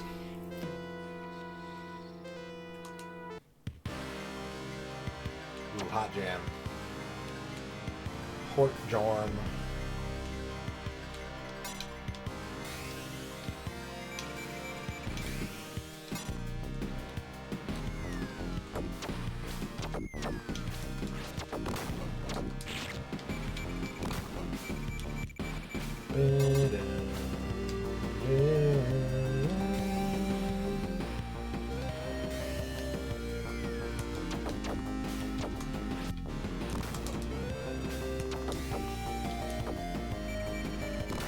Giggity, giggity, giggity.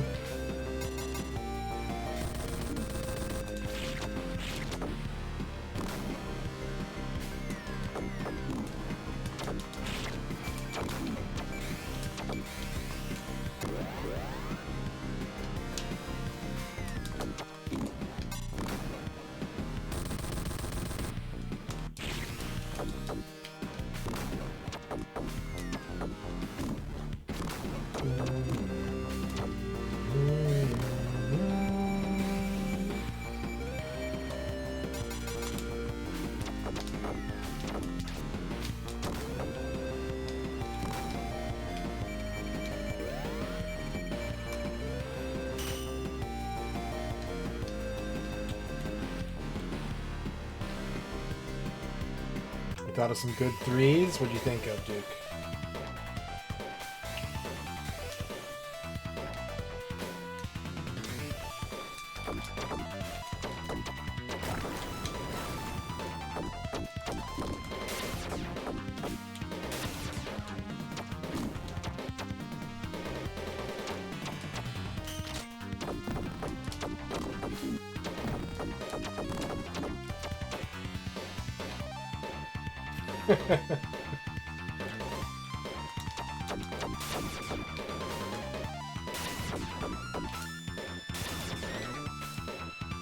You would.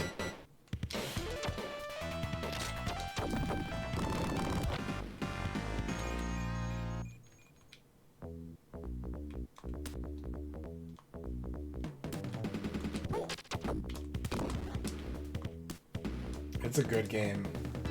And like I said earlier, like, I kind of suck at Shinobi games. This one is so good that it kind of transcends how bad I am at this franchise. And is just, like, incredibly satisfying to play.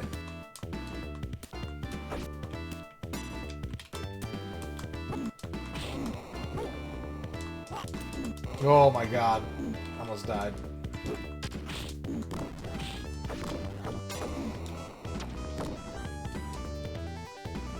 I have. I think it's very good, but it's also maybe the hardest Shinobi. But I like it a lot.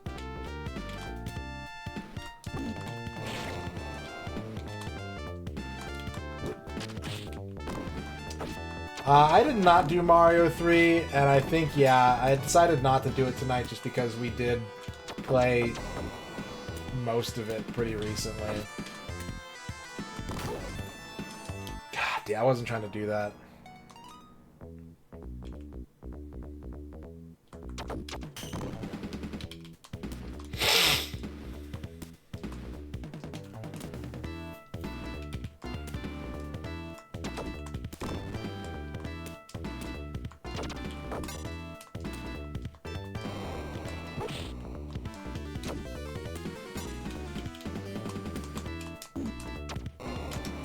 Whoa.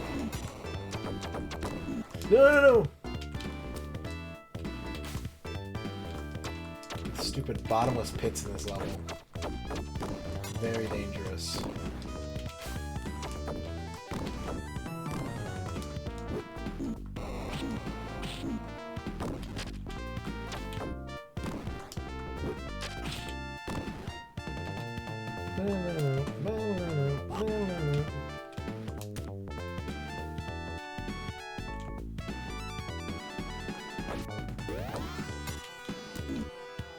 Have I played Shinobi X? No, I have not.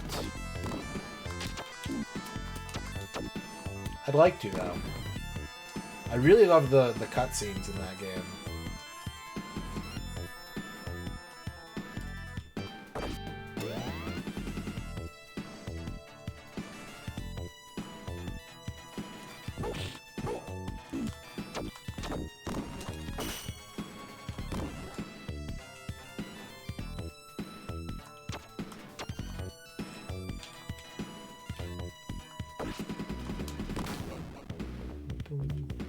Yeah, it's true, Duke.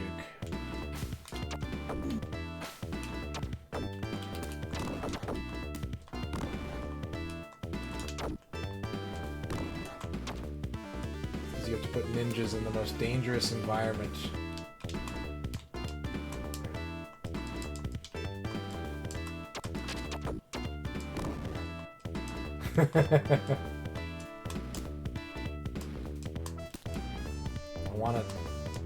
There we go. Extra life was worth it. Thank you, Liz. How you doing, Liz?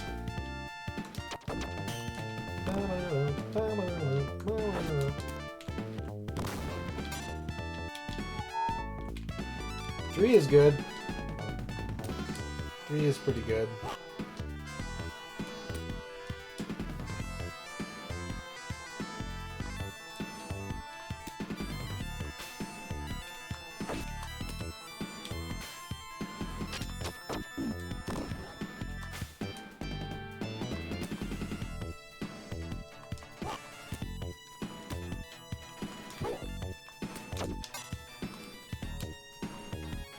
It's good to be 3.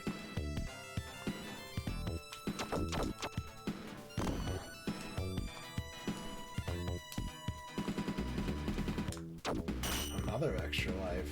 Hot dogs.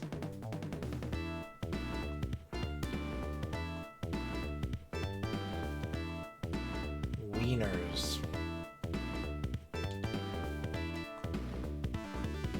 Is that safe? That is safe, okay. There's ground down there. Which means one of these is going to be a bomb, no? Weird.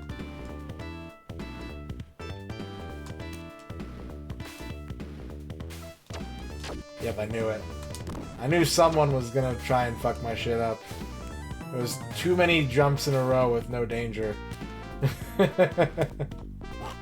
What's up, Jiggy?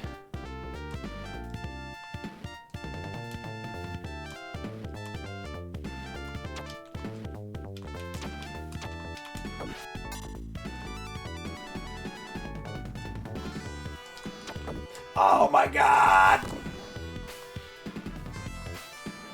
I didn't hold up.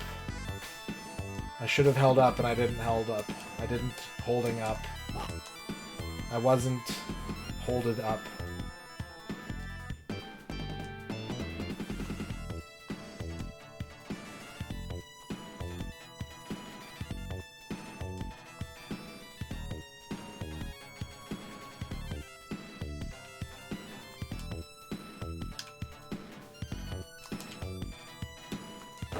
That's probably something really good, but I don't want to risk it.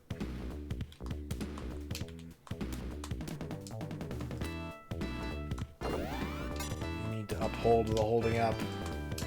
Hold up.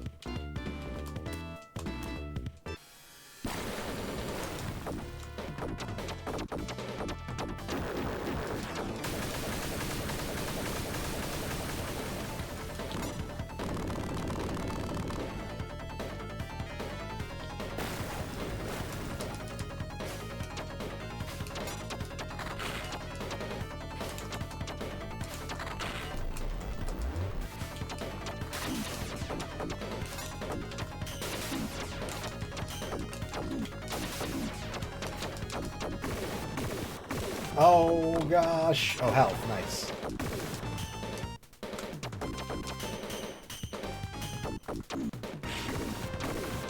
Oh, that's not good for me. This is not good for me.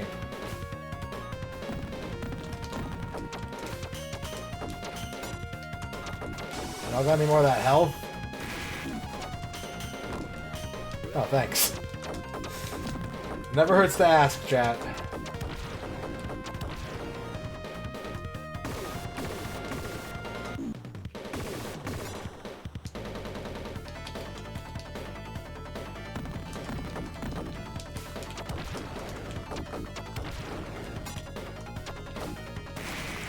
Oh, that did too much damage.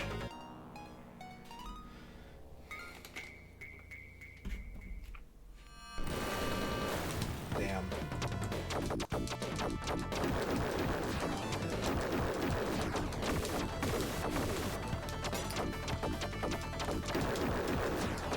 Yeah, I didn't really buy a lot of Genesis games in general.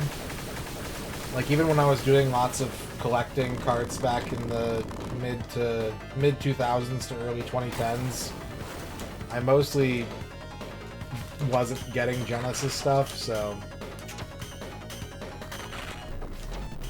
there's a lot of stuff that I would like to have, but like it is all not super expensive necessarily, but like more than I usually want to pay for Sega games.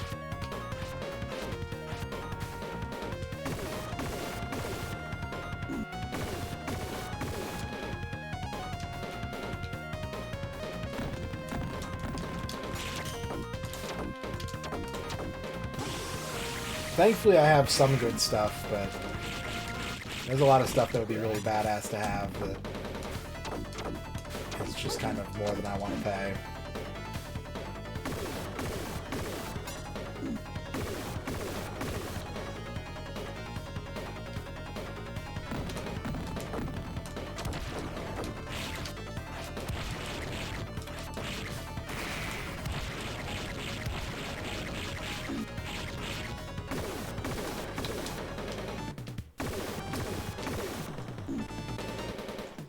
I did sell some stuff off, but it was... games were like last on my list. I sold a bunch of my movies and like CDs that I had.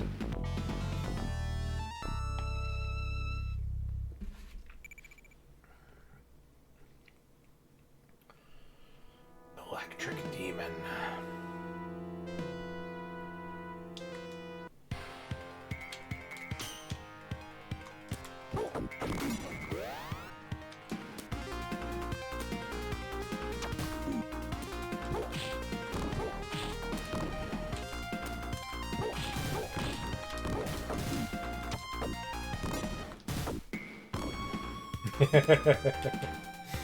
I hear that.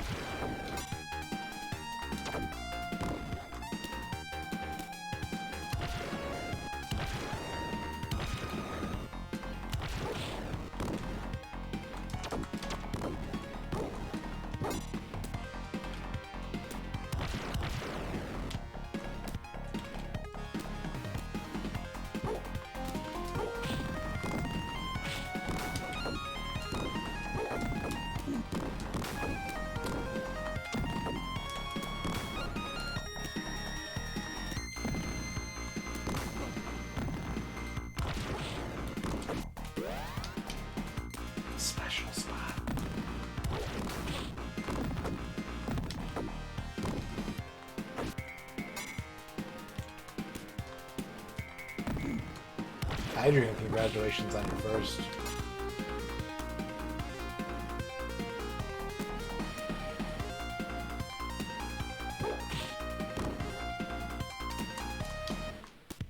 I have some duplicate games that I should probably either sell or ideally trade to other collectors, but most of them aren't worth anything.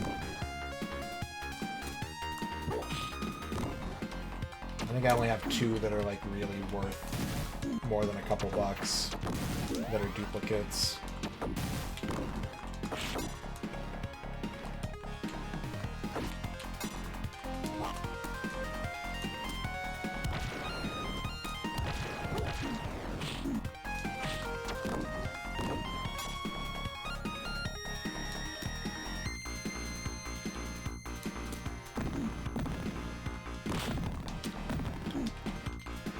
But as I said before, like, I'm elated getting like $3 DS shovelware, so I could easily trade some of the not valuable ones for something also not valuable and be like, cool.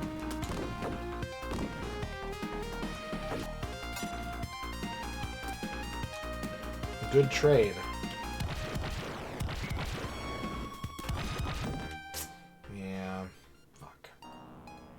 Sewer guy, a blind box. Oh, that sounds so cool. That sounds like so much fun to go through.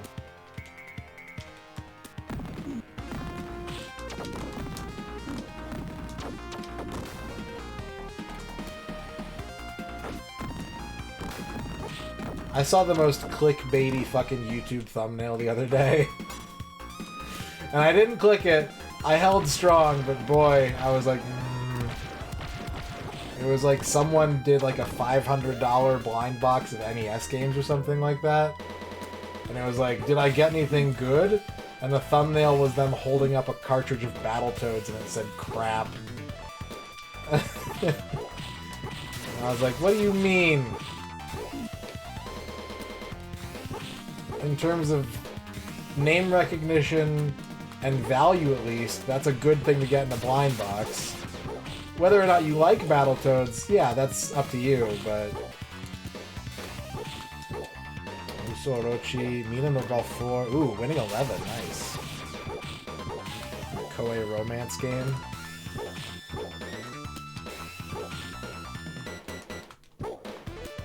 I've been really thinking about starting, like, YouTube videos, but, like, I really struggle with it because I don't like YouTube gaming video culture at all.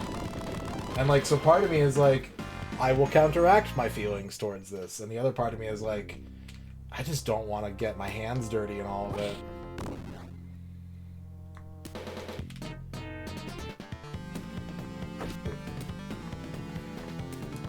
For 1,500 yen? Absolutely.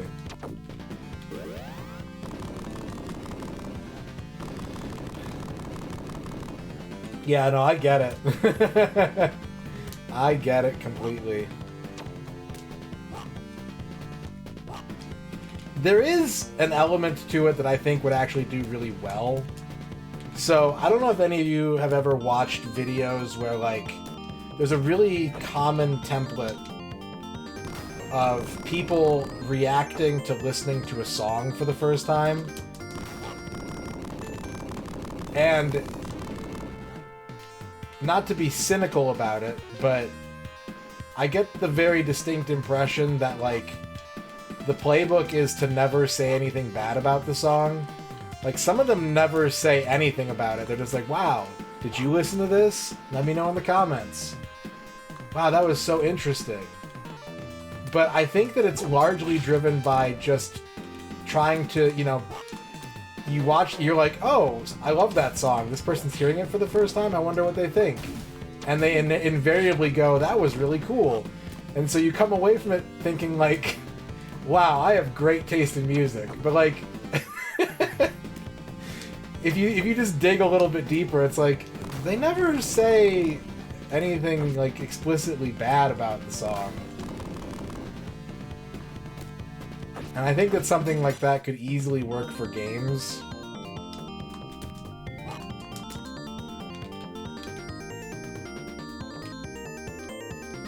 where you just kind of, yeah, it's just there to like, it's not there to be a critique, it's just there to make you go, I too like this thing, and this person agrees with me, and now I feel better.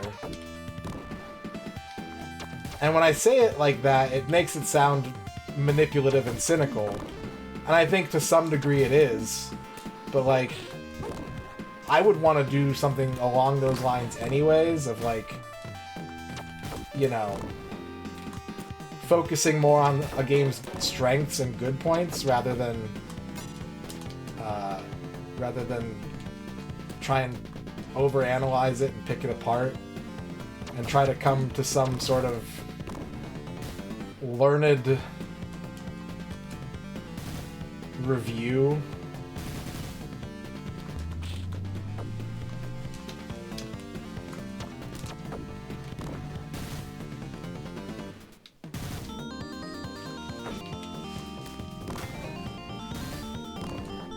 I saw one of those kids react to old games thing, and it kind of...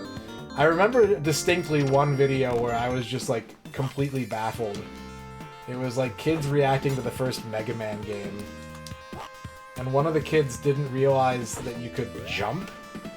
Or, like, didn't realize you could shoot. It was one of those two. And they played the game for, like, 20 minutes before getting to that point of being like, wait, you can do this? And I was like, there's only 2 buttons. Like, what do you mean? The first thing you do is you push all the buttons to figure out what you can do, but, you know, that's not so common anymore, right?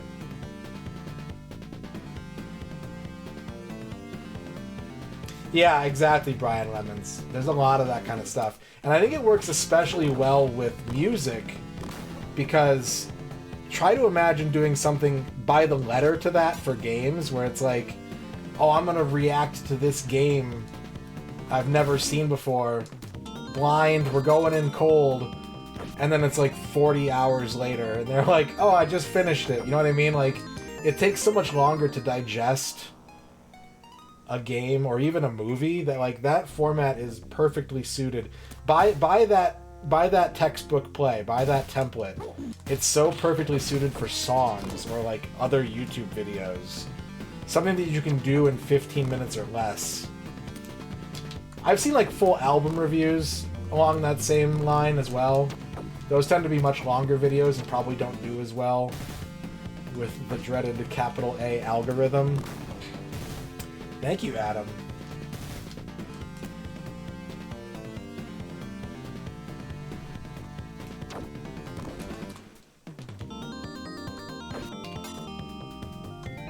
I need to take a break here in a moment, actually. It's occurring to me that I've been sitting here for 4.5 hours and I haven't gotten up this whole time. I think a break is in order. Someone reacting to RoboCop? Yeah, I wouldn't want to do reaction videos for sure. But I think it would be good. The 2 things that I would really want to focus on if I were to do that kind of content is to focus more on the positives, obviously, and not just to give people the feel-goods, but because I am obviously really dedicated to, like, you know, shifting your typical gamer narrative away from being negative first, like over-scrutinizing everything.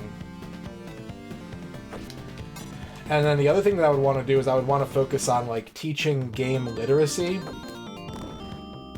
and, like, teaching people, you know, the sort of building block kind of comparisons and things that you need to know to be able to say, like, the kinds of games that always get compared to other games. So if someone who's never played video games, and I'm like, oh, you should play Kickmaster, it's like Castlevania, it's kind of like Ninja Gaiden, and, like, none of those things mean anything if you haven't played those games, or if you don't know what they're like, you know. And so I think it would be helpful to kind of have a resource that sort of teaches people 101 level, like, game linguistics and basis for comparison and get into deeper topics maybe, but start there. I'm always really, really fascinated. I have a really, really huge fascination with people experiencing game for the first time. I think it was Giant Bomb. No, maybe it wasn't Giant Bomb. Maybe it was I think it was Go Nintendo. Go Nintendo had a series going for a while where it was one of their writers having his mom and dad play like classic Nintendo and Super Nintendo games and kind of like, you know, helping them out a little bit, but getting their first impressions of stuff, reacting, right? But it was kind of more, you got to see it happen like live and watch them kind of fuck up. And it's the same reason I think like Game Center CX is such an appealing show, is that level of determination and like good spiritedness, along with showing people what it's like to play one of those games for the first time and like what common mistakes might get made. I'm really, really interested in that kind of shit. I love that kind of stuff.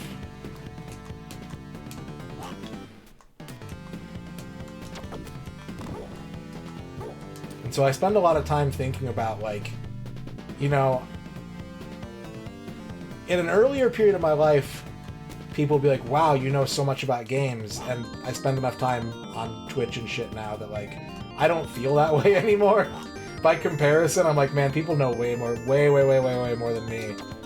But I do think that, like, I could still take what I know and help other people get a footing for, like, you know, the basics. And it's like an engineering problem where I feel, you know, the people who know how to do the complicated stuff are rarely the same ones who know how to teach it to other people and make it accessible to them.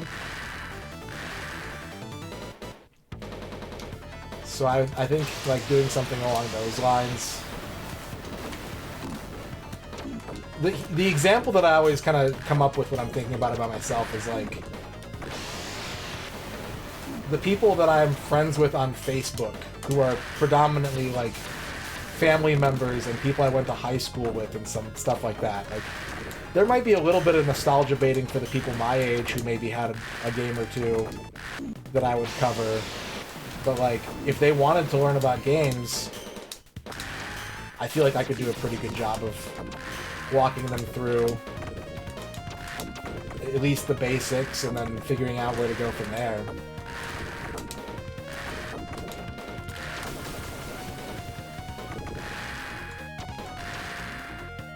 Thank you, Gin and Tonics.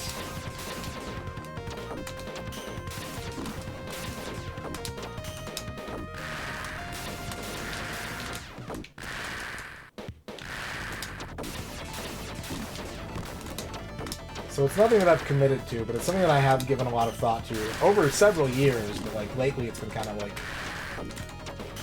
it's been on my mind for some reason.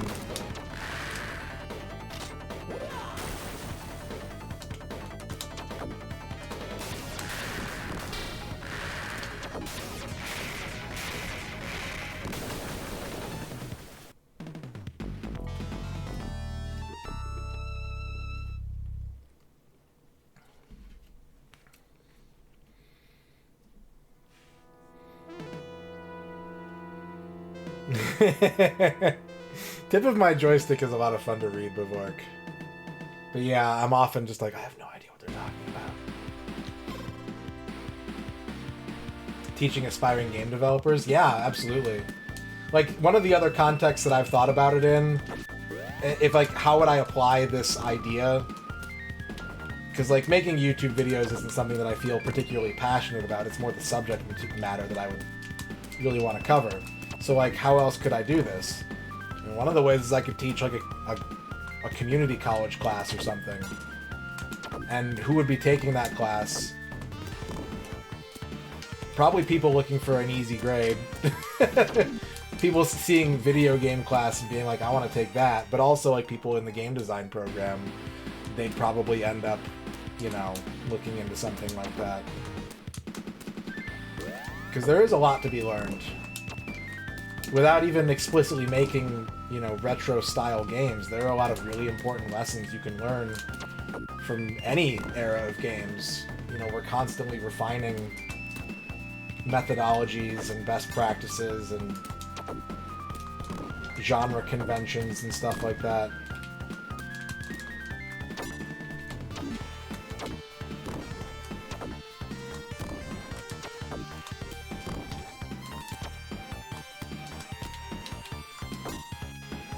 Hammock Sat, hello. Thank you. And what's up? I sell foil hats. How you doing?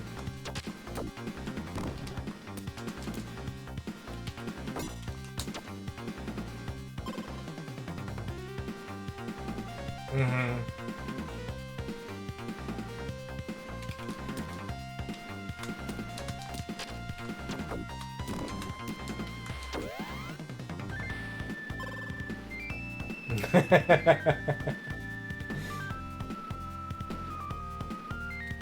Cargo Cult game design. I'd love... Please expound on that.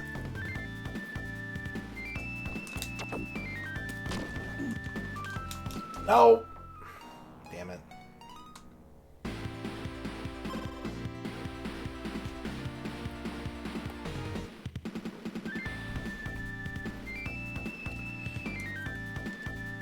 Yeah, okay. I understand.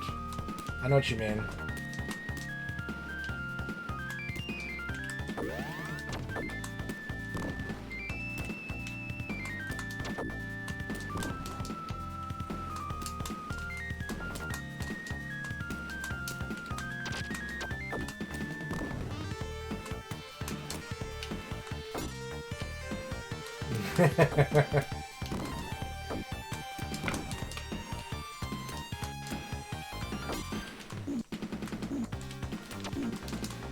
Damn it. I just got generated by that guy.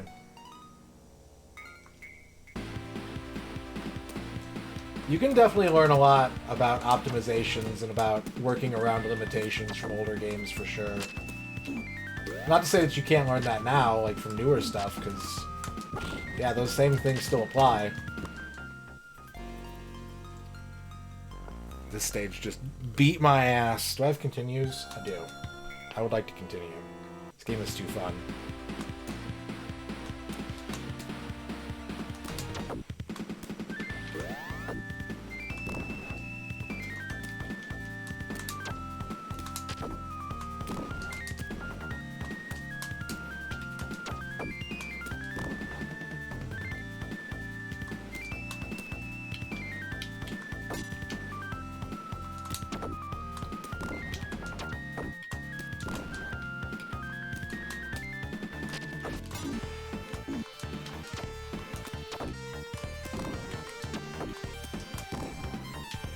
Another YouTube video I saw about gamer culture recently that I knew wasn't going to be good. I think it popped up in my shorts feed and I was like, alright, I want to see where this goes.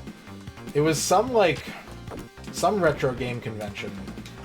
Some guy was walking around and asking everybody what they thought their most overrated game was. So like right off the bat, you know it's going to be like contentious, if not pretentious. And just kind of like the smug way that everyone addressed the camera while delivering their most overrated game. I was like, man, we gotta do something about the culture. We gotta do something.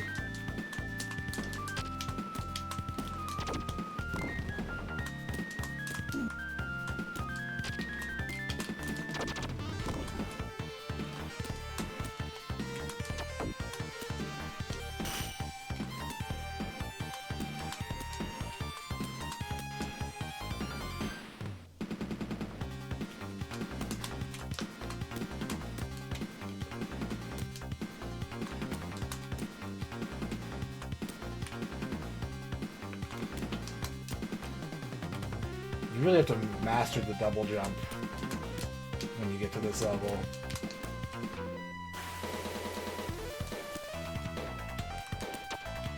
Tengu.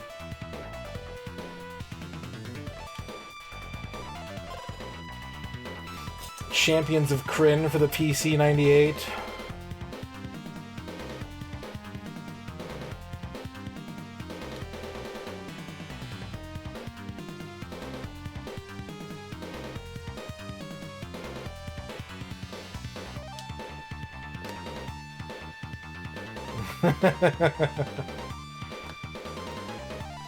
People want to get into game design. Could you really want to study some early 80s arcade games, thoroughly break down their mechanics? Yeah, absolutely.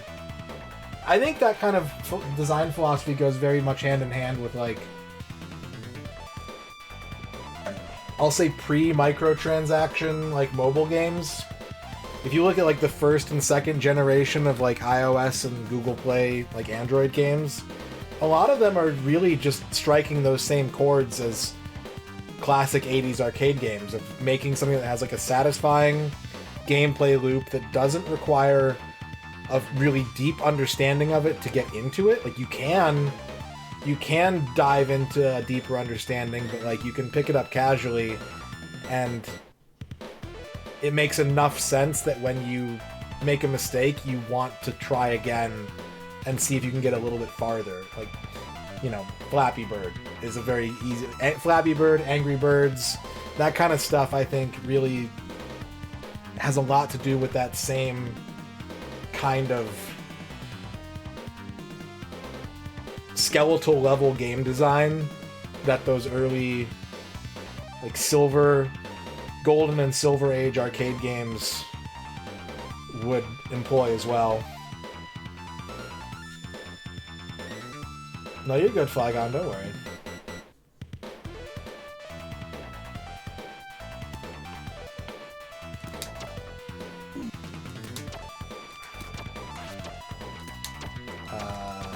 There we go.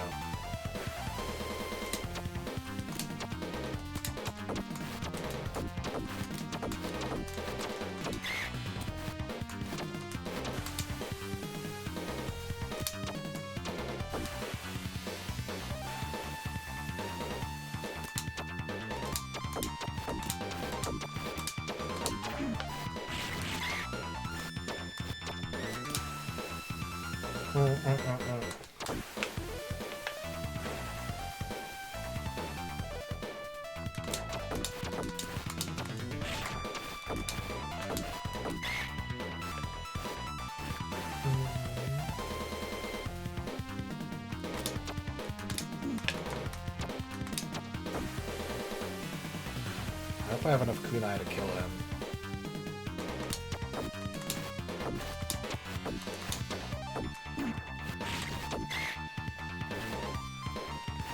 Coolest Tengu in video games?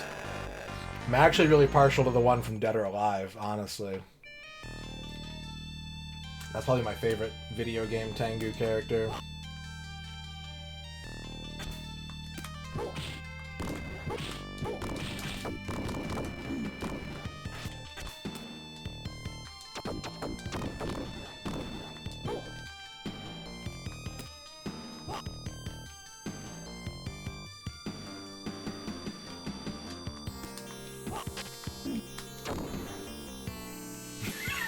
Of course.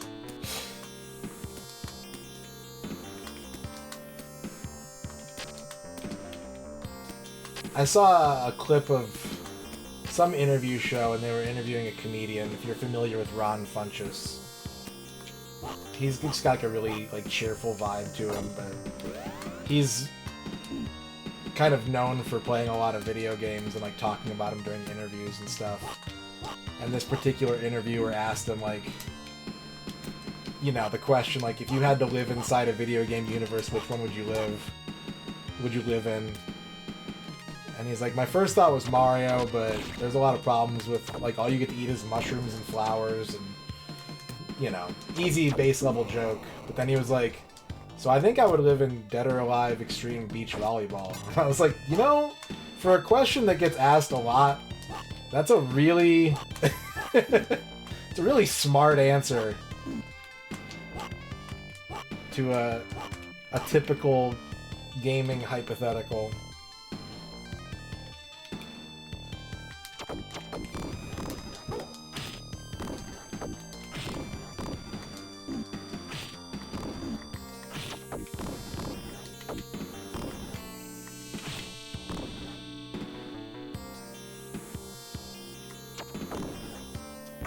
Mario World.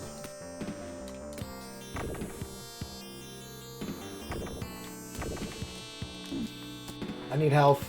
Oh god, I need more than health. The Neo Tangle looks really cool. That's true, Duke. But I think that is... I mean, some element of that has always been true. That's why there's so many hidden gems out there. Because there are always a lot of good games that didn't succeed. But I think the inverse of what you said is maybe more prevalent now. That there are a lot of games that are successful without being good. But to play devil's advocate, remember all the Nintendo Power issues you looked at where Bart versus the Space Mutants was like the #1 dealer's pick?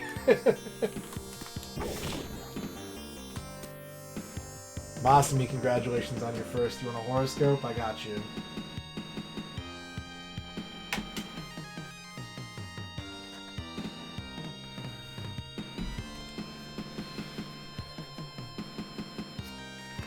Masumi, your horoscope is the Chicago Fire Station. It's the perfect time of year to get snug on your couch and binge the latest season of Chicago Fire on Peacock. Ooh. All those dreamy firefighters saving everybody.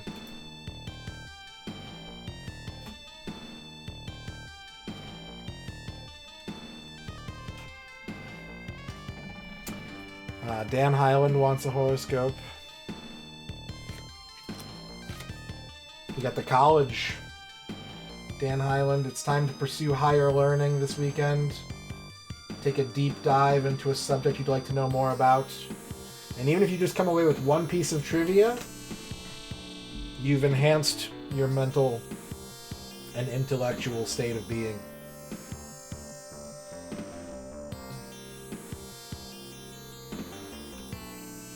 Bavork wants a horoscope.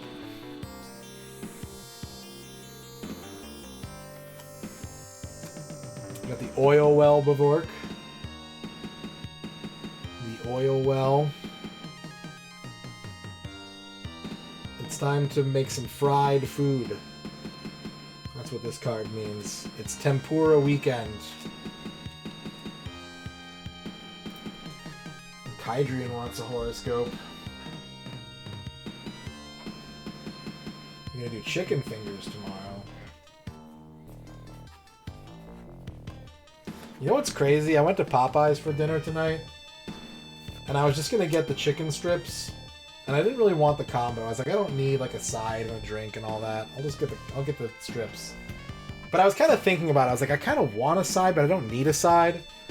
And then I was like, just let me get the chicken strips. And she's like, oh, just so you know, if you get the strips by themselves, they don't come with a dipping sauce. You have to pay extra for the dipping sauce. And I was like, what? I was like, but it comes with the combo, right? She's like, yeah, if you get the combo, you get 2 free dipping sauces. And I was just like, okay, fine, give me the combo. Kydrian, you got the field. Big agriculture weekend for Kydrian. Harvest festivals, apple cider, farm simulator, all that.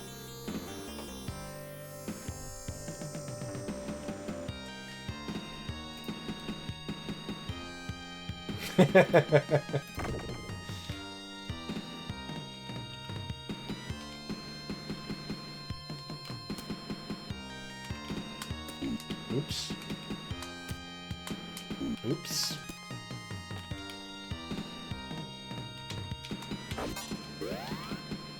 Did I make a... Well, now I made a wrong choice.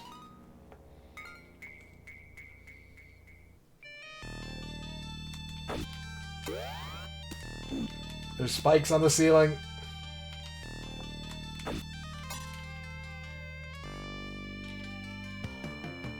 Oh no.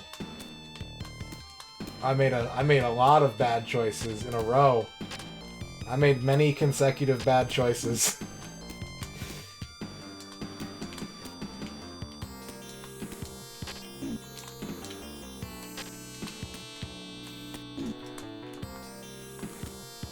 I go for plain. I don't usually go for spicy chicken because it usually it kind of tastes similar without being like markedly better to me. I'm not a huge fan of spicy food. I will occasionally, if I'm getting like a fried chicken dinner at like Church's or something, I will get the spicy just to get a little sinus clearage. But yeah, I'm not usually enamored with spicy chicken. Good night, Flygon. Get some rest.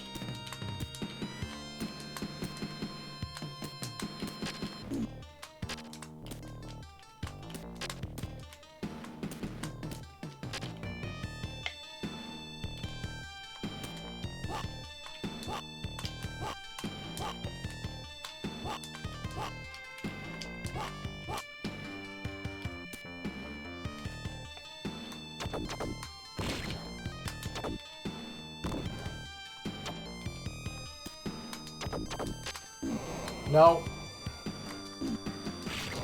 Stupid stun.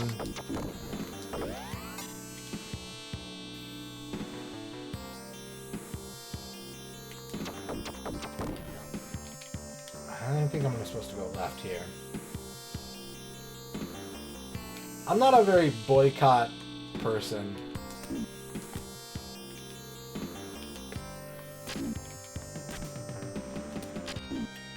Like, while I think it's kind of wild that you don't get free dipping sauce with chicken strips, like, I'm also not surprised.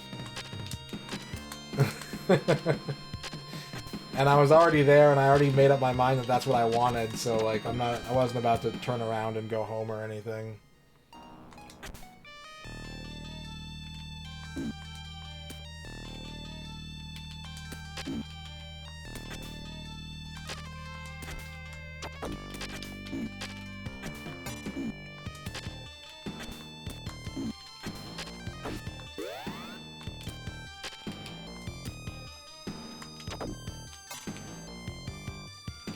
The worst part is that I found the exit, and I was like, ooh, there's more over to the right. It's gonna definitely have, like, good shit for me to get. And then it's gonna send me back to the room with the exit in it, and it didn't. It sent me back to the start.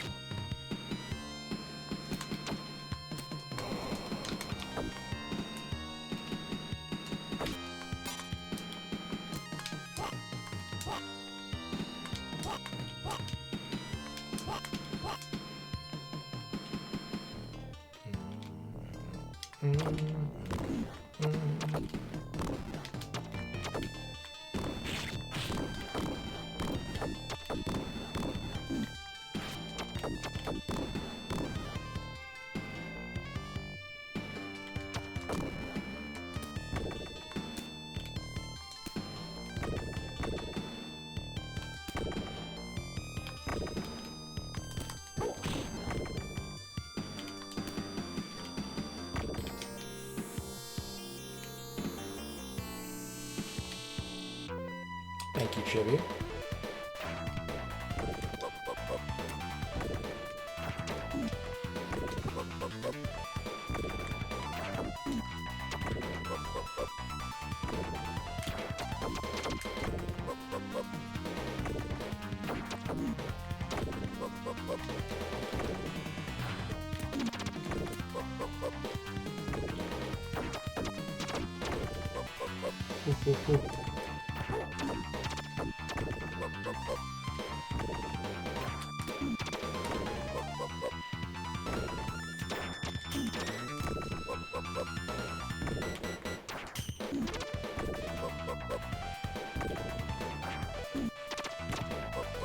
I'm not sure if I necessarily agree with you, Duke, but at the same time, I don't feel like I have enough familiarity with the examples you might be thinking of to say one way or the other.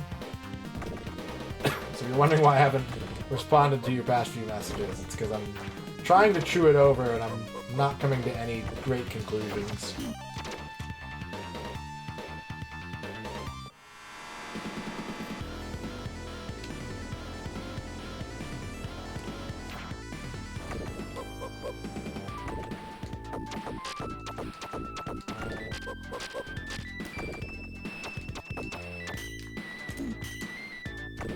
I'm dead. With my last life, too. I'm gonna start the whole stage over.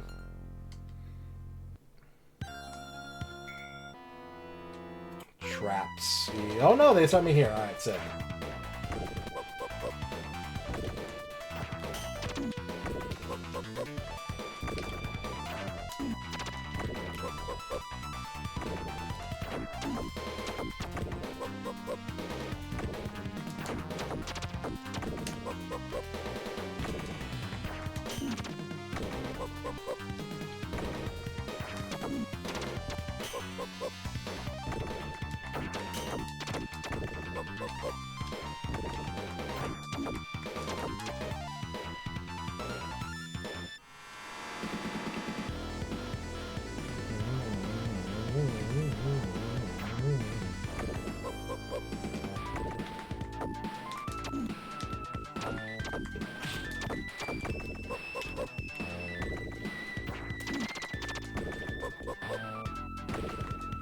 These freaking Kitaro hair needles.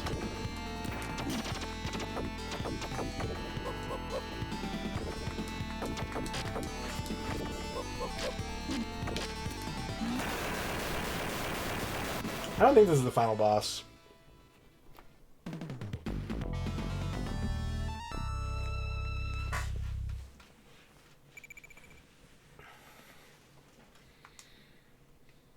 The final confrontation.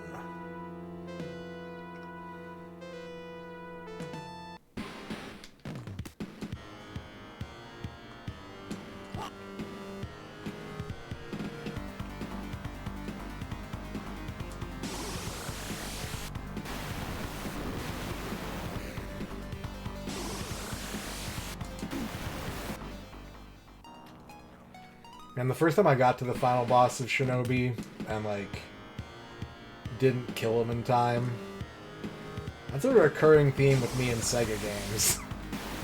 Comic Zone, Shinobi.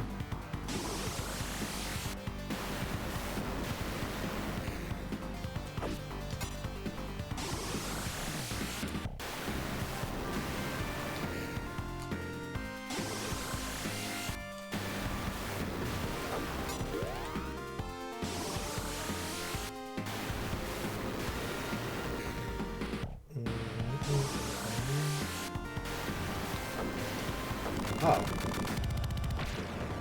No, I still can't cross it, but that does make things a little bit more safe, I suppose.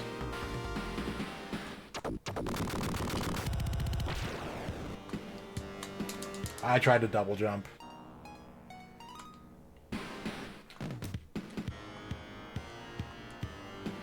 Yeah, that for sure. Like, if you're talking about indie games by, like, textbook definition, you're pretty much dealing with, like, computers only. Because it just isn't feasible for any kind of console publishing requirement.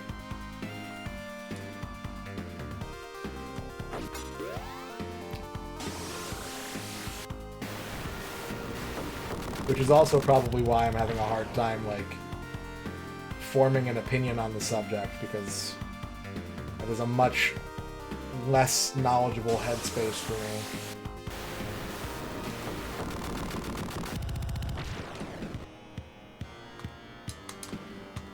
Come on.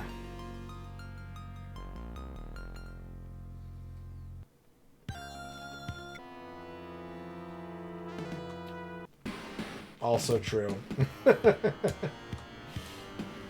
Also true.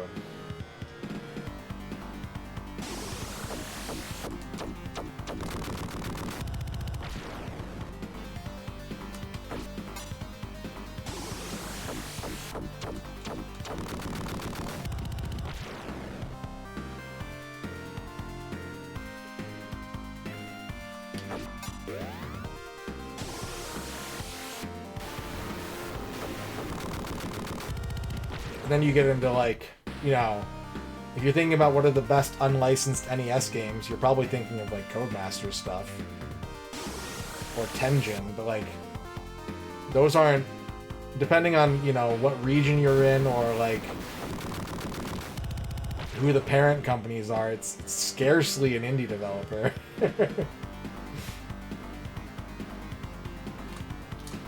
What the fuck was I'm gonna die. I'm gonna game over here. This pit is gonna be the run killer. I forgot that I needed to go to the bathroom a half hour ago, so that's probably a good thing. My run probably needs to be killed.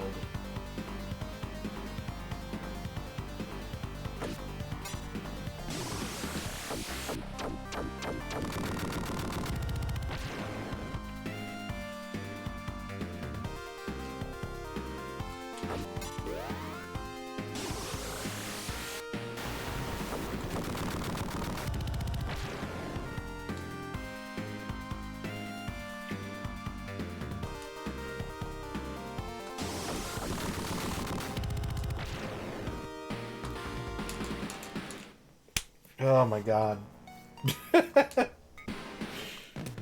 Last life.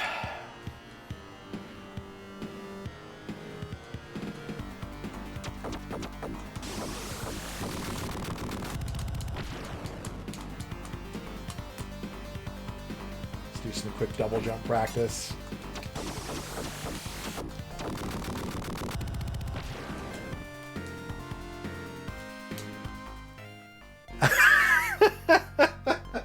Good. At least it wasn't the same pit that killed me. I can live with that. I died to a different obstacle. Alright, chat. I need to take a break. I don't think we're done yet. I think we can do more gaming.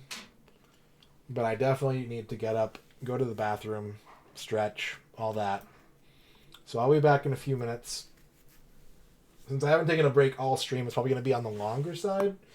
Closer to 9 or 10 minutes than any other number. But we'll come back. We'll play more 3 games. And hopefully have a good time. I will see you very shortly.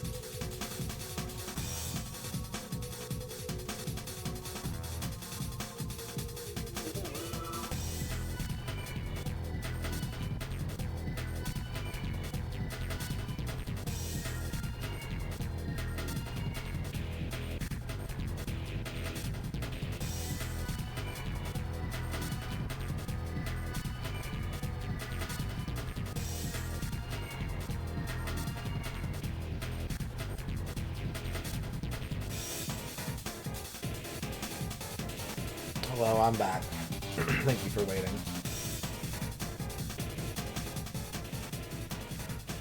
I think some arcade games would be good.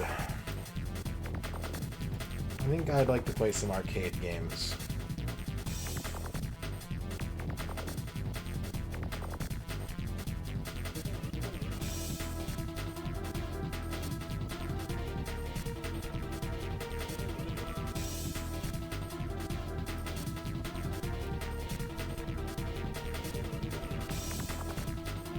Some of these might take some setting up, though. We'll see.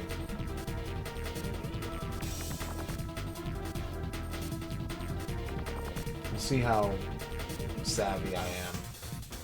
It's always kind of a coin flip with me and MAME. It'll never take me too long to get stuff working in MAME, but it's just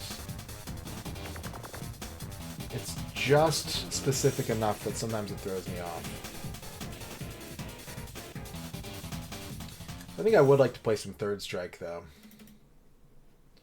I'm playing on pad, though, so I'm not going to be doing anything, like, super cool or anything. But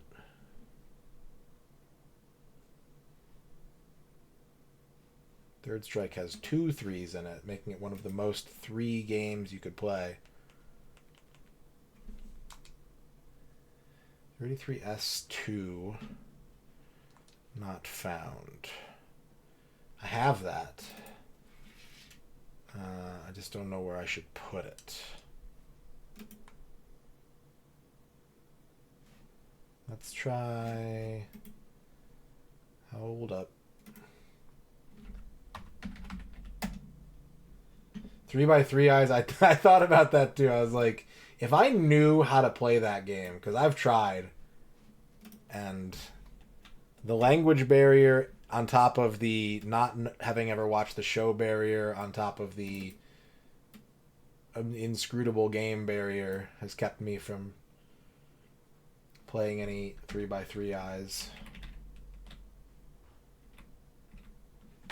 70 minutes.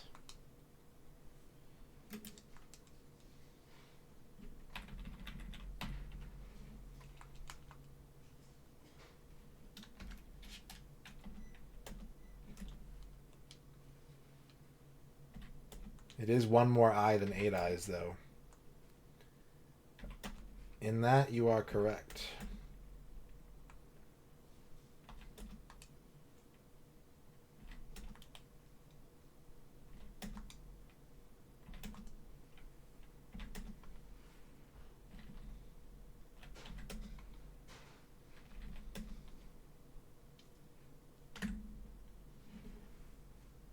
$26 minutes. What's the turbo button in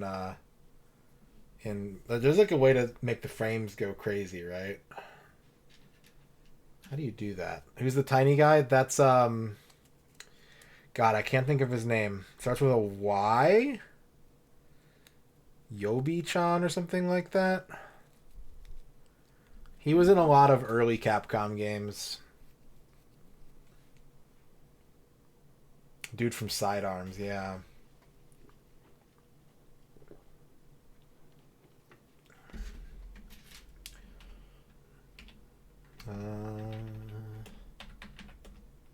User interface.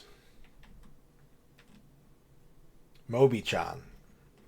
Doesn't start with a Y, but I had all the other letters right.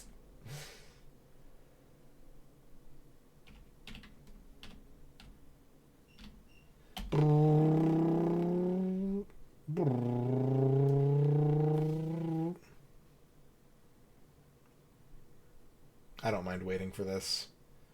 It's basically going to take like a minute and a half. Like, I could get a different ROM set that doesn't need to do this, but I probably am getting confused with the Yashichi. Yeah, you're right. How about them Dodgers? I hear tell they done won a pennant.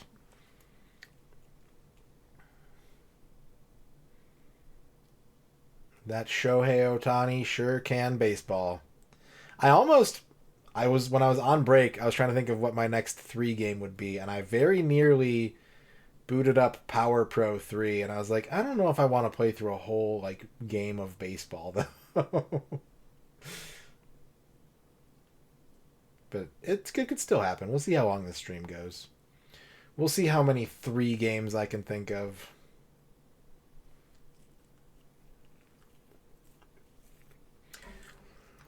You should do it, because you're already doing that stuff. So you're already in that mode. It's going to be easier to do it now than to accelerate into that gear. Plus, it's cheesy and warm. Ultimate Mortal Kombat 3 would work, but I don't like Mortal Kombat very much, so I probably won't play it. I'm not a Mortal Kombat fan.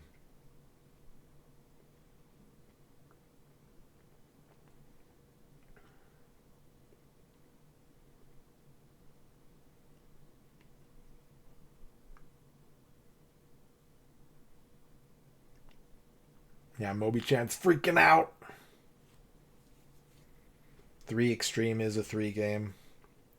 I almost thought Golgo 13, but that's not a 3 game, that's a 13 game. We need to establish the rules. It's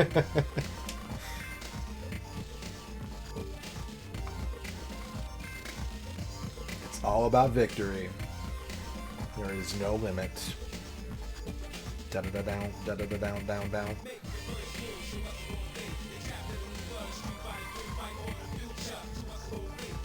That's for like a first time boot. That's not for like turning the machine on.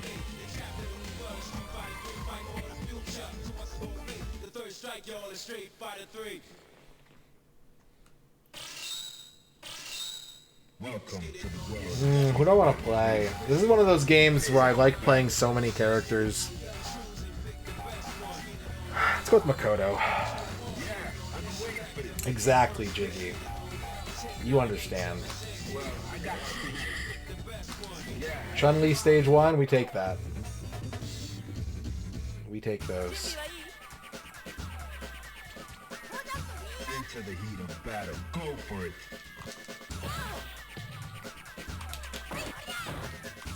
God, I haven't played Third Strike in so long.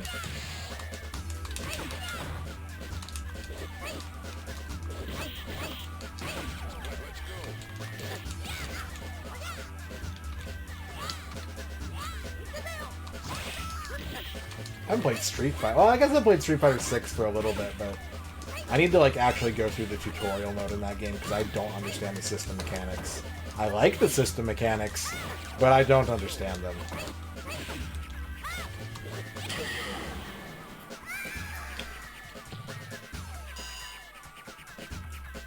Prepare to strike. Now.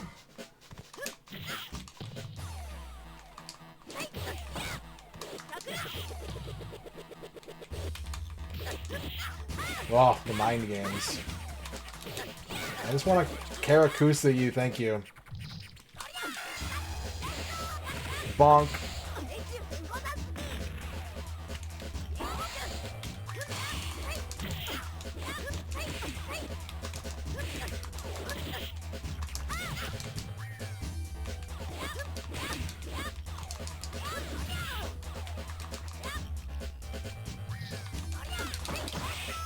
No, I missed the connecting medium punch there.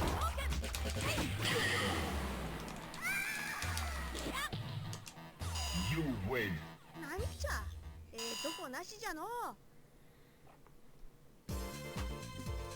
What's going through your mind when we fight? I want to know. Probably, damn, those are some big ass feet. Yeah, that makes sense. Into the heat of battle. Go for it.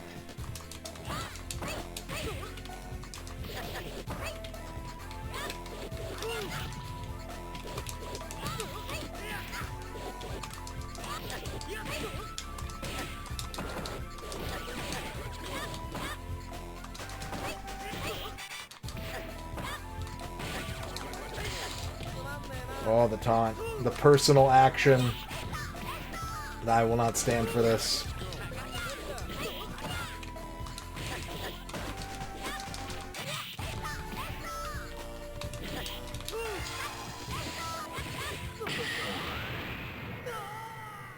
Seichu-sen, go down, Tsuki. Are you ready? Go. Boom, boom, boom, boom.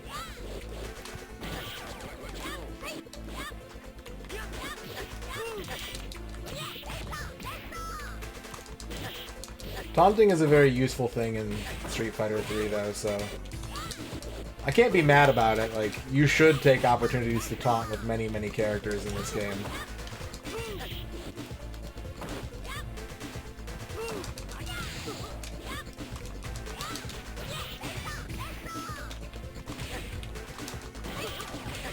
I'm trying to do, like, head games that would work on human opponents that won't work against a computer.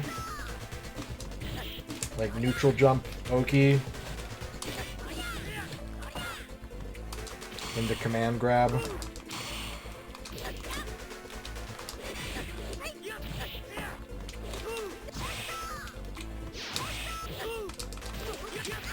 Damn.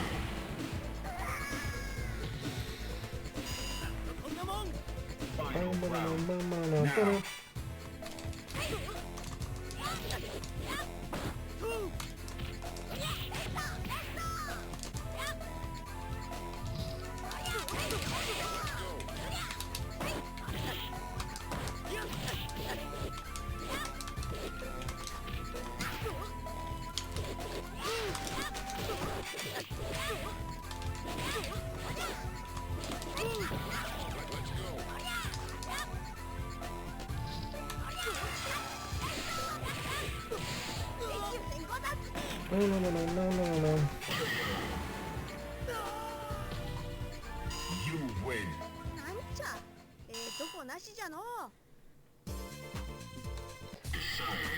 There's something about the character art in this game, like the character designs of Street Fighter 3 in particular, that I really, really like. Yeah, I see. Like, there's a lot of gross and kind of weird characters in the Street Fighter 3 franchise, but they still kind of look distinct and cool in a way, where, like, I feel like a lot of the characters in Street Fighter 4, 5, less so in 6 so far, but, like, even characters that are supposed to look, like, kind of cool end up looking kind of gross in a way that the gross Street Fighter 3 characters look.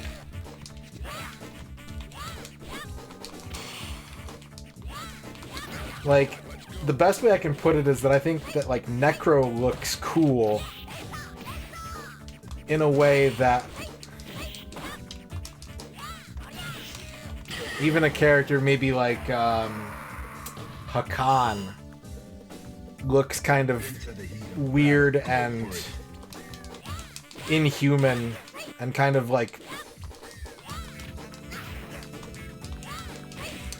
I don't know, I'm trying to think of the word that I'm looking for. But it feels like in Street Fighter 4 and 5 in particular, like, characters that are meant to... Characters in general, I think, kind of look cartoony in a way that doesn't translate as well as the pixel art in this game does. And so that even the more cartoony characters in this game look kind of more like they make sense next to Ryu and Ken and Chun-Li.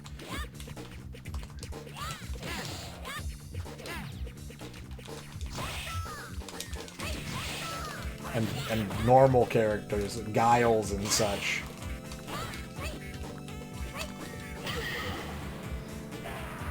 I mean, even Blanca pulls it off in Street Fighter 2. Blanca doesn't really look out of place among the Street Fighter 2 cast. Trying to think of, like, what a good is there even a good alpha example? Like, the alpha characters are, I think, by and large, pretty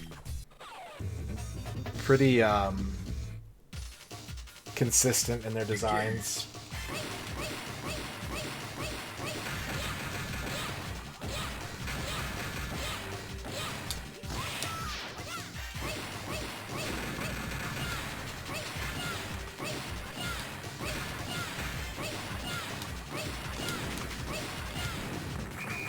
That's cool.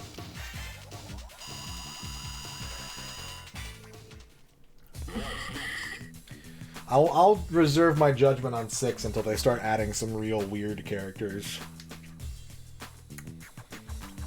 Yeah, I've been waiting for this.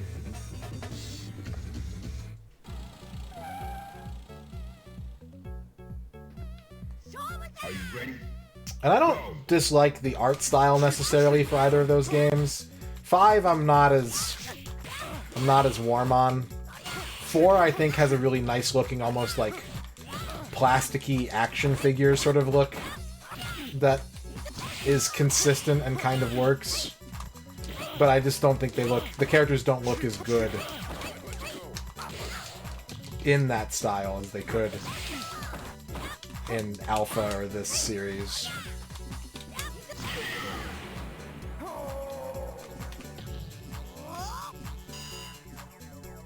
Yeah, definitely. Definitely. I mean, the illustrators of this era were so just... And there's a lot of nice key art and stuff that I've seen in Street Fighter V and Street Fighter VI, you know, the unlockable galleries and stuff. It's not that the illustrators aren't doing good work, but you're then having to transfer, you know, a 2D piece of art into a 3D character model, which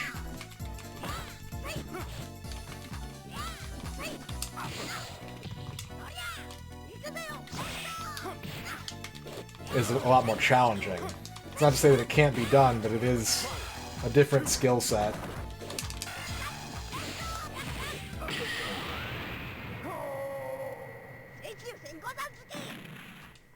You win.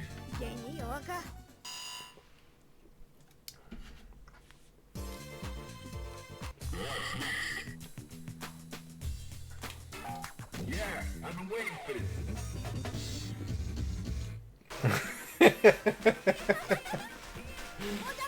Are you ready? Go. The one thing that like really bothered me about Street Fighter V's look more than anything is just how everyone's hair clipped through their shoulders. And it bugged the shit out of me for some reason. I think because it was just so obvious in so many like versus screens and like super animations. It was so front and center that it was like, just fix that. Like, don't let that happen. But every costume with a different hairstyle would need different rigging and all that. So I get why it wasn't the case. But it really, really bothered me. I can kind of agree with that. Especially for, like, the DLC characters, I think definitely look a lot better than most Street Fighter 4 characters. Just in the way they look. The base roster, I don't know so much.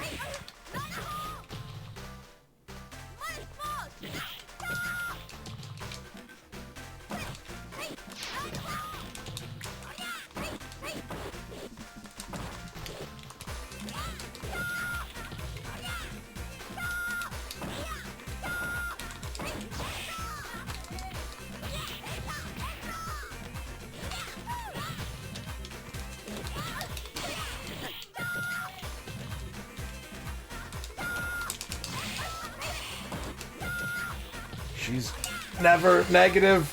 Wow, that was a weird interaction. I did not mean to do that. But it almost worked. Ah, I should have parried that.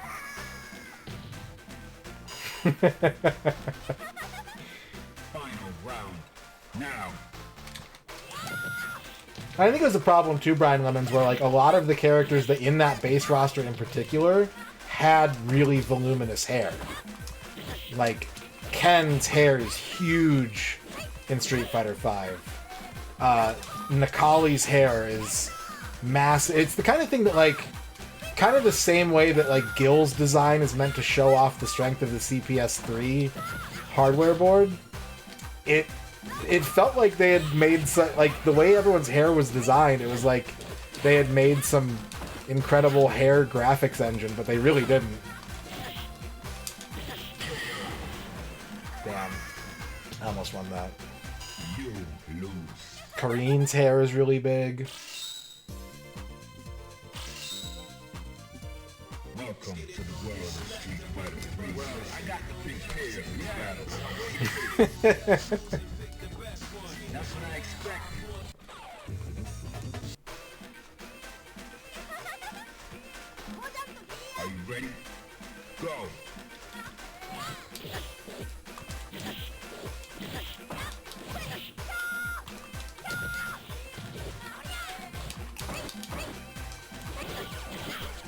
getting worked.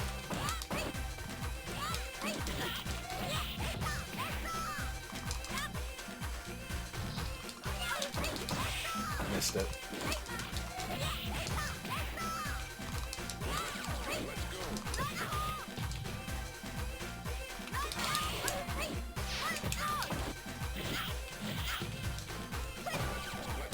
She's coming in. I can't stop her. Ah, it's 2 hits.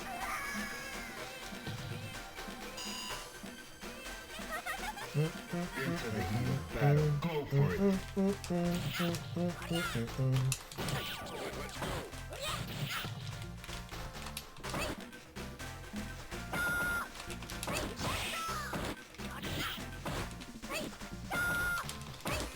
Oh my god. I mean, I know she's hard to punish, but something, anything.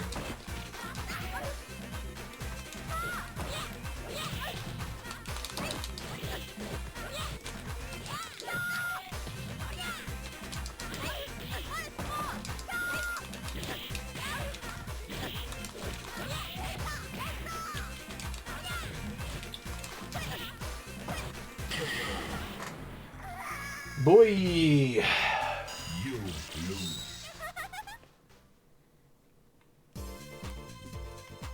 Welcome to the world of street fighting. Let's try fighting 12 instead. Give me a punching bag. Well, I got the picture.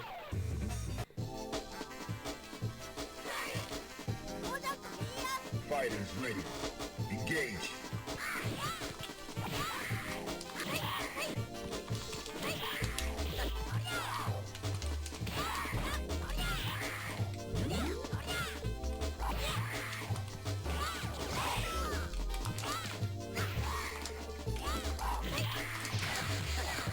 Omega Destroyer.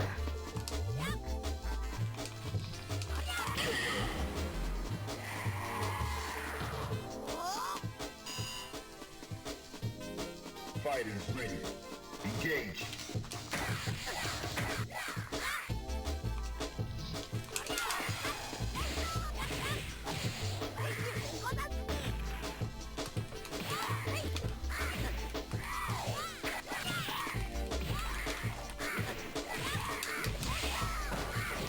Almost got the stun. Uh-oh.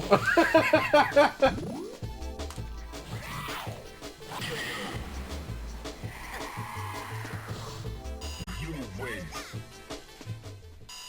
Oops.